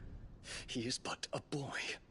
I shall advise him until he comes of age. Father, please. Or for as long as I am able.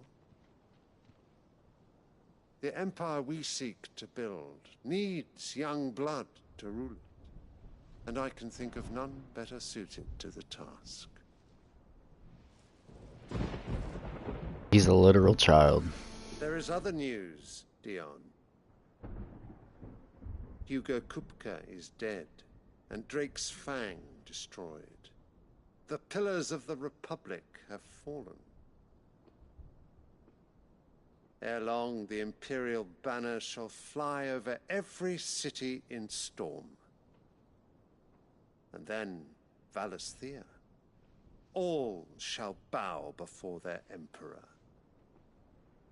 Father, these are the words of a tyrant. They are the words of a god. The Emperor whom I gladly serve. Great Grieger, made flesh.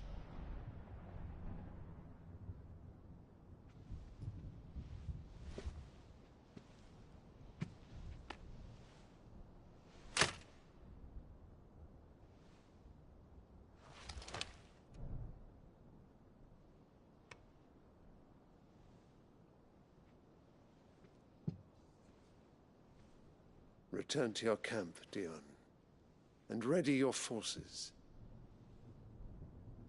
It is time to show the world the true power of Sanbreque.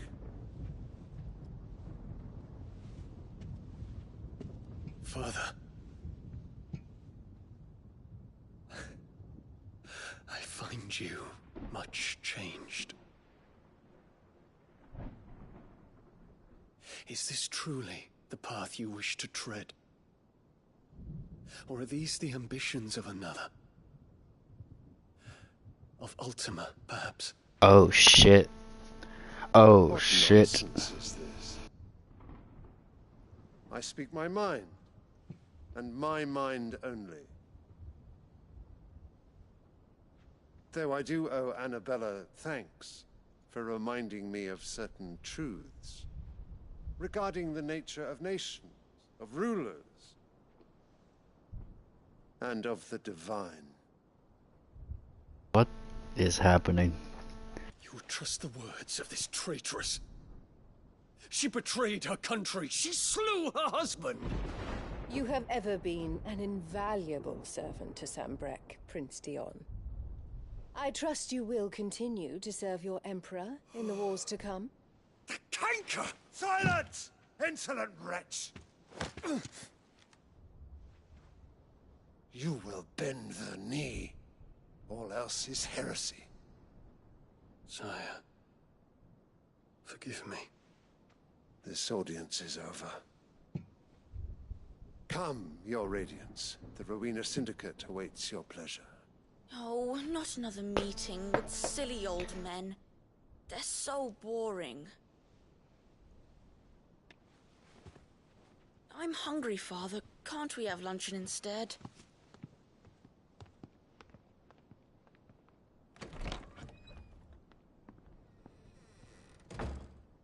Does it pain you that you will not inherit your father's throne?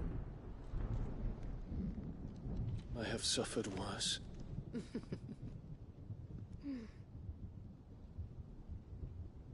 Count your blessings, Dion. For a base-born child to be chosen by Bahamut is miracle enough. You have risen high on his wings, but you shall rise no higher, lest your impure blood stain the throne. What do you know of my blood?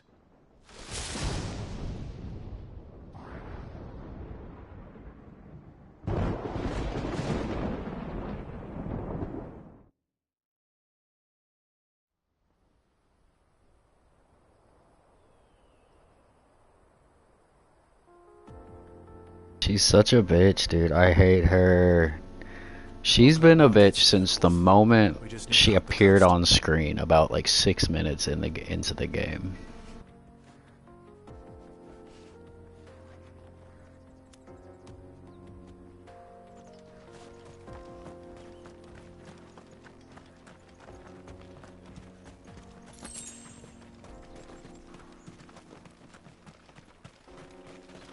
I'm gonna try to make it to the last, or the checkpoint, as it were. Probably call it. Looks like this is a town here.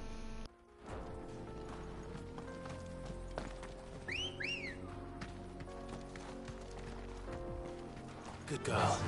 We'll see what happens when we get there. Infiltrating the Dominion won't be easy with the Imperials on high alert. No. His Radiance has lost one capital already. We can be sure Sylvester will do everything in his power to hold on to Twinside. His troops are well-trained and increasingly battle-hardened. But it's not as if we can wait for the siege to end.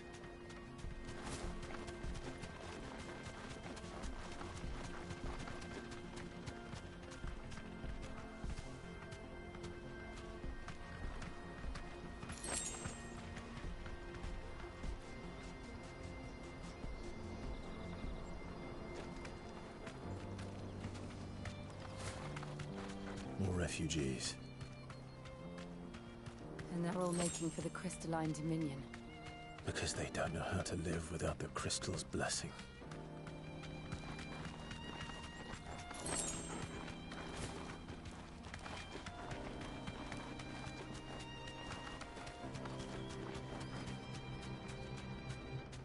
No need to ride from here.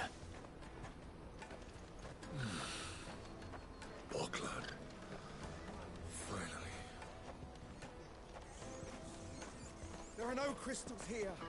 We have to keep going. The Crystalline Dominion is our only chance. I know. This is where we're supposed to meet Goots, isn't it? That's right. He said he'd wait for us here after replenishing his supplies. I dare say he'll have finished by now. No traders pass. No passage.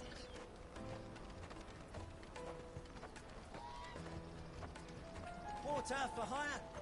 Best service at the best price.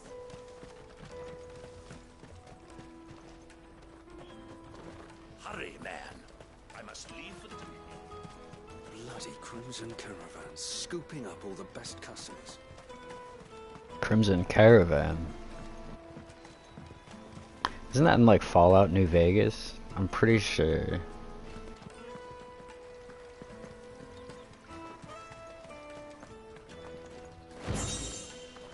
In fact, you can do a couple, is that an orchestrion roll? Sick.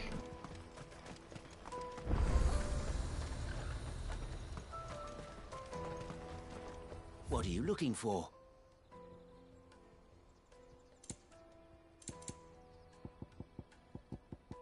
Farewell. Out of my sight, wretch.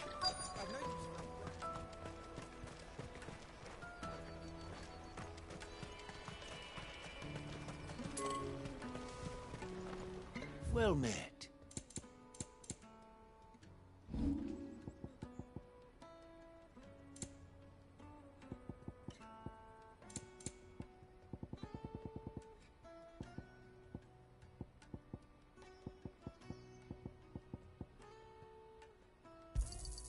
You're sure you don't need it?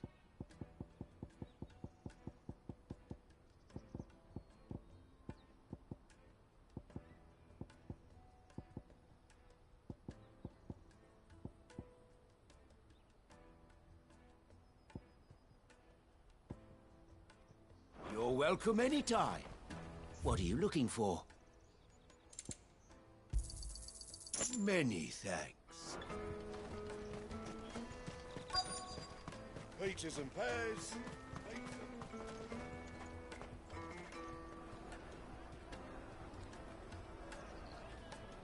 Wonders from across the water. Come one, come all. Feast your eyes. Good sir, can I interest you in...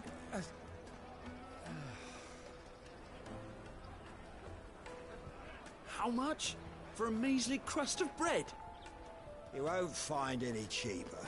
Not nowadays. But you're more than welcome to look.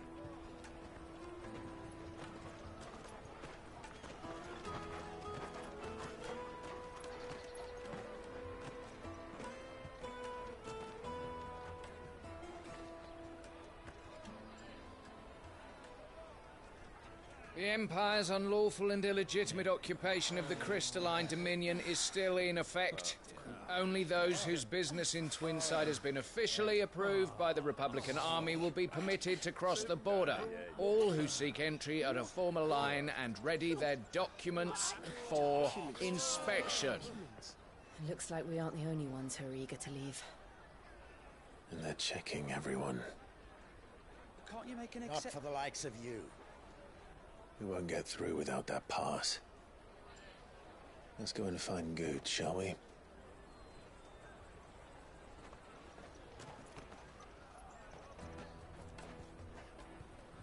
He must be around here somewhere.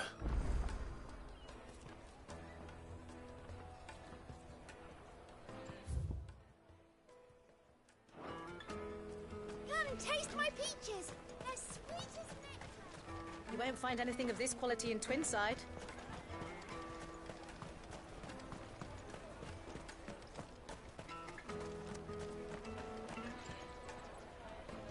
Ah, Good. There you are. Clive, I'm so sorry. Don't tell Nan, will you? Slow down, Good. Just tell us what happened. It's me trader's pass. It's gone. We cannot ride the caravan without it. We won't even be able to get through the flipping checkpoint. Do you remember when you last saw it? It was in my pocket a minute ago. Then a bairn bumped into me and... Yeah. You don't think that they might have nicked it, do you? It wouldn't surprise me. A busy market like this is prime territory for pickpockets. So, to get the pass back, we need to find this child. Where would we even start? I know where! I've got a pal in Bocklad who might be able to help us.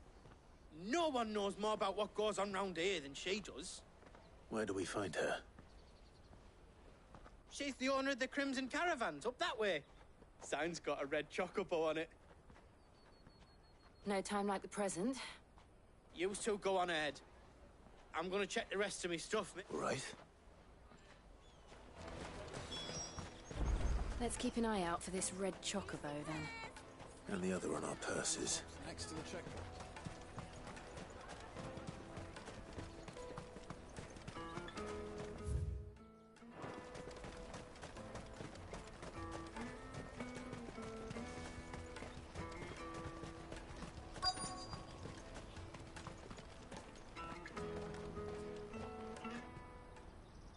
Looking to hire a coach?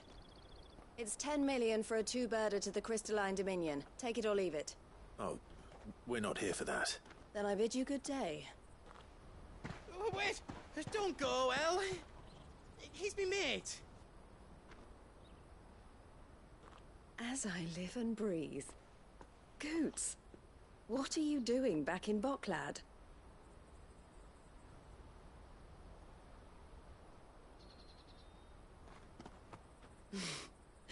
I gather Lady Karen didn't send you.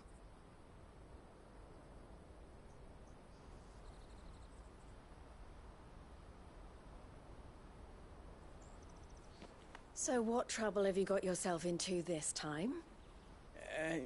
It's me trader's pass. It got stolen. By little Ben.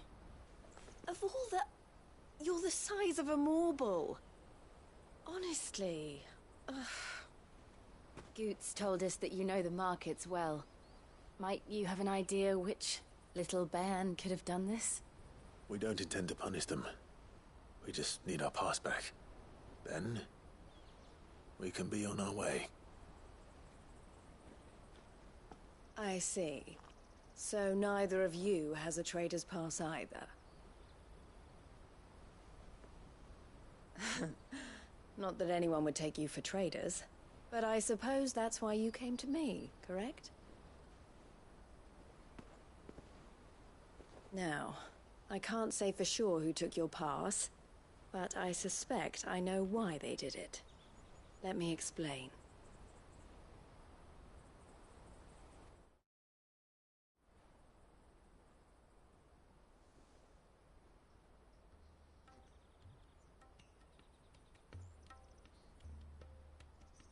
Ever since the Fist marched on the Dominion, the Republic has been clamping down on any commerce that might aid the Empire more than it does us. Which means traders' passes have gone from being merely a way of easing one's progress to being essential if one wishes to cross the border at all. And with demand outstripping supply, they've become a precious commodity, leading some to seek to acquire them by less than legitimate means. So the children are stealing passes to sell on the black market? Yes and no. Passes are inscribed with the names of their owners, and yet none of the victims' names have appeared on the register of those passing through the checkpoint. Which means? That someone is doctoring the stolen passes. The same someone who is encouraging the children to steal them. And the same someone who has Goots' pass, no doubt. Whoever they are, they're ruining the livelihoods of honest merchants, which is why we've decided to take a stand. Will you stand with us? You want to get your pass back? Only if you give me a secret badge that shows that I'm helping y'all out. And two birds shall be slain with a single stone. Is there any other way of getting to the Crystalline Dominion, Goots? They won't let you in if you're not with the caravan. It's that, I don't know, try swimming across the strait. But the guards will definitely spot you if you try and do that. Like, we don't want to get spotted, right?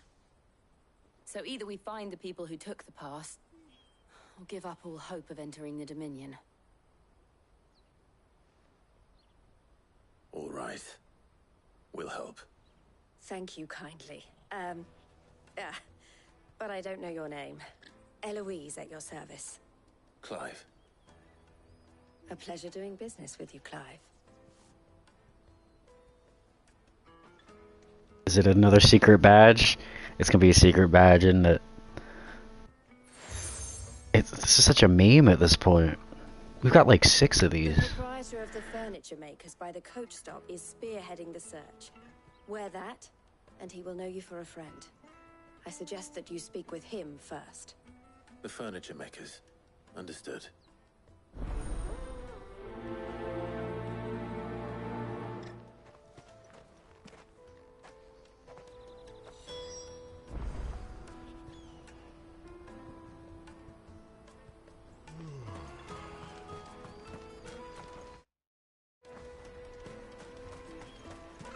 Out of my sight, wretch!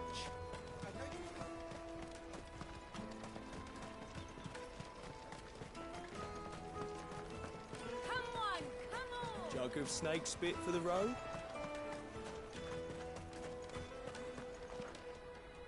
Are you the furniture maker? Looking for something in particular?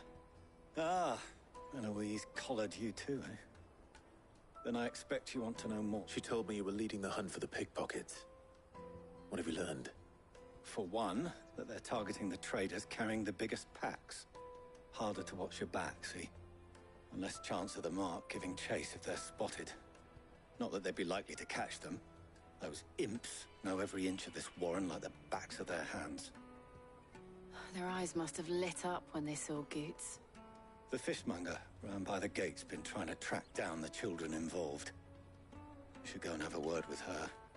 Thank you. We will.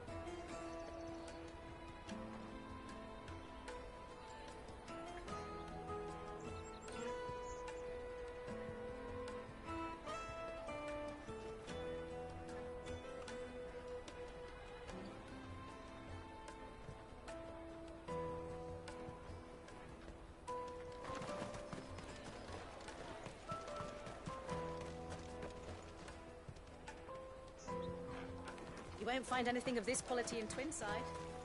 You should come with me to the Dominion. Life will be different there. Fish for sale! Fresh sorted and smoked! Can I interest you? Ah, sorry. Message from Eloise, is it? She's asked me to help her. To help you find the pickpockets. Is that so? Suppose I better tell you what I know, then. For one, this isn't a family operation. All the traders say the children who stole their passes were dirty, dressed in rags. Street urchins, by the sound of it. We get a lot around here. Orphans from the wars. A few, perhaps. You saw the refugees gathered by the entranceway? They're all looking for a new start in the Dominion and beyond. Some of them take it as an opportunity to rid themselves of unwanted baggage. The shame of it. Whoever's behind this would have to have made themselves known to the children at some point. And so should we. You should start with the children around here, then. I doubt they're the ones involved, but they might have heard something. It's worth a try. All right, then. Questioning children. How hard can that be? You should come with me to the Dominion. You won't find anything of this quality in Twinside.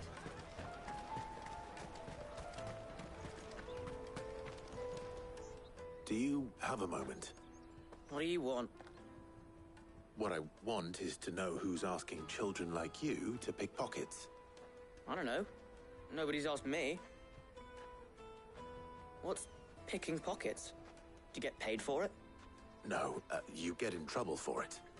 So if they come calling, you know what to tell them.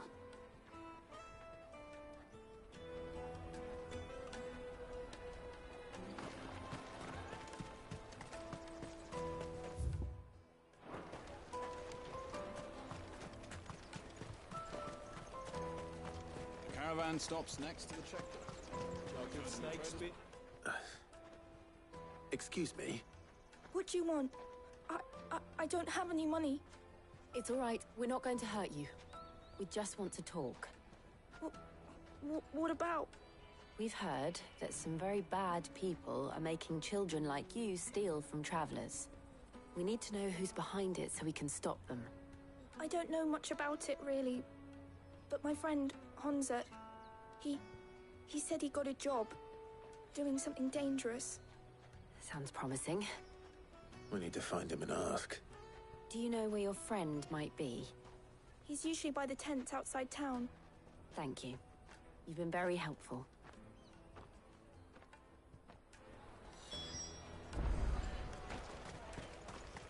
Come on, come on!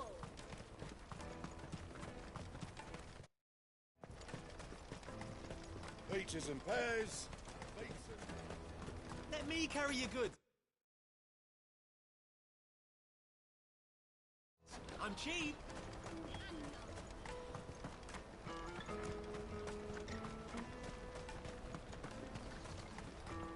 That's that, then. She must have meant the refugee camp. Let's hope he's still nearby.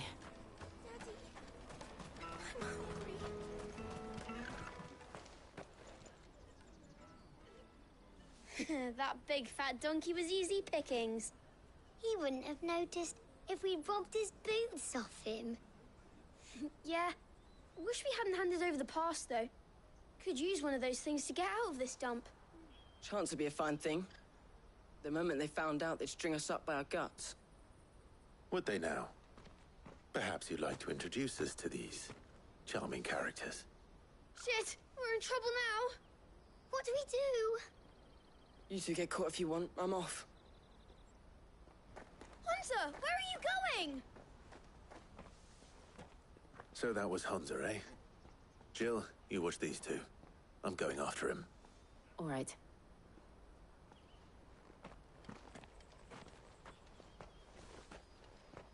He can't have gone far. I need to find him before his employers do. Daddy, I'm hungry.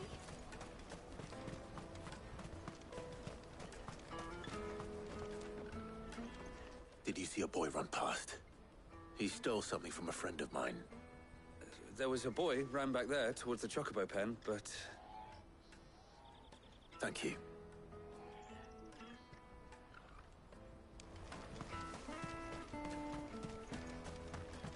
This is everything.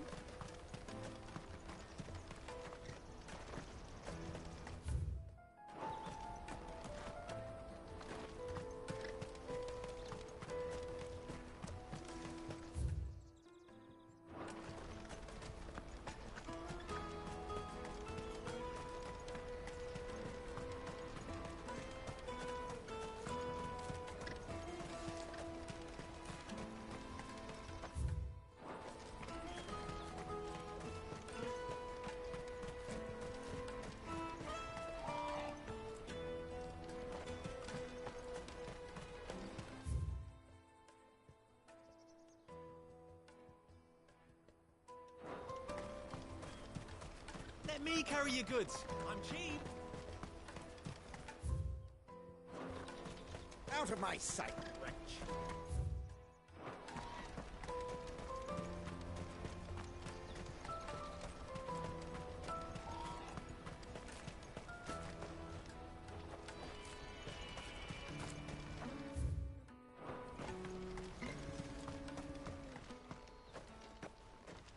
Shit.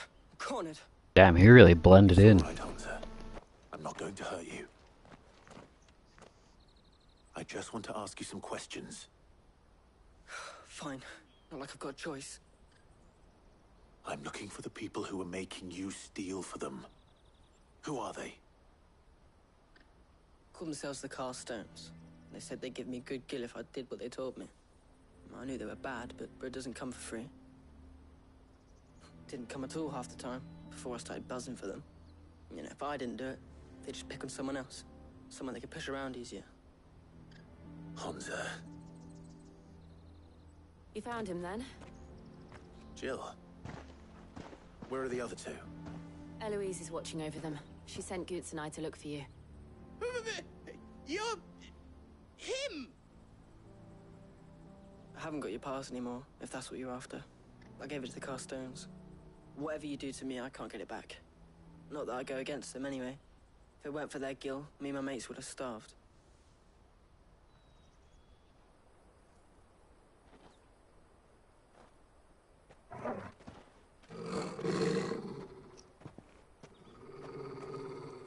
Oh, I'm glad they came to us. Cowards. You will not force another child to do your bidding. Oh, what the fuck? We're not... Don't hurt him.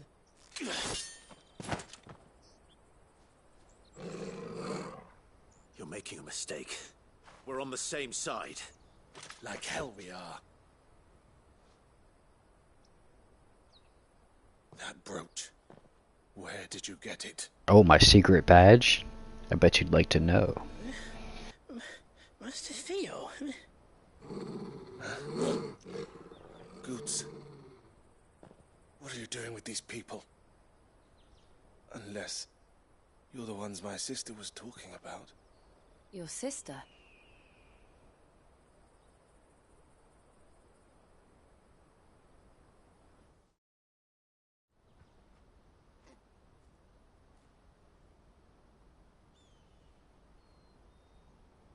Eloise didn't tell us she had a brother.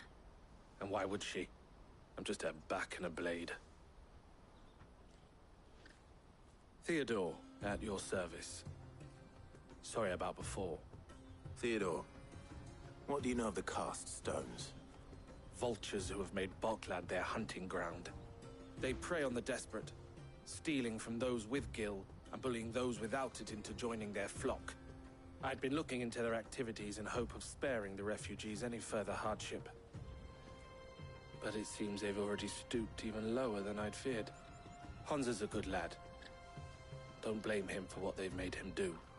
If he and his friends hadn't agreed to work for the Stones, some other poor souls would have. On pain of death, most likely. Clive, was it? And my sisters asked you to help put an end to the pickpocketing. Then we all want the same thing.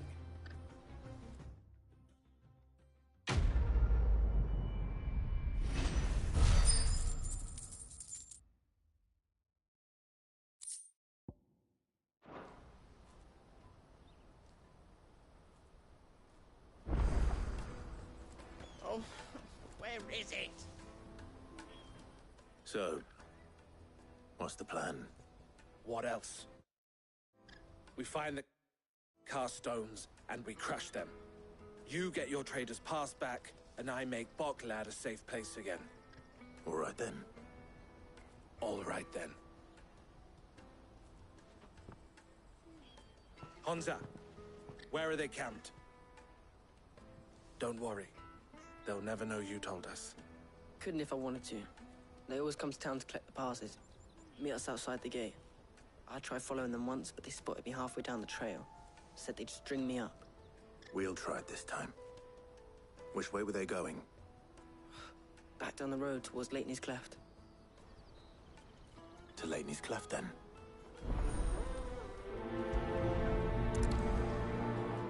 Leitney's Cleft is to the south, past the camp.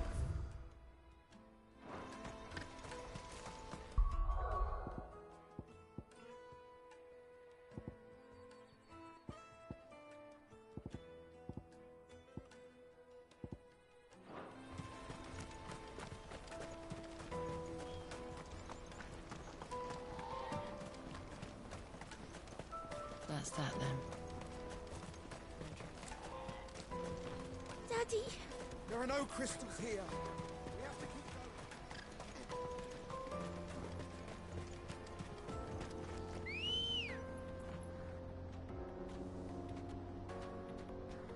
going.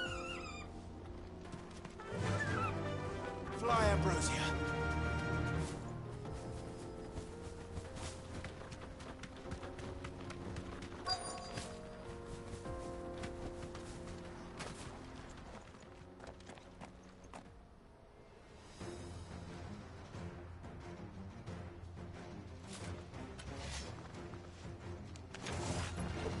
That's the one who's been sticking his nose in our business. You should have minded your own.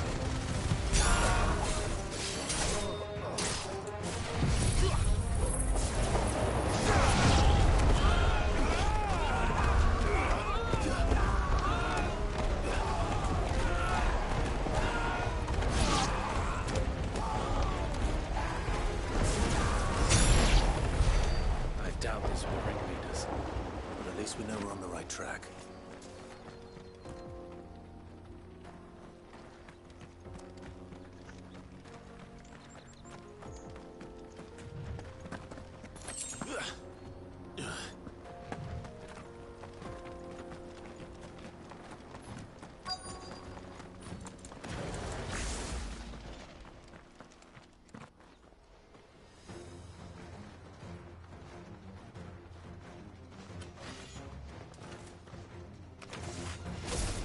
We got company!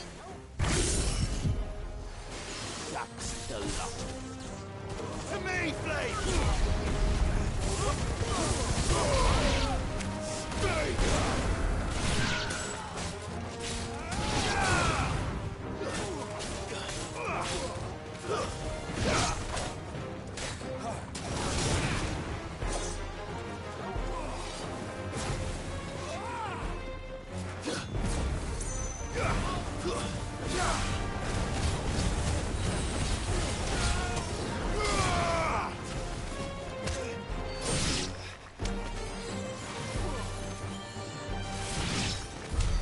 More foot soldiers.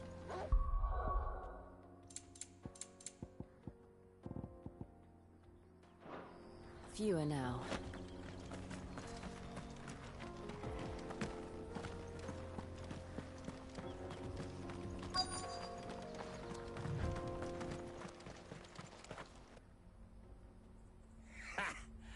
Not a bad haul today, eh? Aye.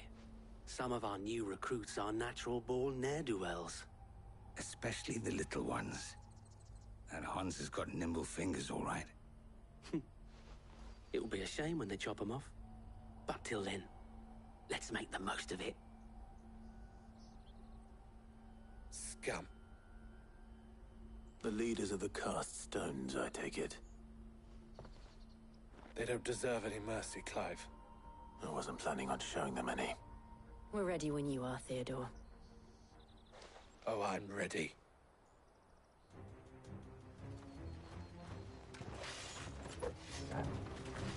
Fuck! It's that guard from Boklad!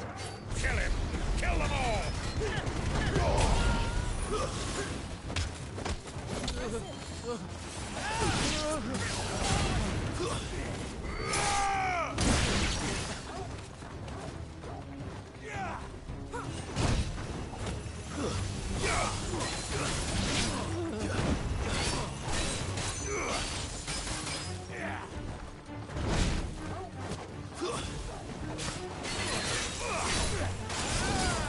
Too slow.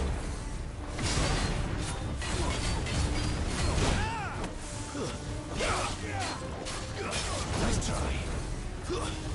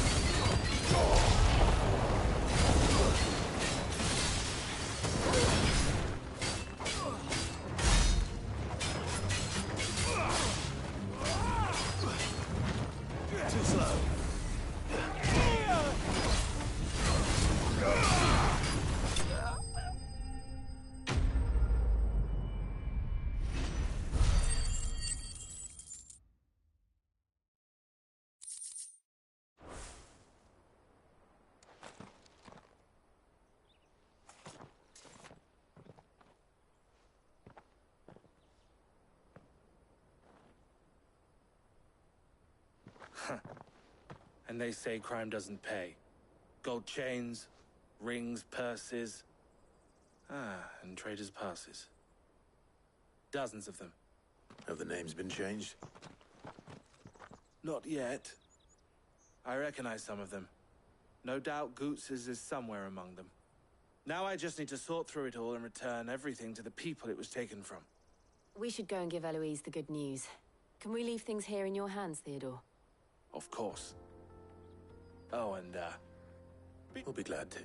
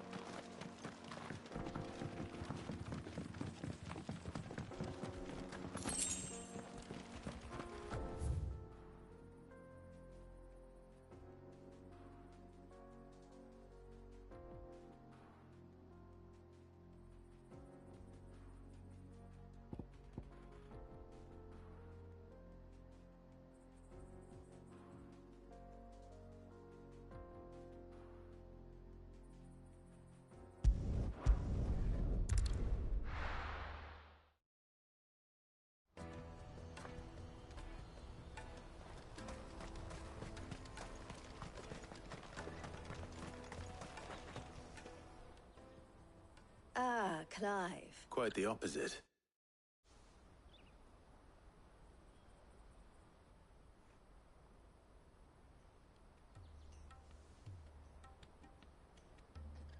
So it was the cast stones who were behind it all, and their demise solves 3 problems at a stroke.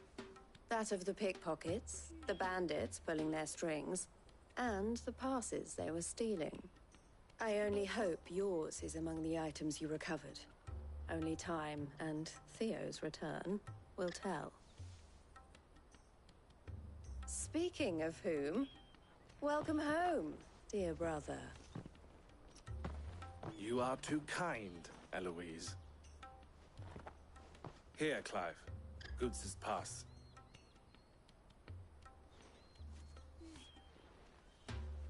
I will. Thank you. El, I've asked our boys to carry the rest of the goods back. Can I count on your help in sorting? Of course. I expect you'll soon be on your way then. But it wouldn't do to leave without it, would it now? Cid. Don't look so shocked. I don't understand. As you now know all too well, we at the Crimson Caravans are always happy to help for a small fee, be that goods to market. I was the first my sister helped escape. If it wasn't for her... I had no idea. It just so happens that we are seeking to expand our operation, and who better to join forces with, wouldn't you agree? I would. It seems our purpose is the same in more ways than one. So what would you say to working together again? It would be our pleasure. And our honor. The honor is ours. Here, Clive. This is for you.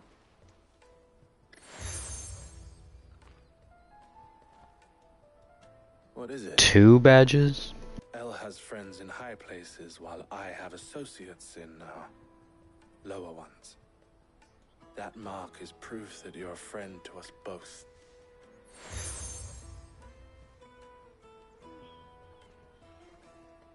I shall bear it with pride.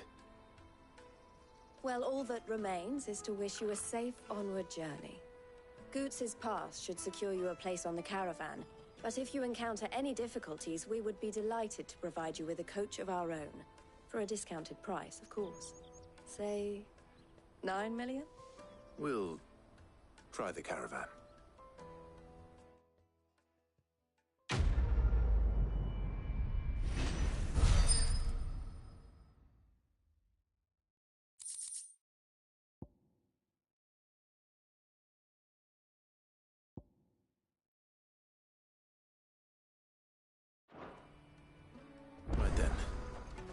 Let's get this back to Goots.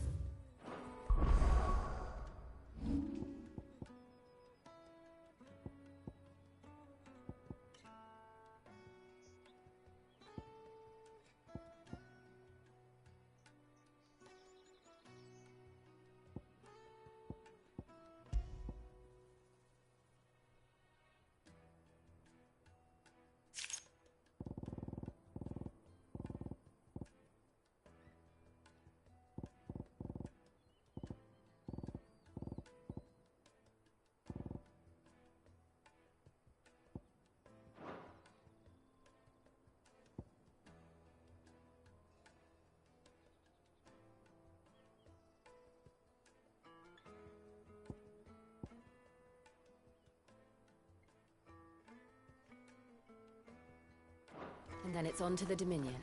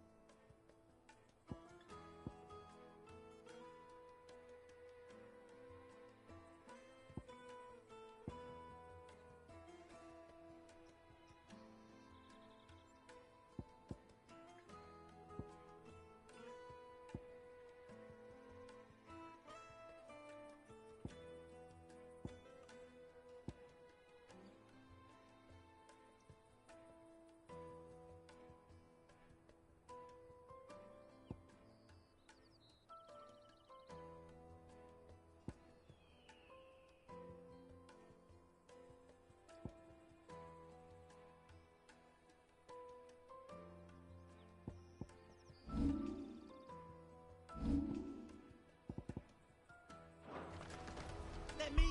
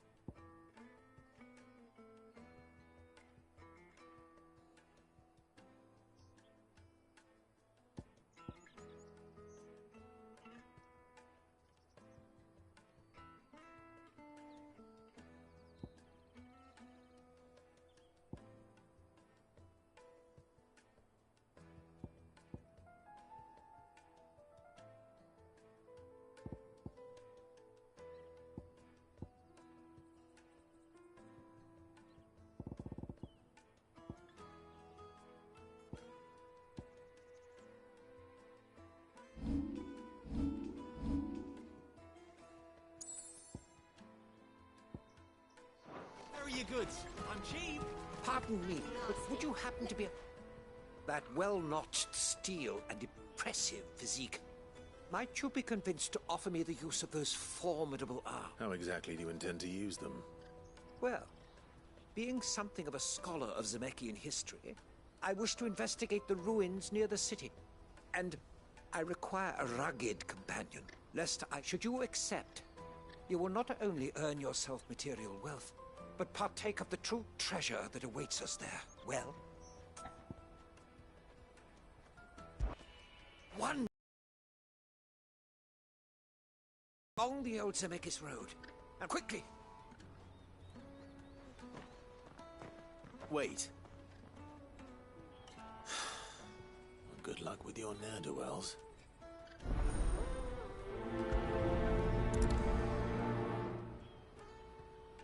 better make sure he doesn't get himself killed.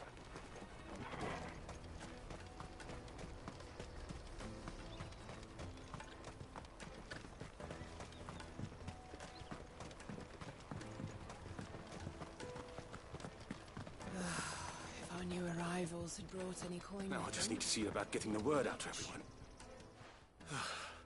I want to know, right? Bad news. Good, actually.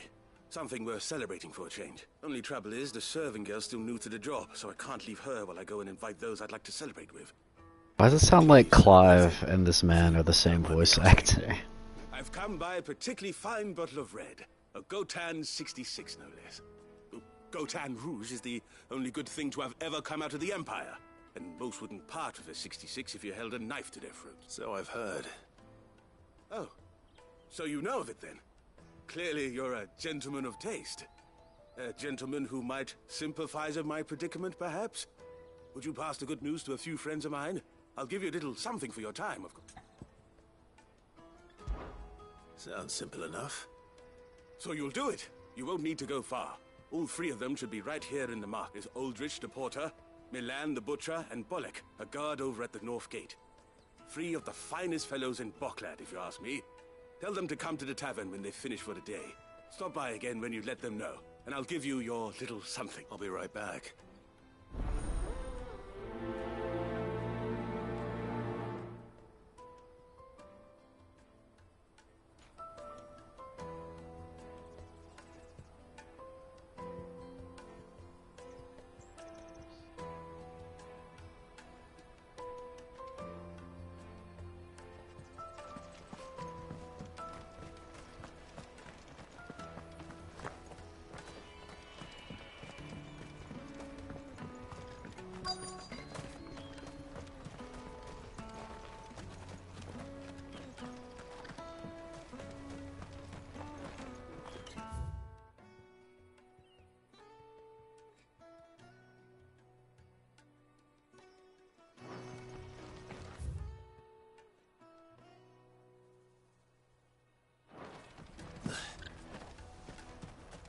Hurry, man. I've been asked to find Aldrich, the porter. I don't suppose that's you, is it? That's me right enough. You need something delivered? The innkeeper sent me. He said there's a cup of Gotan 66 with your name on it when you're done for the day. A 66? Bugger me. If he's just got hold of it now, it must have been in the crates he had me carry down from Sanbreque. From the Empire to Boklad. You must be a braver man than most. That's a treacherous route at the best of times. Such is the porter's lot. There's not a patch of storm these feet haven't traipsed across. It's Oriflamme one day, then off to Canva the next. The farther you're willing to go, the fatter the purse. Which is why there's no shortage of competition for some of the longer routes. I'd say I've done enough for today to earn myself a cup of something.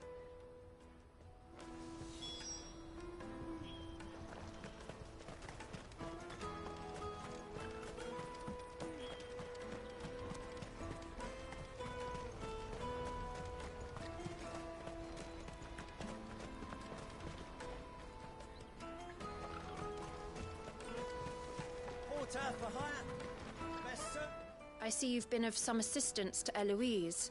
Perhaps you can extend me the same. Perhaps. Finding someone.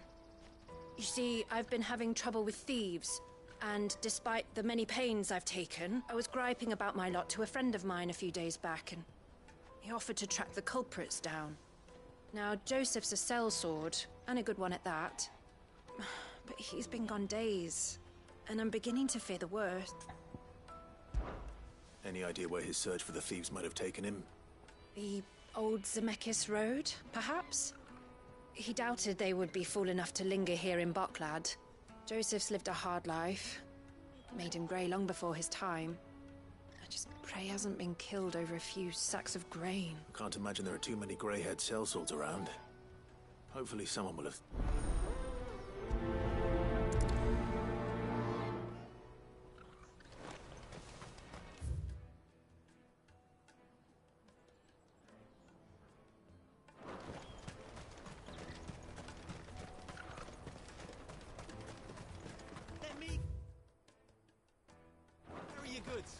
cheap.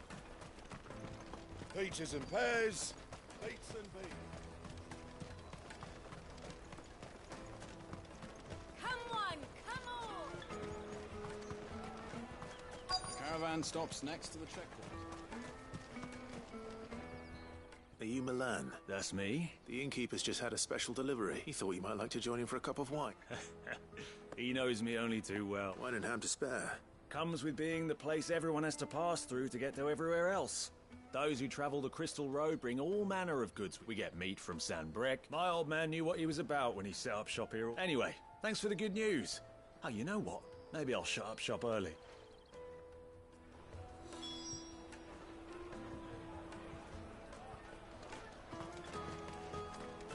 You won't find anything of this quality in Twinside.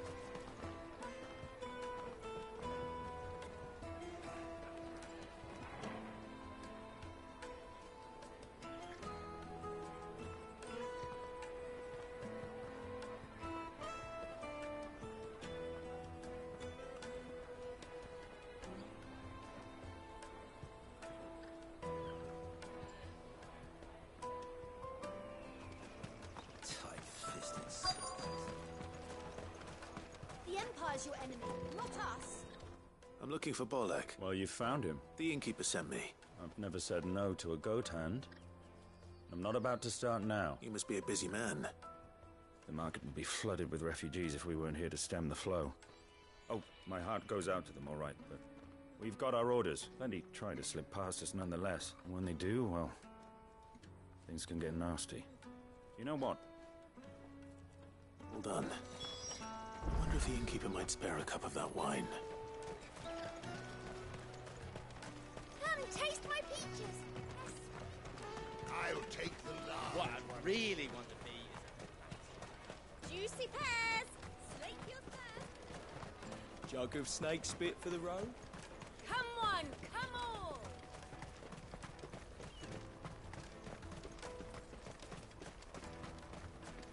Out of my sight, wretch. I know you.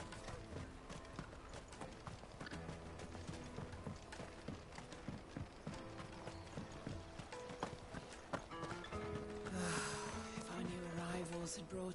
I spoke to your friends. They'll be along soon. That's fantastic news. It's been a while since we all sat down together. And the way I see it, that wine is as much theirs as it is my own. How so? Well, I wouldn't be serving anything but slops without Aldrich to go and fetch the good stuff for me. And then there's Milan, who always sends customers my way.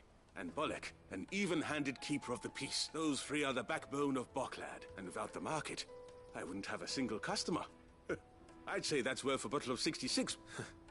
And more besides. Everyone needs a shoulder to lean on. Right. I'd better prepare for my guest's arrival. I hear you had me carrying a bottle of Gotan 66. If I'd have known, I would have sold the thing and lived like a lord. I'll settle for a cup, though, if you're in a sharing mood. A Gotan 60 bloody 6. Just as well I had something special of my own set aside. A bottle between the four of us might not be enough to drown our sorrows, but it can't hurt. Here they are, the three pillars of Boklad. Sit yourselves down, gentlemen. The woes of the world may be monstrous in many, but there's nothing like a few good friends to keep the misery at bay. Facts. Never a truer word spoken. Both Clive and I agree, that was pretty cute.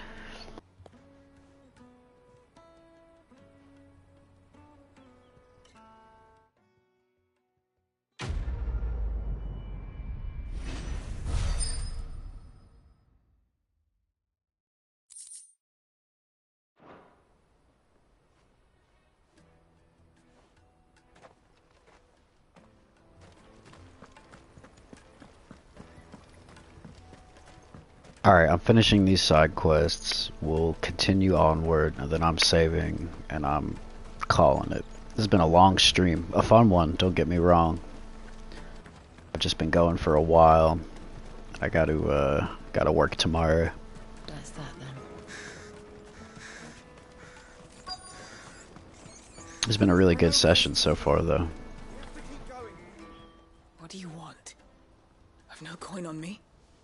information. Has a sellsword passed through here? Grey hair. Now you mention it, there was a young man with salt in his mane sneaking around out there. Which way did he go? How am I supposed to know? Buggered off down the road, I expect. Now why don't you do the same?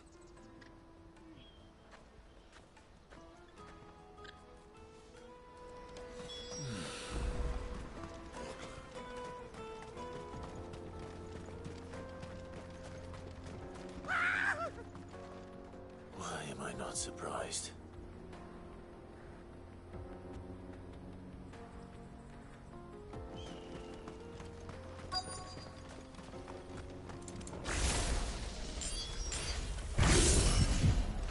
You'll hand over your coin if you know what's good for you.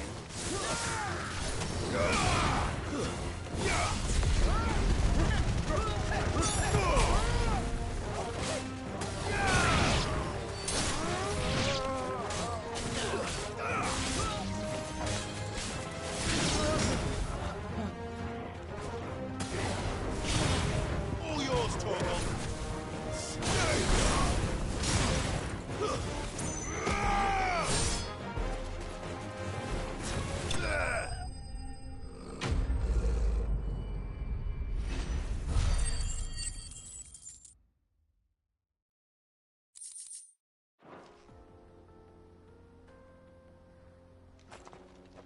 Are you hurt?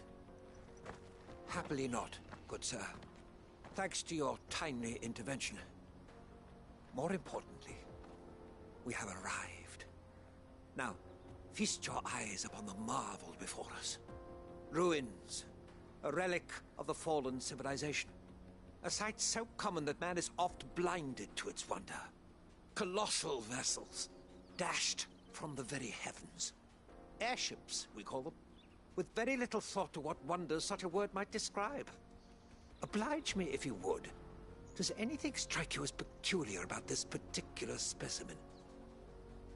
Though we ourselves find fallen ruins to be nigh indestructible, whatever gouged the final sin from the rock cleaved clean through the structure you see before you. A tantalizing mystery, no doubt, but merely one of countless enigmas in which Zemeckis history is steeped. Come, good sir. Our expedition continues, and we still have much to learn.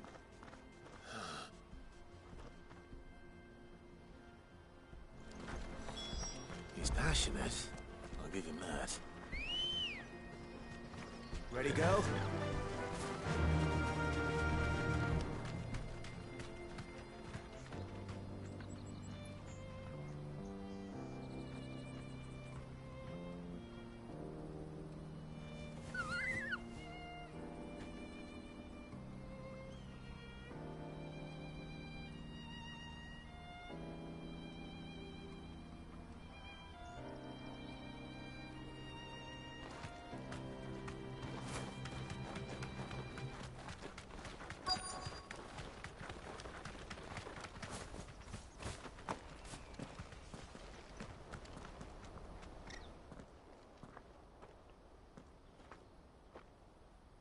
We don't want any trouble.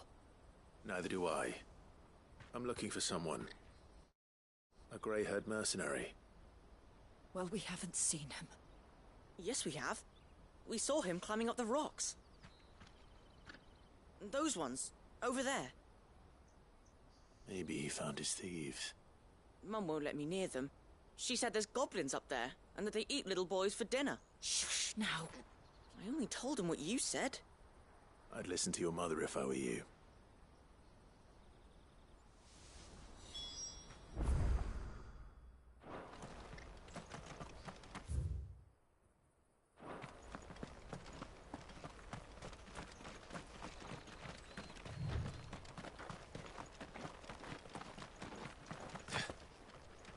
Did Joseph's thieves really lug their stolen wares all the way out here?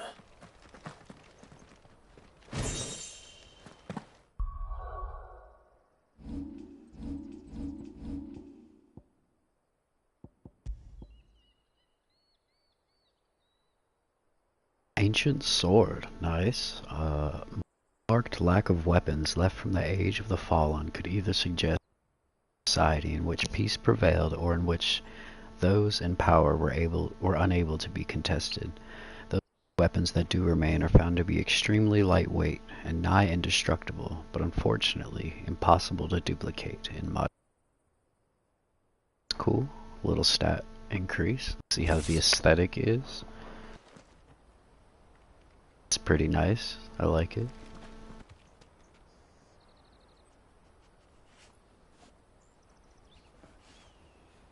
Big fan of cross guards on swords, honestly.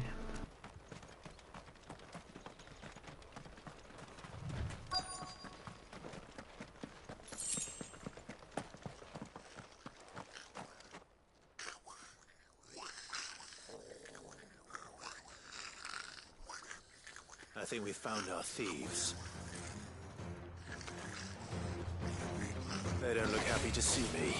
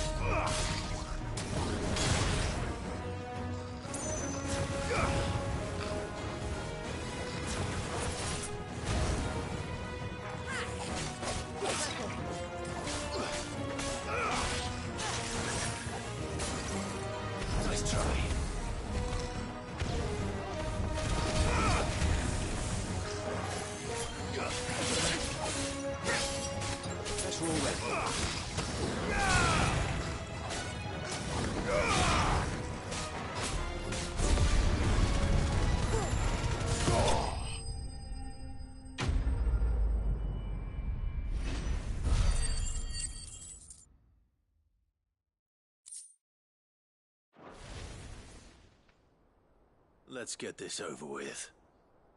Stop! Don't kill him, he's just protecting his home. Joseph? So the boy was right. I don't know you. Your porter friend sent me to find you. Have I been gone that long? Wasn't hard finding the thieves. I take it things are more complicated than they appear.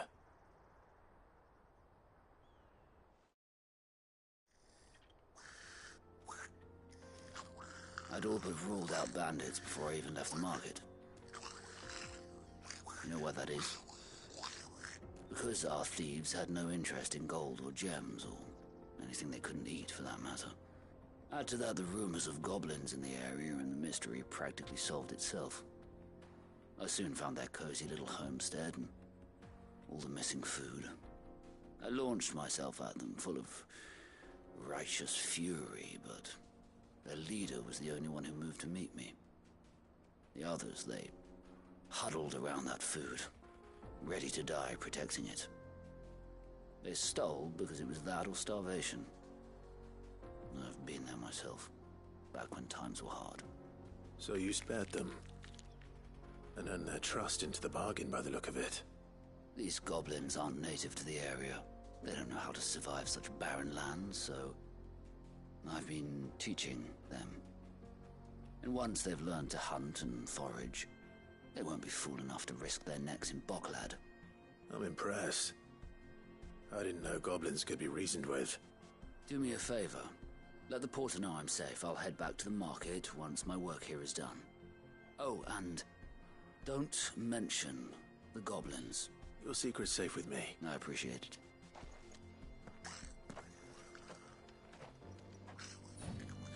No use calling Ambrosia now.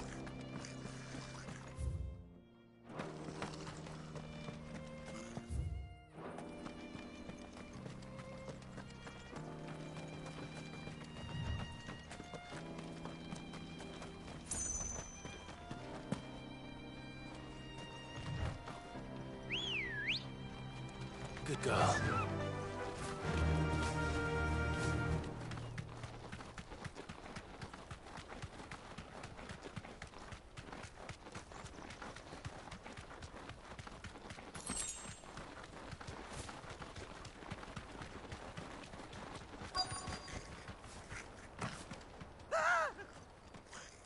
Not again. All right then. Who's first?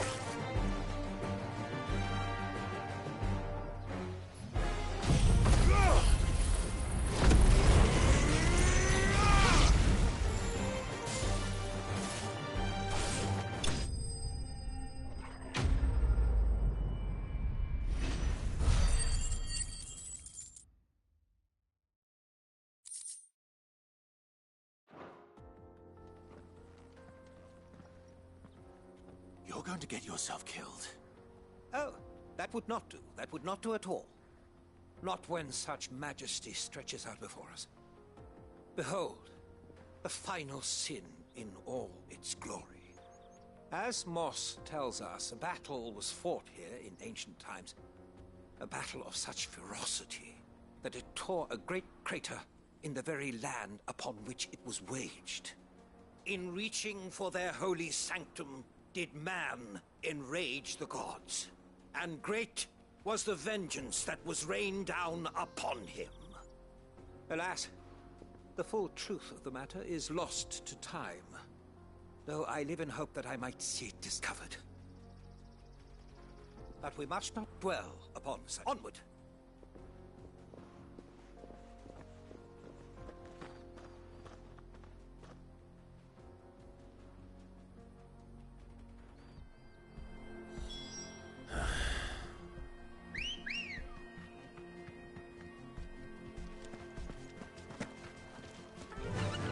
Run like the wind.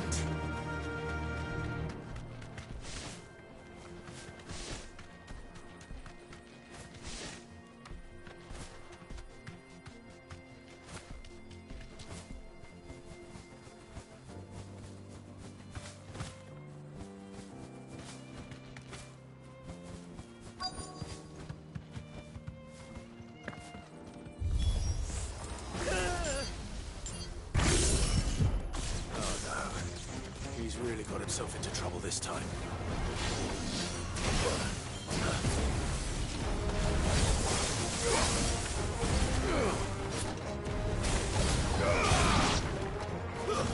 Stay down.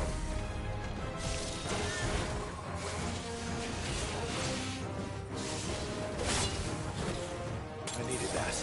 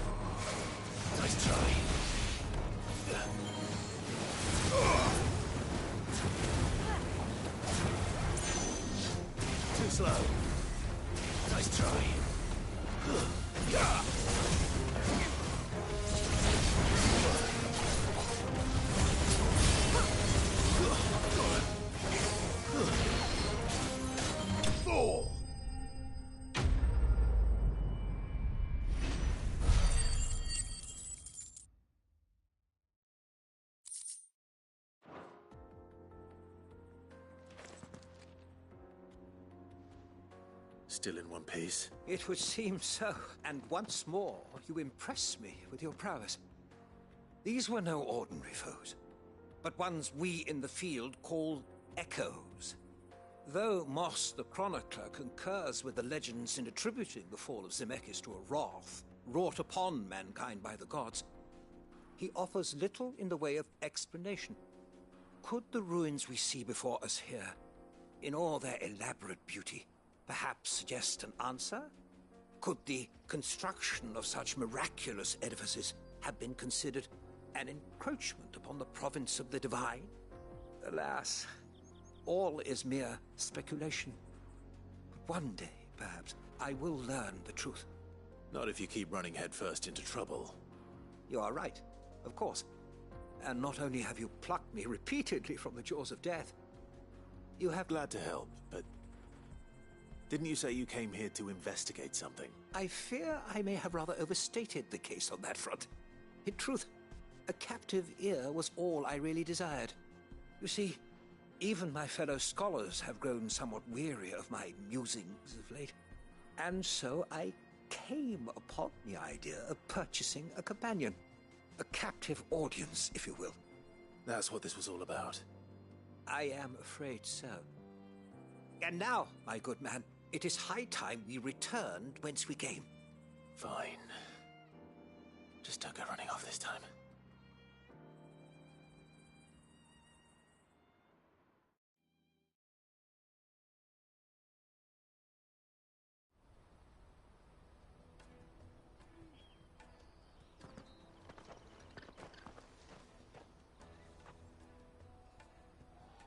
And so ends a delightful day.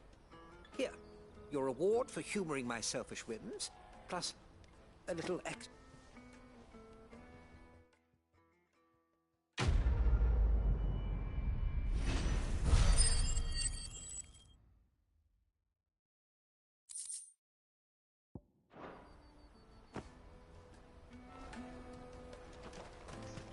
Let me carry your goods. Porter for hire. Best sir. Joseph's fine. He'll be back once he's tied up a few loose ends. That's a weight off my shoulders. He certainly knows his business. You found your thieves all right. And I dare say they won't be coming back. A good man to have around, that Joseph. Thank you for putting my mind at ease. Here, for your troubles.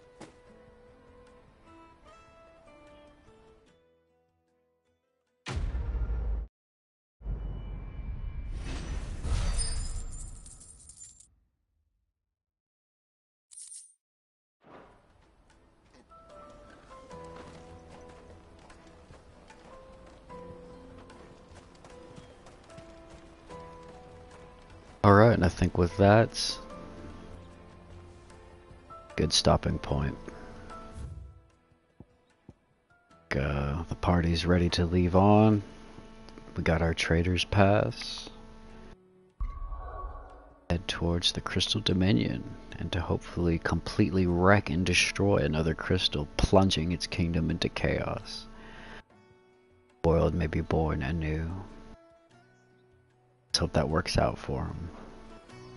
So with that, have a lovely night. But I will wait 45 more seconds, so we'll be at 8 hours and 30 minutes of a stream. 5, 4, 3, 2, 1.